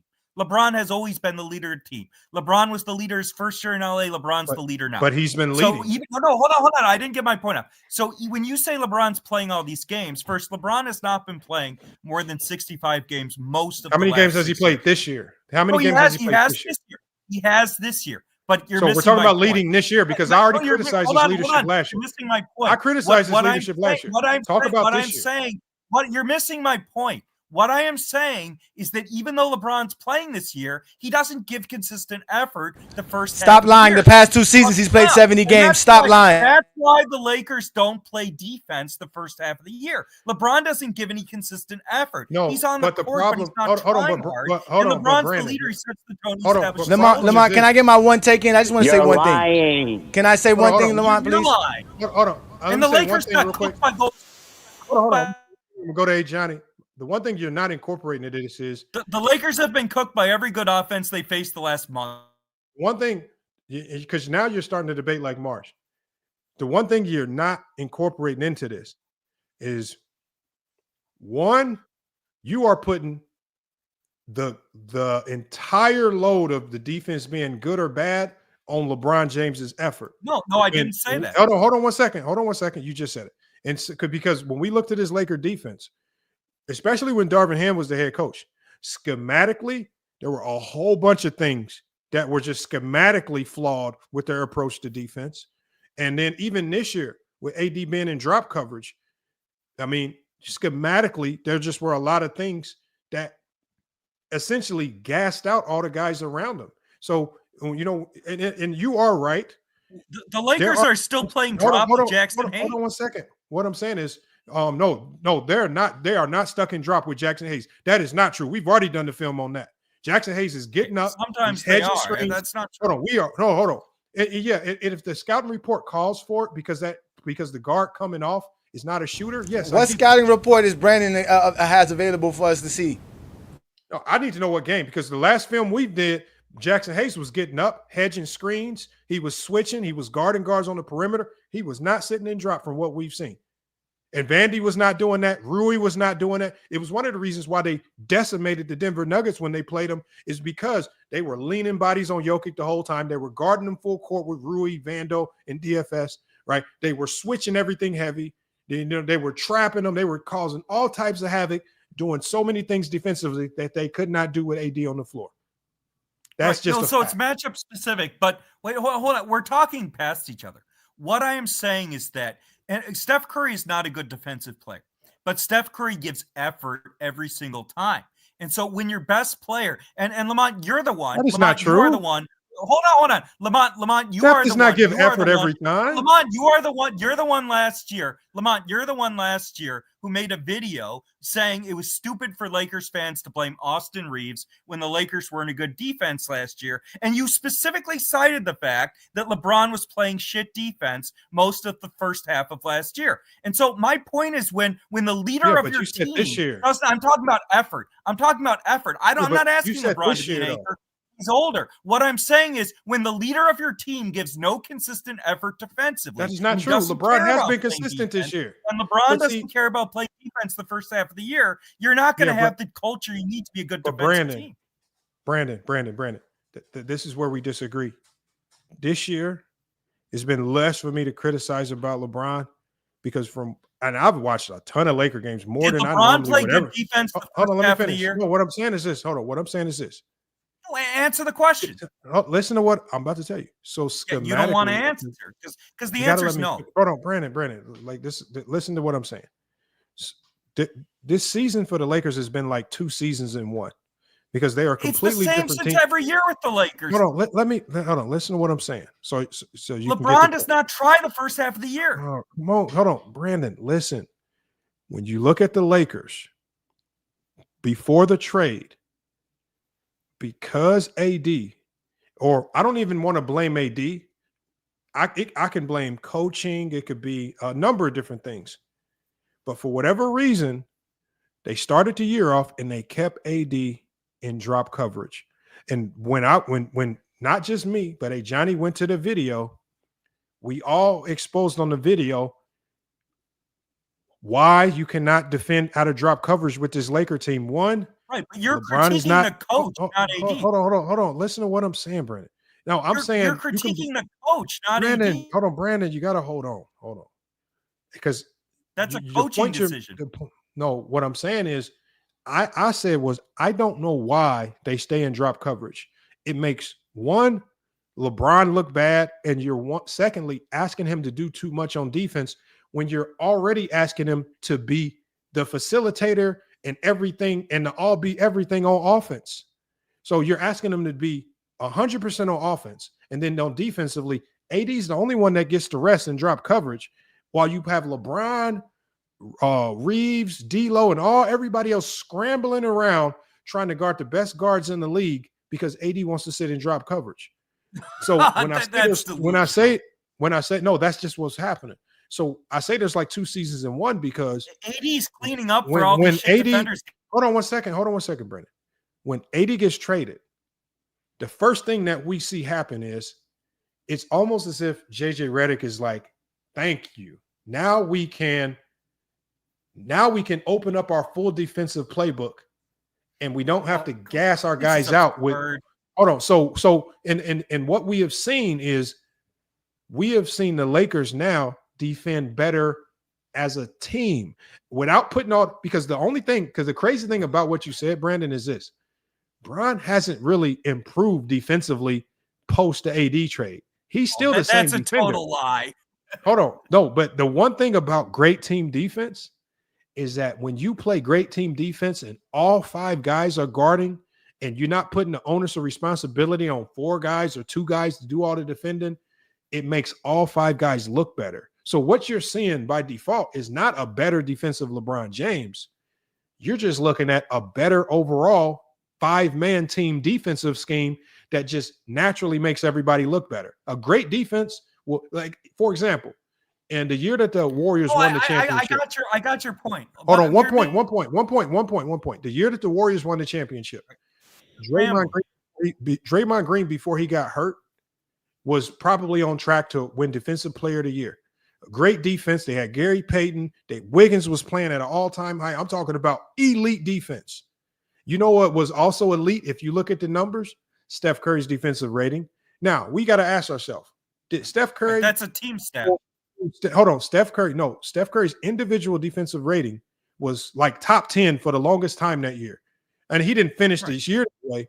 But so one thing we got to say is, did Steph Curry just magically get better as a defender that year?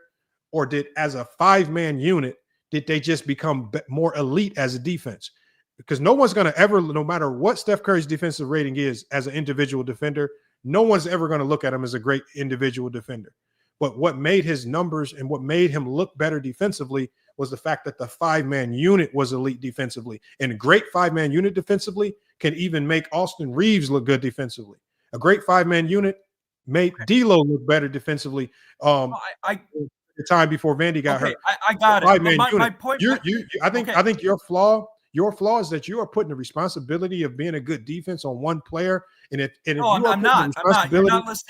are putting the responsibility of one player to make your defense good or bad, then you're looking at an already bad defense, because that's just not how defense works. That's not what I'm doing. Lamont, I can show you how much of a lie Brandon is. I can show you how much of a lie he is, and with one line. Yo,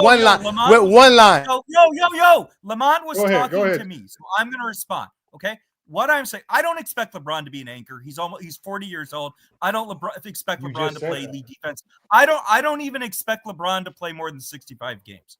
What I'm saying is, when a player is the leader of the team, you have to give consistent effort. You have to show up in practice. He has been giving consistent effort this year. Yo, Lamont, I did not interrupt you. Okay. What I'm saying is, Lamont, hold on. I did not interrupt you. I got to let Johnny go because I got to end this. Hold on. I'm sorry, Brandon. Hold on, Brandon. I'm going to come right back to you. I got to hear. You're just muting me every time. I'm going to come right back. Hold on, Brandon. I'm going to come right back to you because let me get Johnny, and then I'm coming right back to you because I got to shut this down. So go ahead. All Johnny does is lie about LeBron. Listen. Here we go. He brought up LeBron, right? He said LeBron is the leader, which means LeBron is better than Anthony Davis. LeBron does the same thing every year. He plays no defense the first half of the year, then he steps it up the second half of the season. You're falling for LeBron's. Go ahead, Johnny. Go ahead. Okay, so with that being said, him stating that would mean that the Lakers having a top 10 defense since Anthony Davis was traded is predicated on the fact that LeBron James led them to being the 8th best defense since Anthony Davis was they no had longer. DFS and Vanderbilt after then. It's a totally different roster. Oh, so when they do good, it's not LeBron. So it's not exactly. So it's not LeBron. And then to add on that, just to add on that, they had Rui. They added Rui and they added Rui. They added Rui. He's not gonna let me speak, Brandon. Brandon's not gonna let me speak. Listen, they added Rui and Vando in 2003 just to have the 8th ranked defense in the playoffs. That was just in the playoffs, y'all. Now let's not mention what they had for the season, because again, they still had a horrible defense in 2023 in the entire NBA season. I think they were 22nd or 20th that year. But again, since Anthony Davis is no longer on the Lakers, they are top 10 defense. They were 8th since January 29th. That's Anthony Davis. Last time he played with the Lakers, he ain't played no game before that or after that. So that means LeBron James led them to a top 10 defense as an anchor, which he said LeBron James he didn't even think could do that, and LeBron James did do that. And the Lakers are top 10 right now in defense at the end of the NBA season, ladies and gentlemen. That's with the same Austin Reeves, and no one's going to sit here and say D'Angelo Russell is a worse defender than Luka Doncic. So with Luka Doncic and Austin Reeves as your backcourt and point of attack defenders, which is a horrible, silly YouTube nonsense logic just as much as gravity. And with that being said, the Lakers defense is better as a team due to the fact that they can actually do things defensively, schematically, that they could not do with Anthony Davis because he was a defensive liability. Okay, so a couple things, because he's just speaking bullshit. The Lakers have had 3 different rosters this year. They haven't had 2. At the beginning of the year, when AD was on the team, the Lakers had Austin Reeves. When the Lakers had Anthony Davis at the end of January, they had the 16th ranked defense, sir. They were ranked 16th in the NBA. That's middle of the pack. Continue. Okay, don't kick me off, you fucking clown. You can't debate. Ladies and gentlemen, y'all see that. We let him speak. And it's not my fault. But again, Lamont, this is your channel. I will let him back up. But again, he got cooked very easily because he lied. LeBron James is why the Lakers have a top 10 defense by Brandon standards, because he's the leader. Here's the only question. Wait, hold on. I haven't. I'm getting muted and kicked over. This is lame. Here's my point. My point is that Johnny, as usual, is lying. The Lakers do not have a good defense right now. Golden State obliterated the Laker defense when they played him. Every good offense, Memphis obliterated the Lakers defense. When Oklahoma City played the Lakers, they scored 126. When the Pelicans scored them, they scored almost 110. The Chicago Bulls dropped 117. Indiana dropped 119. After AD was traded, the Lakers had a very easy schedule. And so when the Lakers played 3 different rosters this year, at the beginning of the year, it was AD, LeBron, and the roster the Lakers had to start. When the Lakers only defended well for 3 weeks. When the Lakers were defending well, they were playing DFS and Vanderbilt, but Luka wasn't on the floor. Now that Luka's on the floor, Vando didn't get there until February. Rui was hurt. Why are you lying? DFS got there at the end of December. He got there December 31st. You're a liar. When the Lakers played Golden State, they got obliterated. They got obliterated by the Warriors defensively. But here's the problem, Brandon. But what did they do against Denver? What did they do against OKC? What did they do against Boston? What did they do against the New York Knicks? Wait, stop bringing up bullcrap, man. Stop lying. What did they do to Houston? Huh? What did they do to Houston? A number 2 seed. Huh? What did they do to that team? Huh? Yeah, they played great defense. They've had one of the best defenses in basketball since Anthony Davis has been in Dallas. Stop lying. You're a liar. You have no numbers. You have no facts. No nothing. The Knicks not have Karl Anthony Towns when they played him. That game means nothing. The Lakers got destroyed by Golden State. They got destroyed by Oklahoma City. They got destroyed by Memphis. And again, when you say they were the 8th-ranked defense, Hold on, Brandon. So we can kind of conclude on this.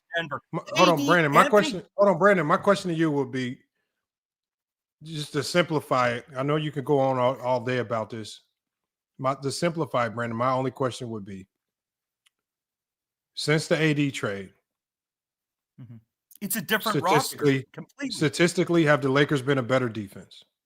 They have better perimeter defenders like DFS. Okay, hold on. Listen, hold on, Brandon. I didn't ask you that. And what I'm saying is, since the AD trade, and to be honest, if you're being honest, the personnel is not significantly different with AD gone. It's just it AD is significantly gone. Different. Because the only thing that's changed is DFS is playing significant minutes. That's a lie. Hold on. No, the only thing that has changed is you insert Luka, who is probably one of the worst individual defenders, and you remove AD, who is so-called one of the best rim protectors. Hold on. So what I'm saying is this. Lamont, you take 2 bench players, they equal Anthony Davis elite defense. Yeah, and that's why. And except the Lakers haven't won anything. Or a better question would be, since the AD trade, have the Lakers had far better defensive performances than bad? They have different players. They have DFS. They got Vanderbilt back from injury. I know that they have different players. I know. Since the trade, have the Lakers had more good defensive performances than bad? They have a different roster, so that means nothing. But of course they have. No, I know it don't mean nothing, but yes or no? Because the only thing that's changed is it's a totally different roster. No, it's not a totally different roster. It's just not. It is. What you're saying is not true. Because the funny thing about it is, because according to Yao, the defense was supposed to fall into the garbage can because Luka was a horrible defender, while AD was this all-world defender. But the complete opposite happened. Luka gets inserted in, and all of a sudden, defensively, now they're holding teams to under 100 points multiple times.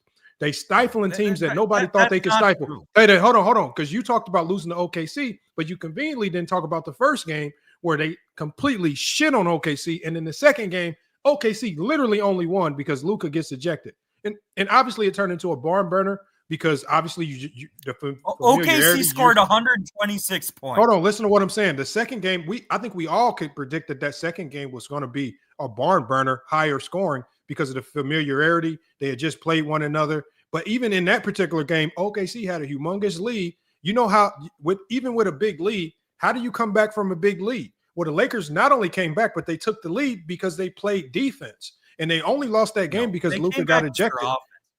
Okay. No. Hold on. You can only come back if you stop the other team from scoring. If they're scoring with you, then you're never going to come back. So come back more than score. So Lamont. Hold on one second, because I got to end this. All I'm saying is comebacks can only happen if you defend. I think you're just not being honest with yourself. If now we have, because remember, Johnny, everybody was telling you early on. The Warriors obliterated the Laker defense. He was saying I know one loss doesn't dictate who you are as a defense, right? OKC is a good defense. One loss, and they've had some bad losses this year. It does not dictate who they are as a defense. They're still a good defense. Boston's a good defense. Cleveland's a good defense, even though they've taken some bad losses. Of course, I can go nitpick and handpick their worst losses and say, oh, they might be a bad defense, but that's not indicative of who they are. That's why we're looking at the full sample size. And I'm saying the full sample size is the Lakers have shown that they can be a much better defense than many people anticipated. Most people anticipated that this would not work because they could not defend and teams would run rampant on them. We've seen the opposite. We've seen the Lakers way more times than we saw when AD was there hold teams to under 100 points, control the pace of the game, right? Dictate things on defense like they completely dictated Nikola Jokic essentially to his worst performance of the year. Who would have thought that the Lakers would be responsible for Nikola Jokic, a guy who's dropping 60-point triple-doubles on teams? They would be responsible for him having his worst offensive performance of the year. Nobody thought Facts. the Lakers could do the things that the Lakers did. And at the end of the day, Oh, don't say nobody. Don't say nobody. No, and I'm not saying you. What I'm okay. I just want to make sure. They even surprised me with how good they could be defensively, just as a 5-man unit. And this is what everybody remember the locker room. He's talking about Austin Reeves. He can't defend. They're talking about Luka. He can't defend. They even at the time they were killing Gabe Vincent. But what we see when this team gels together and they have a defensive scheme that actually works, and you don't have somebody consistently going in the drop, allowing guards to attack the middle of the floor, that scheme more often than not has been successful and is one of the reasons why they went up in defensive rating as opposed to go down like many people thought they would. So I don't know. And I think, Brandon, your talking point on saying that LeBron's not been playing with energy this year, I can't say that this year. LeBron been playing like a madman this year, and he's been playing with more energy than a lot of the younger players, right? I mean, he's playing with so much energy that really the only thing the haters can say right now is what type of steroid is he using, right? Because we've never seen nothing like this before. So that's really I this year I can't say nothing about his effort and energy. It's been there. I haven't seen him. I haven't seen him doing what he was doing last year, which is stand in the backcourt talking to refs, making his team play 4-on-5. I haven't seen that this year. I've been seeing more of him sprinting back, sprinting up the court in transition, playing without the ball. A lot of you guys said he couldn't play without the ball. All we've seen with him with Luka is be elite without the ball. Everything y'all said this Laker team couldn't do without AD, they have not only done it, they have exceeded those expectations by miles. And the fact that y'all pointing to like, oh, they lost this game. Well, it's funny how y'all talk about the few losses, but they had some really, really good wins too. The Houston win, the OKC win, the Denver win, right? And how about the game? They also beat. I mean, it's just funny how y'all just look over the good, focus on the bad when the good outweighs the bad. It'd be different if they had a losing record and the bad outweighed the good. The good outweighs the bad. Hey, Lamont, I got to make one quick point, though, because I think, and also Brandon left this out. Remember, in the OKC victory, SCJ had no free throw attempts. No free throw attempts. It was probably the first game in about 200, how many plus games with free throw attempts? No free throw attempts, which means that's elite defense. Because here's the thing. When AD was on the team, they was basically so gassed out on the defensive end that SCJ was able to get so many free throws whenever he wanted to. But in that game, they were able to basically not bite on his fakes. They were able to move their feet defensively, laterally. And he was able to still score his points, but they didn't put him to the free throw line. That's excellent defense. I don't know, man. I think there's a time and place to pile on LeBron. I don't think this year's a good year to really go at LeBron. This is the wrong year. Okay, but hold on. LeBron been playing like a madman this year. Hold on. Okay, but my point is LeBron has played much better defense the second half of the year than the first half, and you're not going to argue that point. 80, hold on, I let you go. 80 anchored a top defense in the playoffs in 2023, the second half of the season in 2023. AD anchored the best defense in the NBA in 2020. Wasn't the anchor? AD is absolutely capable of anchoring elite defenses. He's literally no, done he's it. not, man. Stop it, man. 15 games don't make you anchor. 15 games don't make you anchor no defense. Get the hell out of here with that. 15 games don't work that. Get the hell out of here with that nonsense. Comparing it to only 16 teams. Like, get the hell out of here with that lie, man. Come on, man. They were 8th and they were still middle of the pack. Imagine that. Lamont. He says he's anchoring a top defense when there's only 16 teams in the playoffs and they were 8th. How are you anchoring a top defense there? That's a lie. That's what I'm saying. That's why you're lying. That's a lie. If they're 8th out of 16 teams, Lamont, what does that mean? That's middle of the pack average. Thank you. That's not elite. No. Continue. No, the Lakers were an elite defense in the 2023. They can't be elite if they're 8th. If they're 8th, they're not elite. Stop lying. Stop lying to the people. You can't finish when you get exposed by the exposer. You just get exposed. You can yell and scream all you want to, but you're going to get exposed. Coming up here challenging me all the time. I keep telling you this. It's GOAT James Kingdom, and you can't come up here with your nonsense. You zesty Jeffries get it all the time when it comes to GOAT James Kingdom. Hey, Johnny the Exposer does not play around with Wall Street Brandon. You will go bankrupt today. Sir, put it on the line, sir, and you're not going to defeat me in any debate. The Lakers are elite defensively because Brandon said said LeBron's their anchor. That's what Brandon said. So don't come over here crying and screaming and yelling about LeBron James because he's better than Michael Jordan at 40. He's better than Michael Jordan at 30. He's better than Michael Jordan at 20. Those are facts. Basketball. Okay. The reason Denver's defense in the playoffs ranked average is because they played an all-time great Denver offense in the conference finals. The Lakers defended at an elite level against Memphis. So, all these offensive teams, wait. When they face an offensive team that outscores them this year, it's because of whack defense. They face a great offensive team in the playoffs. It's, they're facing a great offensive team. Stop coming on FYF with your nonsense and zesty Jeffrey logic because you will get exposed by the exposer. If not, Lamont will give you a max ether. Again, AD has anchored a top defense in 2023. He anchored an elite defense in 2020. And Lamont top 10 in the playoffs is not good. You got to say top 5. You can't say in the playoffs. Were they top 5 in the playoffs? Were they top 5 in the playoffs? Yes or no? Were they top 5 in the playoffs in 2023? Yes or no, sir? Answer that question. Adjusted for the adjusted nothing. Here we go. Adjusted. That doesn't mean nothing. Here we go again. More zesty, Jeffrey, obscure, vague nonsense. Lies. Hit the link, Herm. He needs your help, Herm. He needs your help, Herm. Herm, he needs your help. He's going to tell us. He's going to tell us that a guy in Vando and Dorian Finney-Smith who come off the bench players, 2 bench players equate to Anthony Davis' elite defensive presence for the Lakers. So that means he was a liability. If I can just go get 2 random dudes, one who was hurt for 2 years, right? One who was hurt for 2 years, right? One who was hurt for 2 years. One who was hurt for 2 years. Then come bring a guy that nobody ever thought was a good player that's been a hop-around guy for the last 3-4 years on other teams, and that's going to make the defense better. But for Anthony Davis, yes. Bye, Anthony Davis. Okay, were the Lakers a good defense before they got AD? Yes or no? What you mean before they got AD? They didn't have LeBron. Were the Lakers of course not. a good defensive team before they acquired Anthony Davis in a trade? Yes or no? But they were good. Yeah, it's fucking quiet. They had LeBron. They had LeBron. LeBron. What are you talking about? They were good. Are you talking about 2019? When they had Lonzo Ball in them? Yeah, you talking about 2019.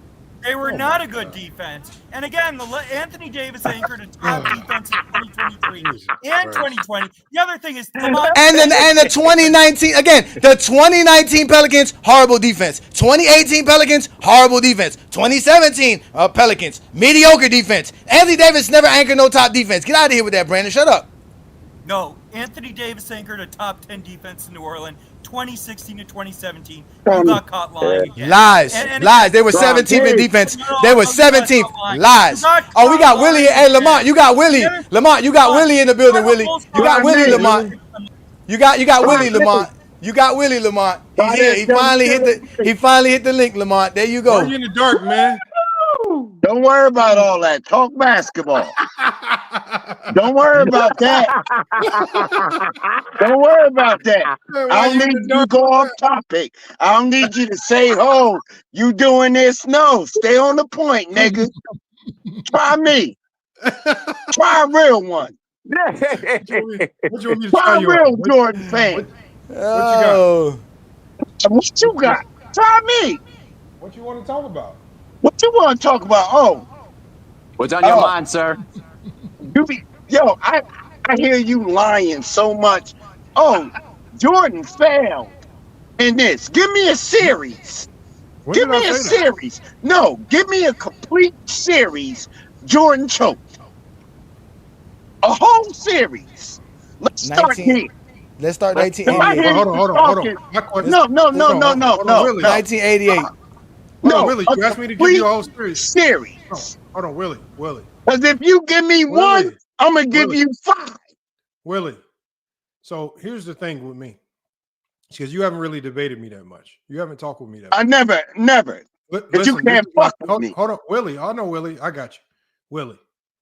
I don't believe in and again, this might be a debate for someone else. I don't believe in choking. The term and the definition. You don't believe in choking. Hold on, Willie. Willie, hold on. I don't believe in choking in the way you guys define it. So, for example, in the instances that some people might be saying Jordan choked, that's not my definition of choking.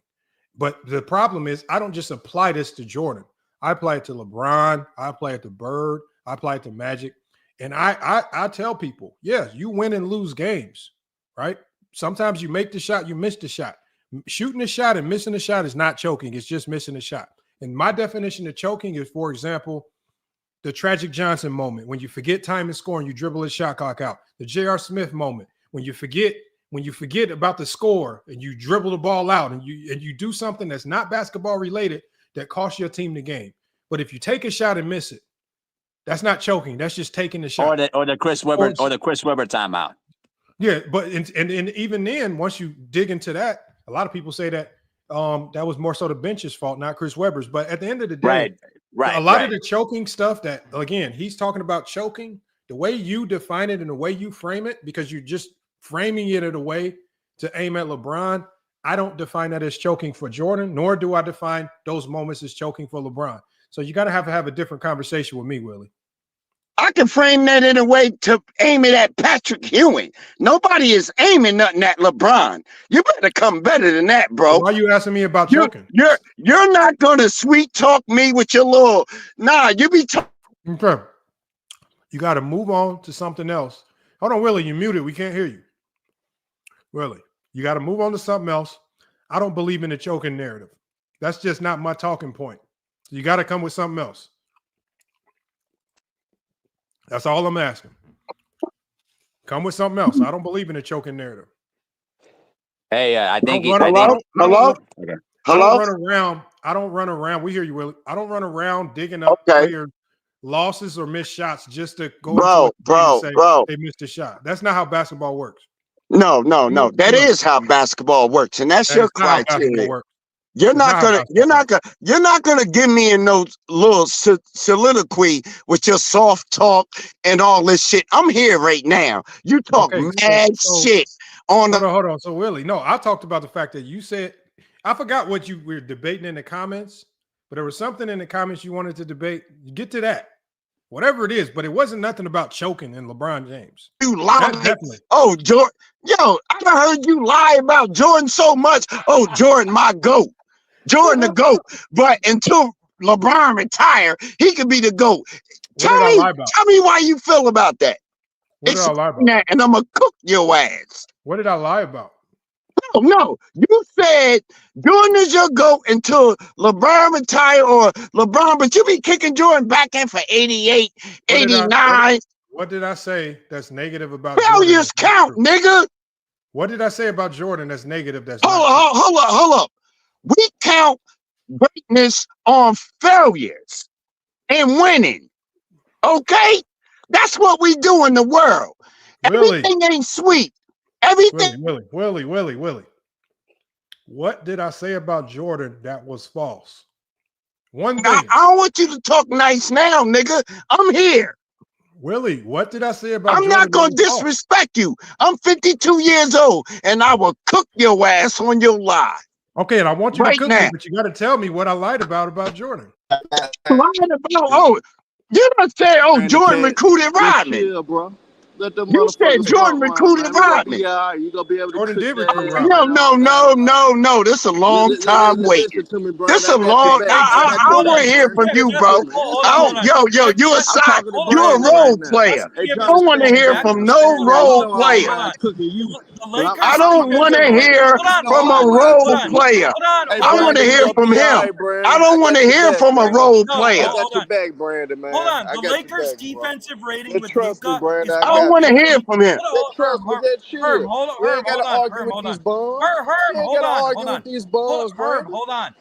The Lakers' defense. Herm, hold on. The Lakers' defensive rating. I want to talk about what Willie talking about. Come on, Brandon. That's all news. Hold on, go ahead, Willie. Go ahead and cook, Willie. So, Willie, you were talking about. You done said plenty, at least 10 lies. You forget. I grew up with Jordan. I'm 52 years old. Hold up, let me speak. I ain't got to argue with you clowns. But it's amazing how much you lie. It's amazing. Like you sound like LeBron with your lies. Like you be just lying. I don't Willie. like liars. Willie. We're talking about Jordan and Rodman. What did I lie about? That's all I'm asking. Go James Kingdom. He a lying ass nigga too. Y'all niggas be lying for clout. What did I lie Like, about? how you gonna lie? How y'all niggas gonna lie to niggas that be living in society and seeing this shit? Okay, Willie. You talk about Jordan and Rodman. I'll tell you your first lot. Well, not your first one, but No, hold on. Hold on. You were talking about Jordan and Rodman. You said Jordan didn't recruit Dennis Rodman. Please explain to us how Rodman got on the Bulls without Jordan's approval. Talk to us about it. Okay, let me ask you this. Did Jordan recruit him? Let me ask you that. Number one question. Did Jordan go out and recruit Rodman? Yes or no, nigga? No. But okay, case closed. Now let's move to the second lie because he said that. Jordan went out. Hold on. What I said was this, because what you're leaving out, Willie, is a whole story. Hold on, Willie. We can't hear you. I muted you. This is what I said, y'all. I said before they went and got Dennis Rodman, there was another player that Jordan actively went out and recruited, which was Jason Williams of the New Jersey Nets. He went to a bar. He specifically went to Jason Williams himself and actively recruited Jason Williams, saying that if you come to our team, all you got to do is rebound and I'm going to get you a championship. He went and recruited Jason Williams. When that recruiting attempt failed, because remember, this is the year where, according to Willie, by his definition of choking, this is when Jordan choked against the Orlando Magic. 2 back-to-back turnovers that sent them packing in multiple games. So when you talk about an entire series where Jordan choked, well, there are multiple games in the Orlando series, like game 1, and even in the closeout game where Jordan choked. So if you want to talk about choking series, well, just look no other than to the Orlando Magic, where Jordan definitely choked. And because of that choke, he actively went out to recruit a power forward. So he was trying to recruit Jason Williams. Unfortunately, he ain't the recruiter like a LeBron James. He don't know how to go get and secure talent. So when that failed, the front office of Chicago Bulls had to go do what? They had to go get Dennis Rodman. And so they came to Jordan and said, well, would you be cool with Dennis Rodman? And what did Jordan say? Come on with it. I don't care if we was battling him with Detroit. He didn't care about all them battles with the Pistons and all that stuff. Man, come on, man. We need you to win championships. So did he recruit Rodman? No. But he did recruit Jason Williams. And you know who told us that story? Jason Williams himself. This ain't no report. This ain't Clutch Sports. Jason Williams came out specifically himself and said Jordan went and flew to Jason Williams to go recruit him, to beg him to play for the Chicago Bulls because he had just choked against the Orlando Magic and needed more help. That is a fact. Okay, that ain't a fact. But listen to this. Am I on live? Yeah, we hear you, Willie. Okay. The man just lied to y'all all again, but like Rick Bucher would say, check the facts. Jordan would see people and boom, boom, bang, just like Kobe Bryant said, I want to be traded. Did Kobe Bryant get traded? No. Okay, see, this is what FYF is doing. See, Jordan settled for Rodman that gave you 5. Hold up. That gave you 5 points. This is Rodman's stats for the Chicago Bulls. 5 points a game and 15 rebounds. That's all Jordan needed. Hold up. I ain't cut you off, bro. I ain't cut you off. Hold on, Willie. Rodman. Hold on, y'all. First of all, he went from trading to now production. So he went from trading to production. And now he's all over the place. So first of all, he said Jordan didn't recruit people. Number one, we had Scott Williams on this channel. He came on this channel for an interview and said Jordan actively told the Bulls front office, I need you to go bring in my North Carolina brethren, Scott Williams, if he don't get drafted. He actively went and made sure Scott Williams had a position with the Chicago Bulls, whether it was to the good or to the bad. I have it right here in front of me right now. It says Michael Jordan. This is from the Sports Rush. Michael Jordan actively attempted to recruit Jason Williams to the Chicago Bulls in 1995 offseason. At the time, the Bulls were seeking replacement for Horace Grant, who had departed for Orlando in 94. Williams, then with the New Jersey Nets, was known for his rebounding prowess and was seen as a potential fit for the Bulls' needs. Jordan personally approached Williams, expressing that all he needed was for Williams to rebound and he would secure them 2 or 3 championships. He emphasized that Williams was at the top of his recruitment list. Listen to what we're saying. He told Jason Williams that he was at the top of his recruitment list. Jordan had more people to go recruit and even traveled to New York to meet with him, waiting over an hour at a nightclub to make his pitch. So not only did Jordan go out to recruit him, he sat outside of the bar waiting for Williams to come out just to talk to him. They probably wouldn't even let Jordan in the club to go talk to him. He had to sit outside and wait just to talk to Jason Williams, and then he still got turned down. It says, despite Jordan's efforts, Williams chose to re-sign with the Nets. Jason Williams said, I'm going to stay loyal to my team, right? Jordan doing all this recruiting, trying to pull talent from all the other places. It wasn't that much talent in the East anyway. He trying to pull the best players from the Nets to the Bulls, right? But y'all don't criticize him for trying to build another super team. It says, subsequently, the Bulls acquired Dennis Rodman from the Spurs, who became a key contributor to the team's second three-peat. That's what happened. Those are the facts. If you talk about recruiting, Jordan not only recruited, but as according to Jordan's own words and according to Jason Williams, he had a whole recruitment list. He had a whole list of players. If Jason, he's scratching names off, he going recruiting, he plucking the best talent, bringing guys in. Willie, this is what Jordan did. So Willie tries to talk about, I said, Jordan recruited Dennis Rodman. That's not what I said. He had to settle with Dennis Rodman when Jordan's failed recruiting attempts didn't work. He tried to go get players. Wasn't nobody messing with Jordan like that. Willie's just upset because players mess with LeBron, because players love to play with LeBron. They ain't going to turn him down, even at 40 years old. Ain't nobody want to try to put him in the Bulls. They don't want that Horace Grant treatment. Horace Grant got up out of there. He's still talking through the mic, man. Willie, did you hear the real story? You lying. You can't tell me the real. You play the video?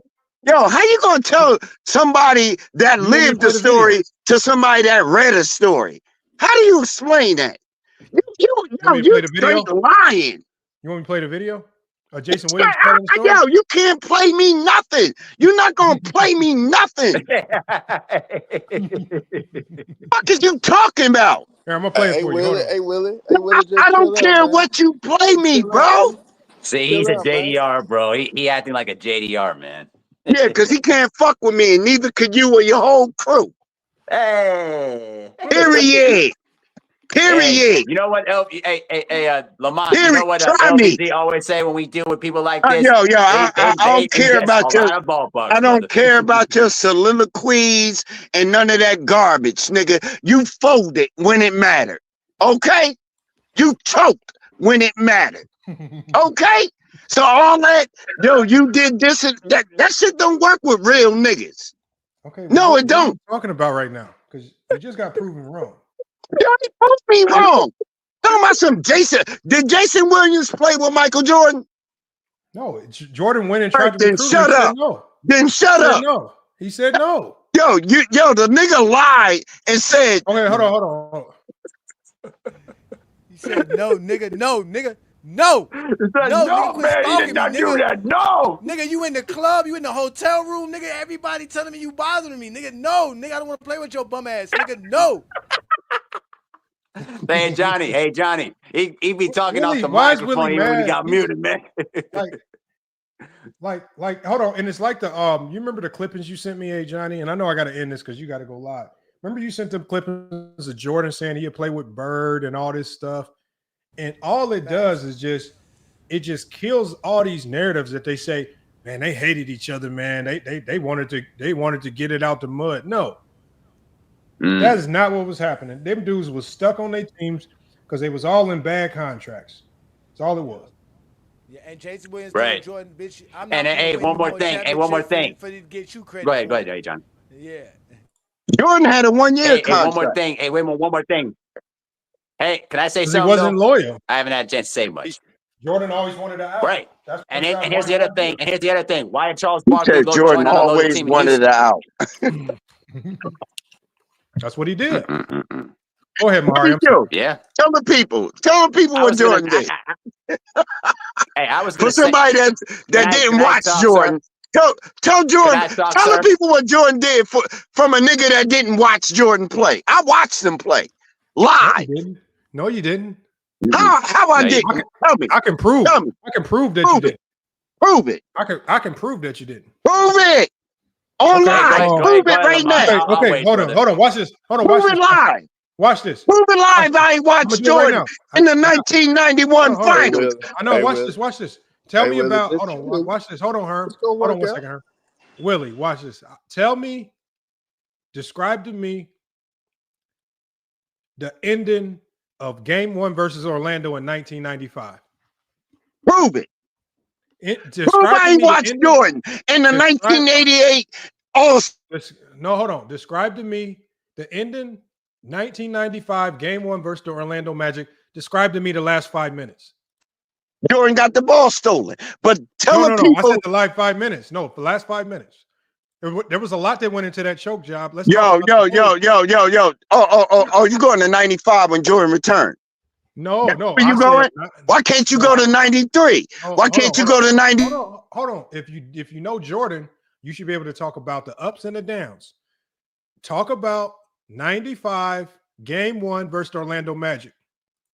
I can go to those. What? Jordan just came back rusty and lost to Orlando. He was averaging 30 a game. He wasn't rusty. Oh, he wasn't rusty. Was he playing that year? He wasn't rusty. Did he play that season? He was top 10 in MVP voting. Did he? 17 games. How he was top 10 MVP voting? Hold on, y'all. This is how we know he wasn't rusty. He was so good in 17 games that he was top 10 in MVP voting. In 17 games. And so he scored 55 points. 15 games left. So how was he rusty when he was top 10 in MVP voting? He played the last 17 games. Yeah, but he was top 10 in MVP voting. That's how good he was. Well, he the GOAT. Now shut up. Now shut up. Now shut up, nigga. I'm talking about basically. Now shut up. So Willie, what I'm asking you about is shut the fuck up. Hold on, Willie. So I'm asking you about an MVP caliber season. Where in 95, the league felt Jordan was an MVP caliber. Talk to me about Game 1, last 5 minutes versus the Orlando Magic. What happened there? Because a lot of people say Jordan choked. I want you to explain to us why he didn't choke. Through all the missed shots, through the multiple turnovers in the last 5 minutes, where the Bulls had a clear opportunity to win the game. Talk about, and even if you got to blame the others, talk about what went wrong that last 5 minutes and why they sold. With me, I play with this kid. How old are you? 40, 39? You easy work. I'm 52. I'll body your ass. I'm a kid, yo. It's like talking to my child. I thought you was more built like that. Like you fuck with Motel Room and Cocaine Kingdom. Y'all ain't even not on my level. Y'all ain't even on my level. I am so sorry to waste y'all chat time. I'm sorry to waste y'all time, bro. He easy word. Willie, can you answer the question? You're talking about 1995 when Jordan returned with 17 games left and lost to the Orlando Magic in 1995, averaging 30, whatever, off of 17 games. Is that what you want? You want that series? Because if you give me that, I'm gonna give you 5 of them. Hold on. I'm not saying no. Hold on. I think you're misinterpreting what I'm asking you. Because I'm saying because you watched and because you remember, I need you to help us remember what happened last 5 minutes of Game 1 versus Orlando 1995. Yo, I don't remember. I will concede to you. Jordan was trash in 1995. Now, can I give you 5? Hold on. Don't tell me he choked. Did he choke? Yes, he choked. You want that? You want to wear that? Yeah. Hold on. Okay, so hold on. My bad. Did he Now choke in let's game start 6 from too? 2023 No, on hold down. on. Now hold on. I like this because I never knew that. Now tell me about game 6, because game 6 was very similar. What happened in game 6? Yo, Jordan just came back and choked in Game 1995. 6 too? Oh yeah. Let me act like an Arizona nigga. Yeah.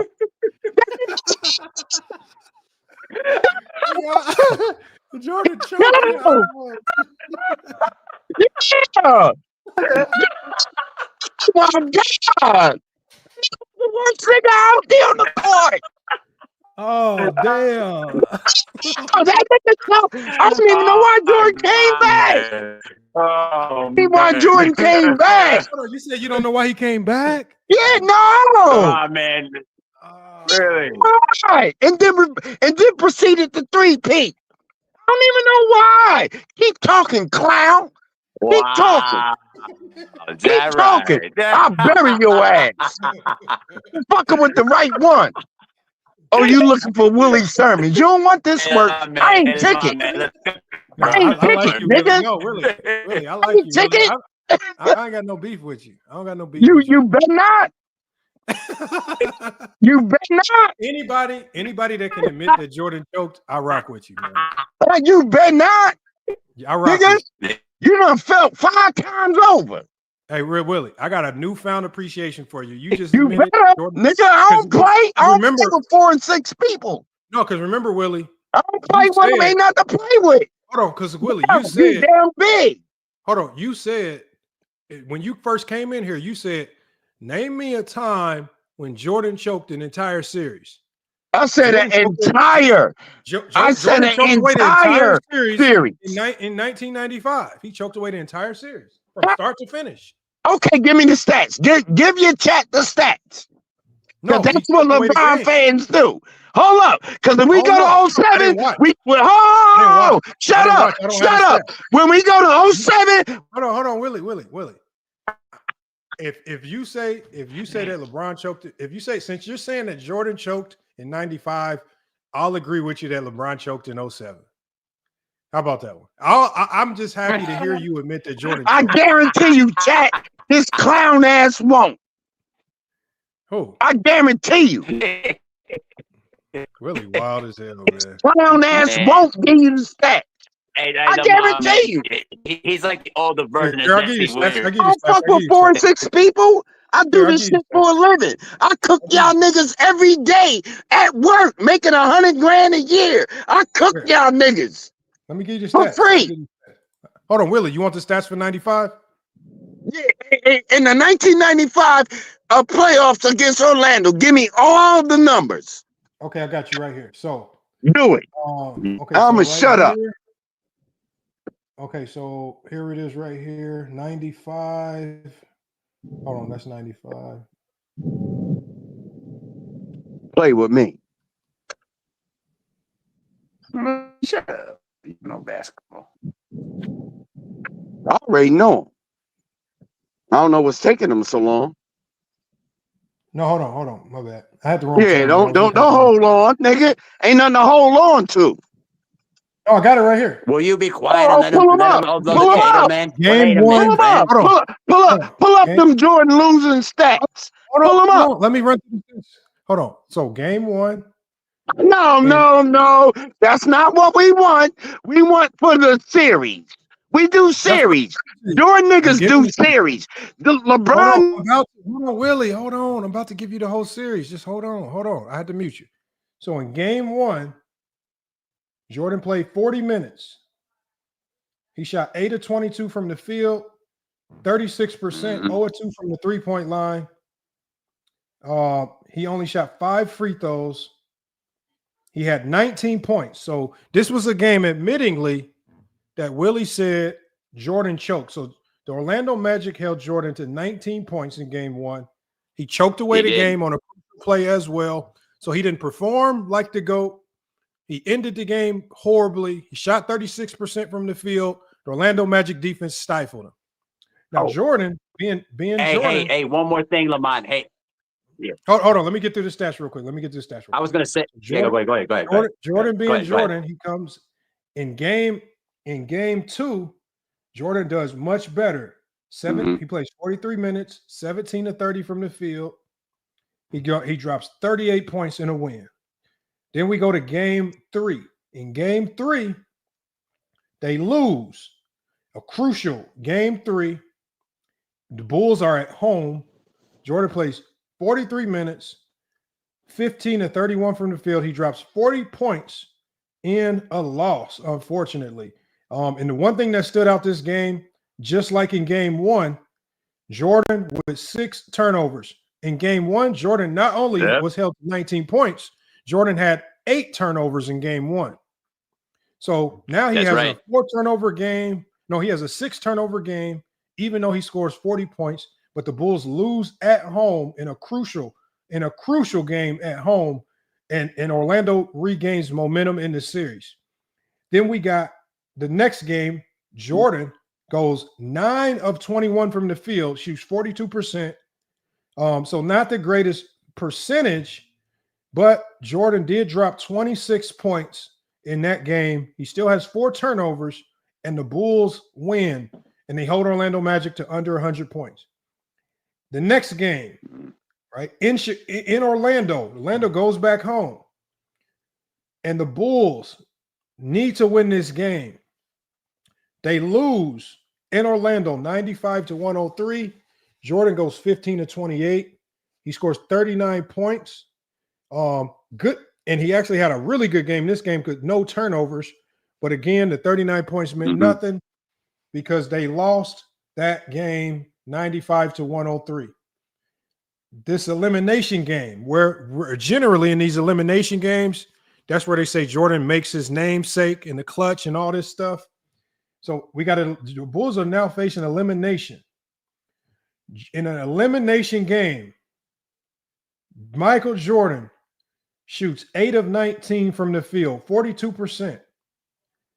He has 6 turnovers and 24 points, including crucial turnovers late in the game that literally cost the Bulls the entire series.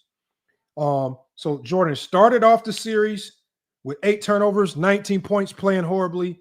He finished the series with 24 points, shooting 8 of 19 from the floor with 6 turnovers, and finished horribly. He almost fouled out that game with 5 fouls.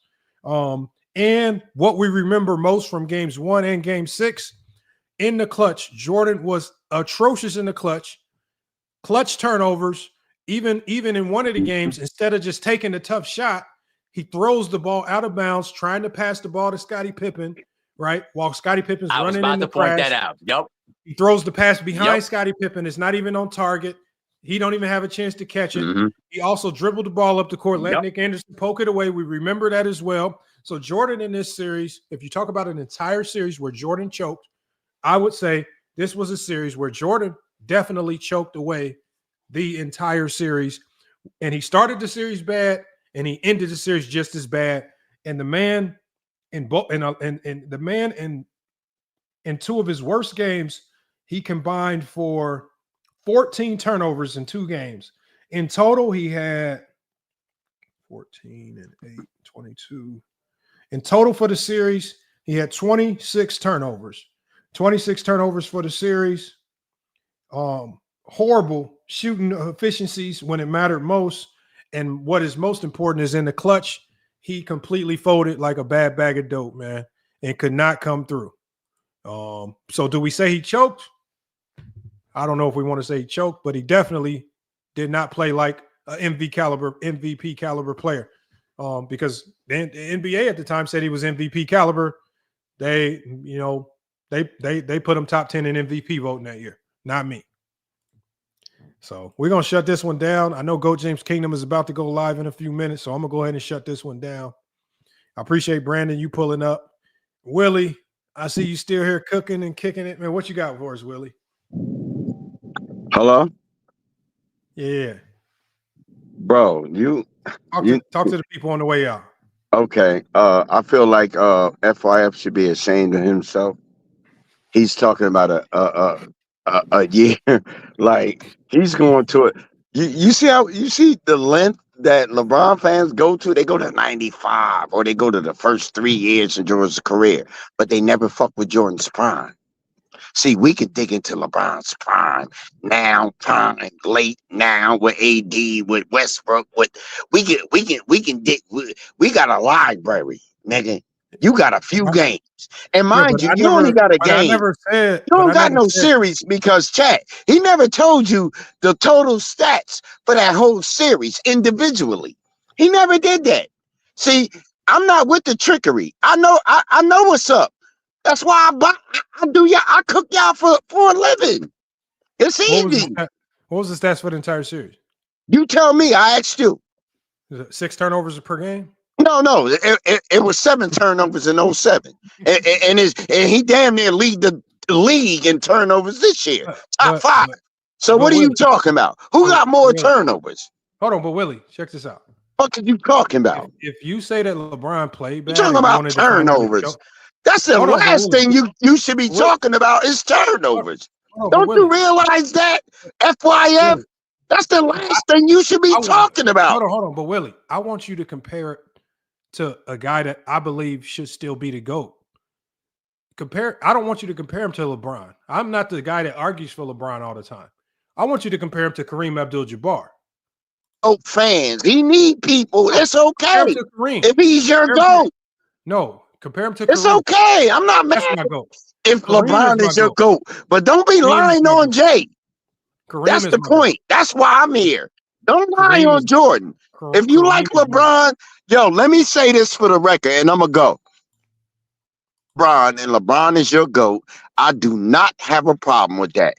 I'm not changing your opinion. I'm not trying to change your opinion. But do not lie on Michael Jordan to make LeBron James become the GOAT. Just don't lie. Because if I grew up in 2003 and all I seen was LeBron, he's going to be my GOAT as well. I'm not going to give a fuck about Jordan. But don't lie on Jordan to make LeBron the GOAT. That's why I'm here. Hey, hold on. You got one question on the way out for you. Marz says, show me LeBron turning it over to lose a playoff game. I could show you LeBron scoring 0 points in the fourth quarter. No, but he had a specific question. I could show you LeBron turning it over in plenty of games. No, he said, show me LeBron turning the ball over to lose a playoff game like Jordan did.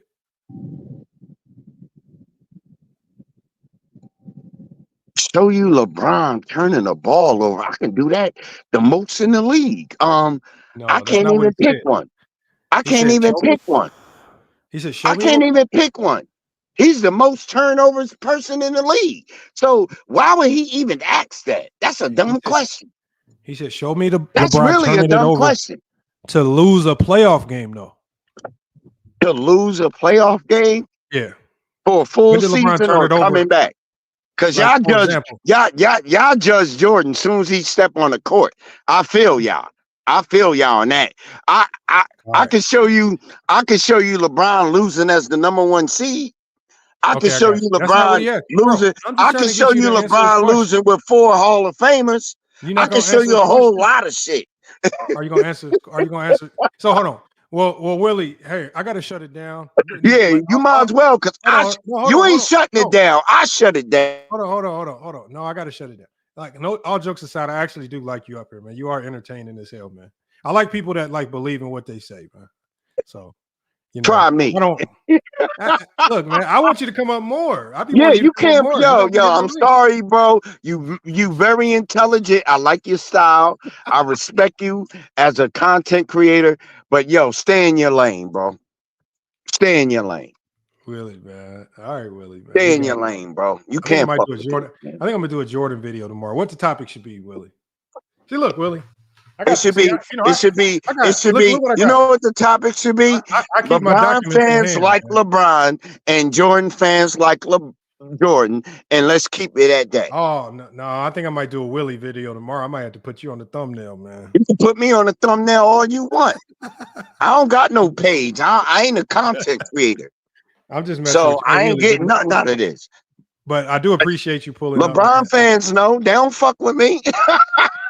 Hey, but Willie, hey, do you I'm want to like do the this? Though? I'm like Raid to them niggas. You know how roach spray? You know what roach spray is? I'm would you be Raid to interested? LeBron fans. Would you be interested in doing a head-to-head debate with Goat James Kingdom? Man, I'll body that boy right now.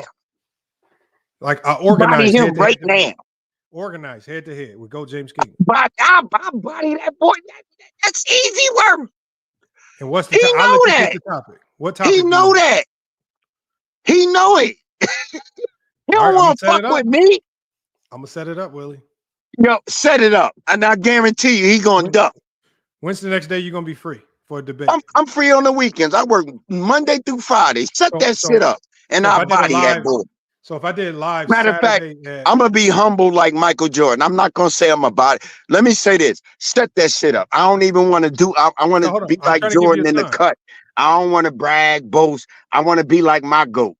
Nah, I don't know, but if he out there in this one-on-one, let's do it. I'm gonna say it like that. I don't even want to say I'm gonna kill him. No, I'm not gonna say that. I do my damage on the court. I ain't even gonna say that. Goat James Kingdom is a formidable opponent. I respect him. Let me be generous. I respect him. Whenever. Saturday. I want to give you a time. Can I give you a time? Man, I'm ready now. But you can give me any. Give him some time. You ain't gotta give me no time. Give him some time. Saturday, 3 p.m. Eastern Standard Time. Does that work for you? Tomorrow? Tomorrow? Yes, tomorrow if he agrees to it. Tomorrow, next Saturday. We can do it. I ain't even tomorrow. I'm ready. I don't give a fuck. That shit easy work. All right, what topic you want? Jordan. Jordan versus LeBron? Yes. Yes. All right. You can't fuck with me, bro.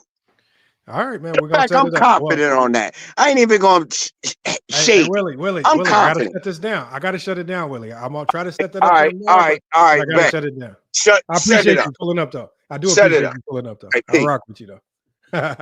All right, Willie. All right, y'all, man. That's Willie right there. Oh man. This been a good show today, man. A lot better than I thought it would go, man. We had Marz, man. Marz pulled up, man.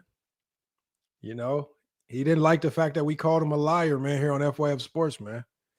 You know, we gave him credit for being intelligent. But the one thing I know that comes with being intelligent is that sometimes you can misapply that intelligence.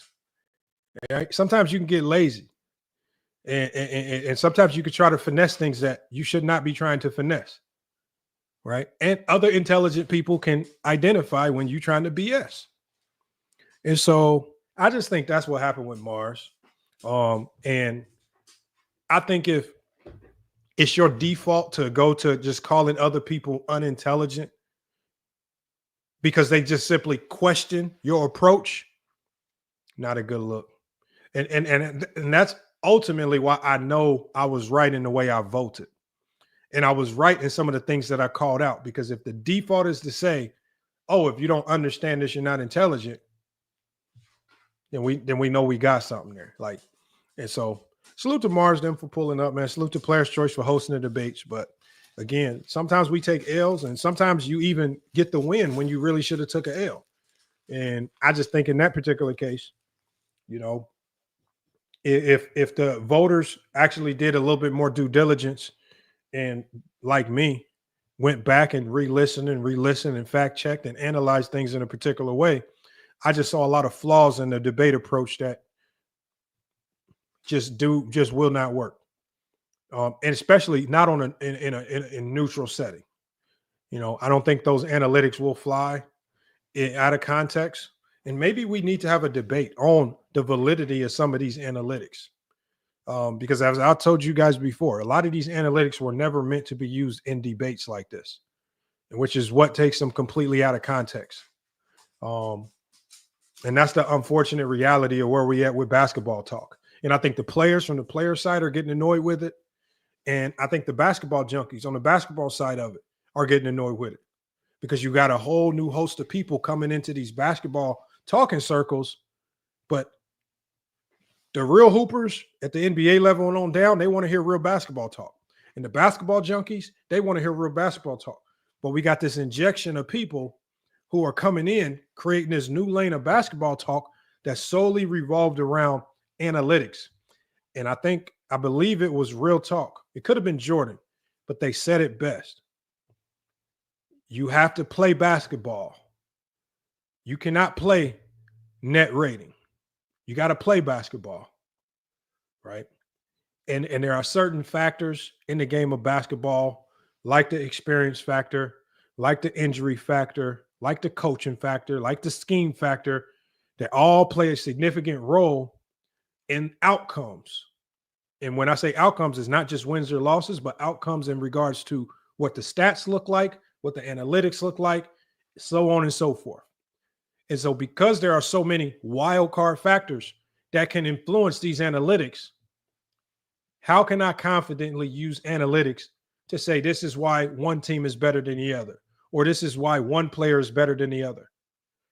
And I think when people start to discredit the analytics, that's why they start to discredit the analytics. Because people are weighing on them too heavily. They're removing themselves from real basketball talk. I believe, and I could be wrong, I just believe that Marz is scared to subject his real basketball talking points to criticism. Because when you make these claims, like, for example, I made a couple wild claims. The 90s is trash. You know, Magic Johnson is just a flashy Draymond Green with no defense. You know, some of these takes might be eccentric or clickbait to a certain degree, but when you make a take, you have to be, you basically are opening the door saying that I'm willing to accept any criticism that comes with it. When you run with numbers, when you run with and lead with numbers and net ratings and metrics, you're basically saying, I don't want to debate. I don't want to hear your subjective take because I feel like my numbers are absolute and they are the end all be all. And now you shut the door on actually having a real conversation. And that's just kind of where we are in basketball talking circles. And take it for what you want, man. I mean, I guess if that's a debate strategy that works for people like Marz, salute to them. But at the end of the day, y'all, the one thing I can promise y'all is this. If you believe that net rating is the reason why the OKC Thunder will win the NBA championship this year, I'm taking all bets. I asked Marz if he wants to take the bet. He respectfully declined. If you feel that this net rating is so absolute, well, I trust history. I trust the 48-year history of young teams not winning as my analytics. I trust that playoff experience and things of that nature supersede all. And that's what I want to rock with. But look, y'all, man, it's FYF Sports, man, another great podcast episode. Salute to everybody for sticking around for the whole show. Everybody comment. Salute to Ron over at Player's Choice for inviting me on as a judge and then setting it up in a way where we could actually come back and really analyze these debates. And salute to Ron for also reading what I had to say, even though it was just very small amounts about the debates. And, you know, it is what it is. The results are the results. Maybe I'll try to get into their next debates, but I can already see it now.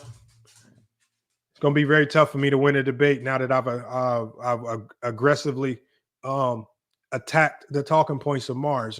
You know, he's probably going to have a whole fan base of people that will not vote for me on anything, you know. But it is what it is. Real basketball talk is going to always roll out and win out. The only way we'll know for sure is just watch this playoff pan out. As this series pans out, look at the young teams, see how they do versus the more experienced teams. You know, it's just like when I was on Player's Choice and when we were debating the best duos in the NBA and Ticket said Nikola Jokic and Jamal Murray. Well, look at them two now. You know, it's unfortunate that we have to allow time to determine who's right or wrong in a lot of these debates. Because when we allow people to make decisions in the moment, we can see that the fandom and the biases kick in. And if those fandom and biases are supported with analytics, you in trouble and you are not going to come to a result that is very realistic. But it's FYF Sports, y'all. Another great podcast episode. We will be back with more sports and news. But until then, man, it's FYF Sports and we out.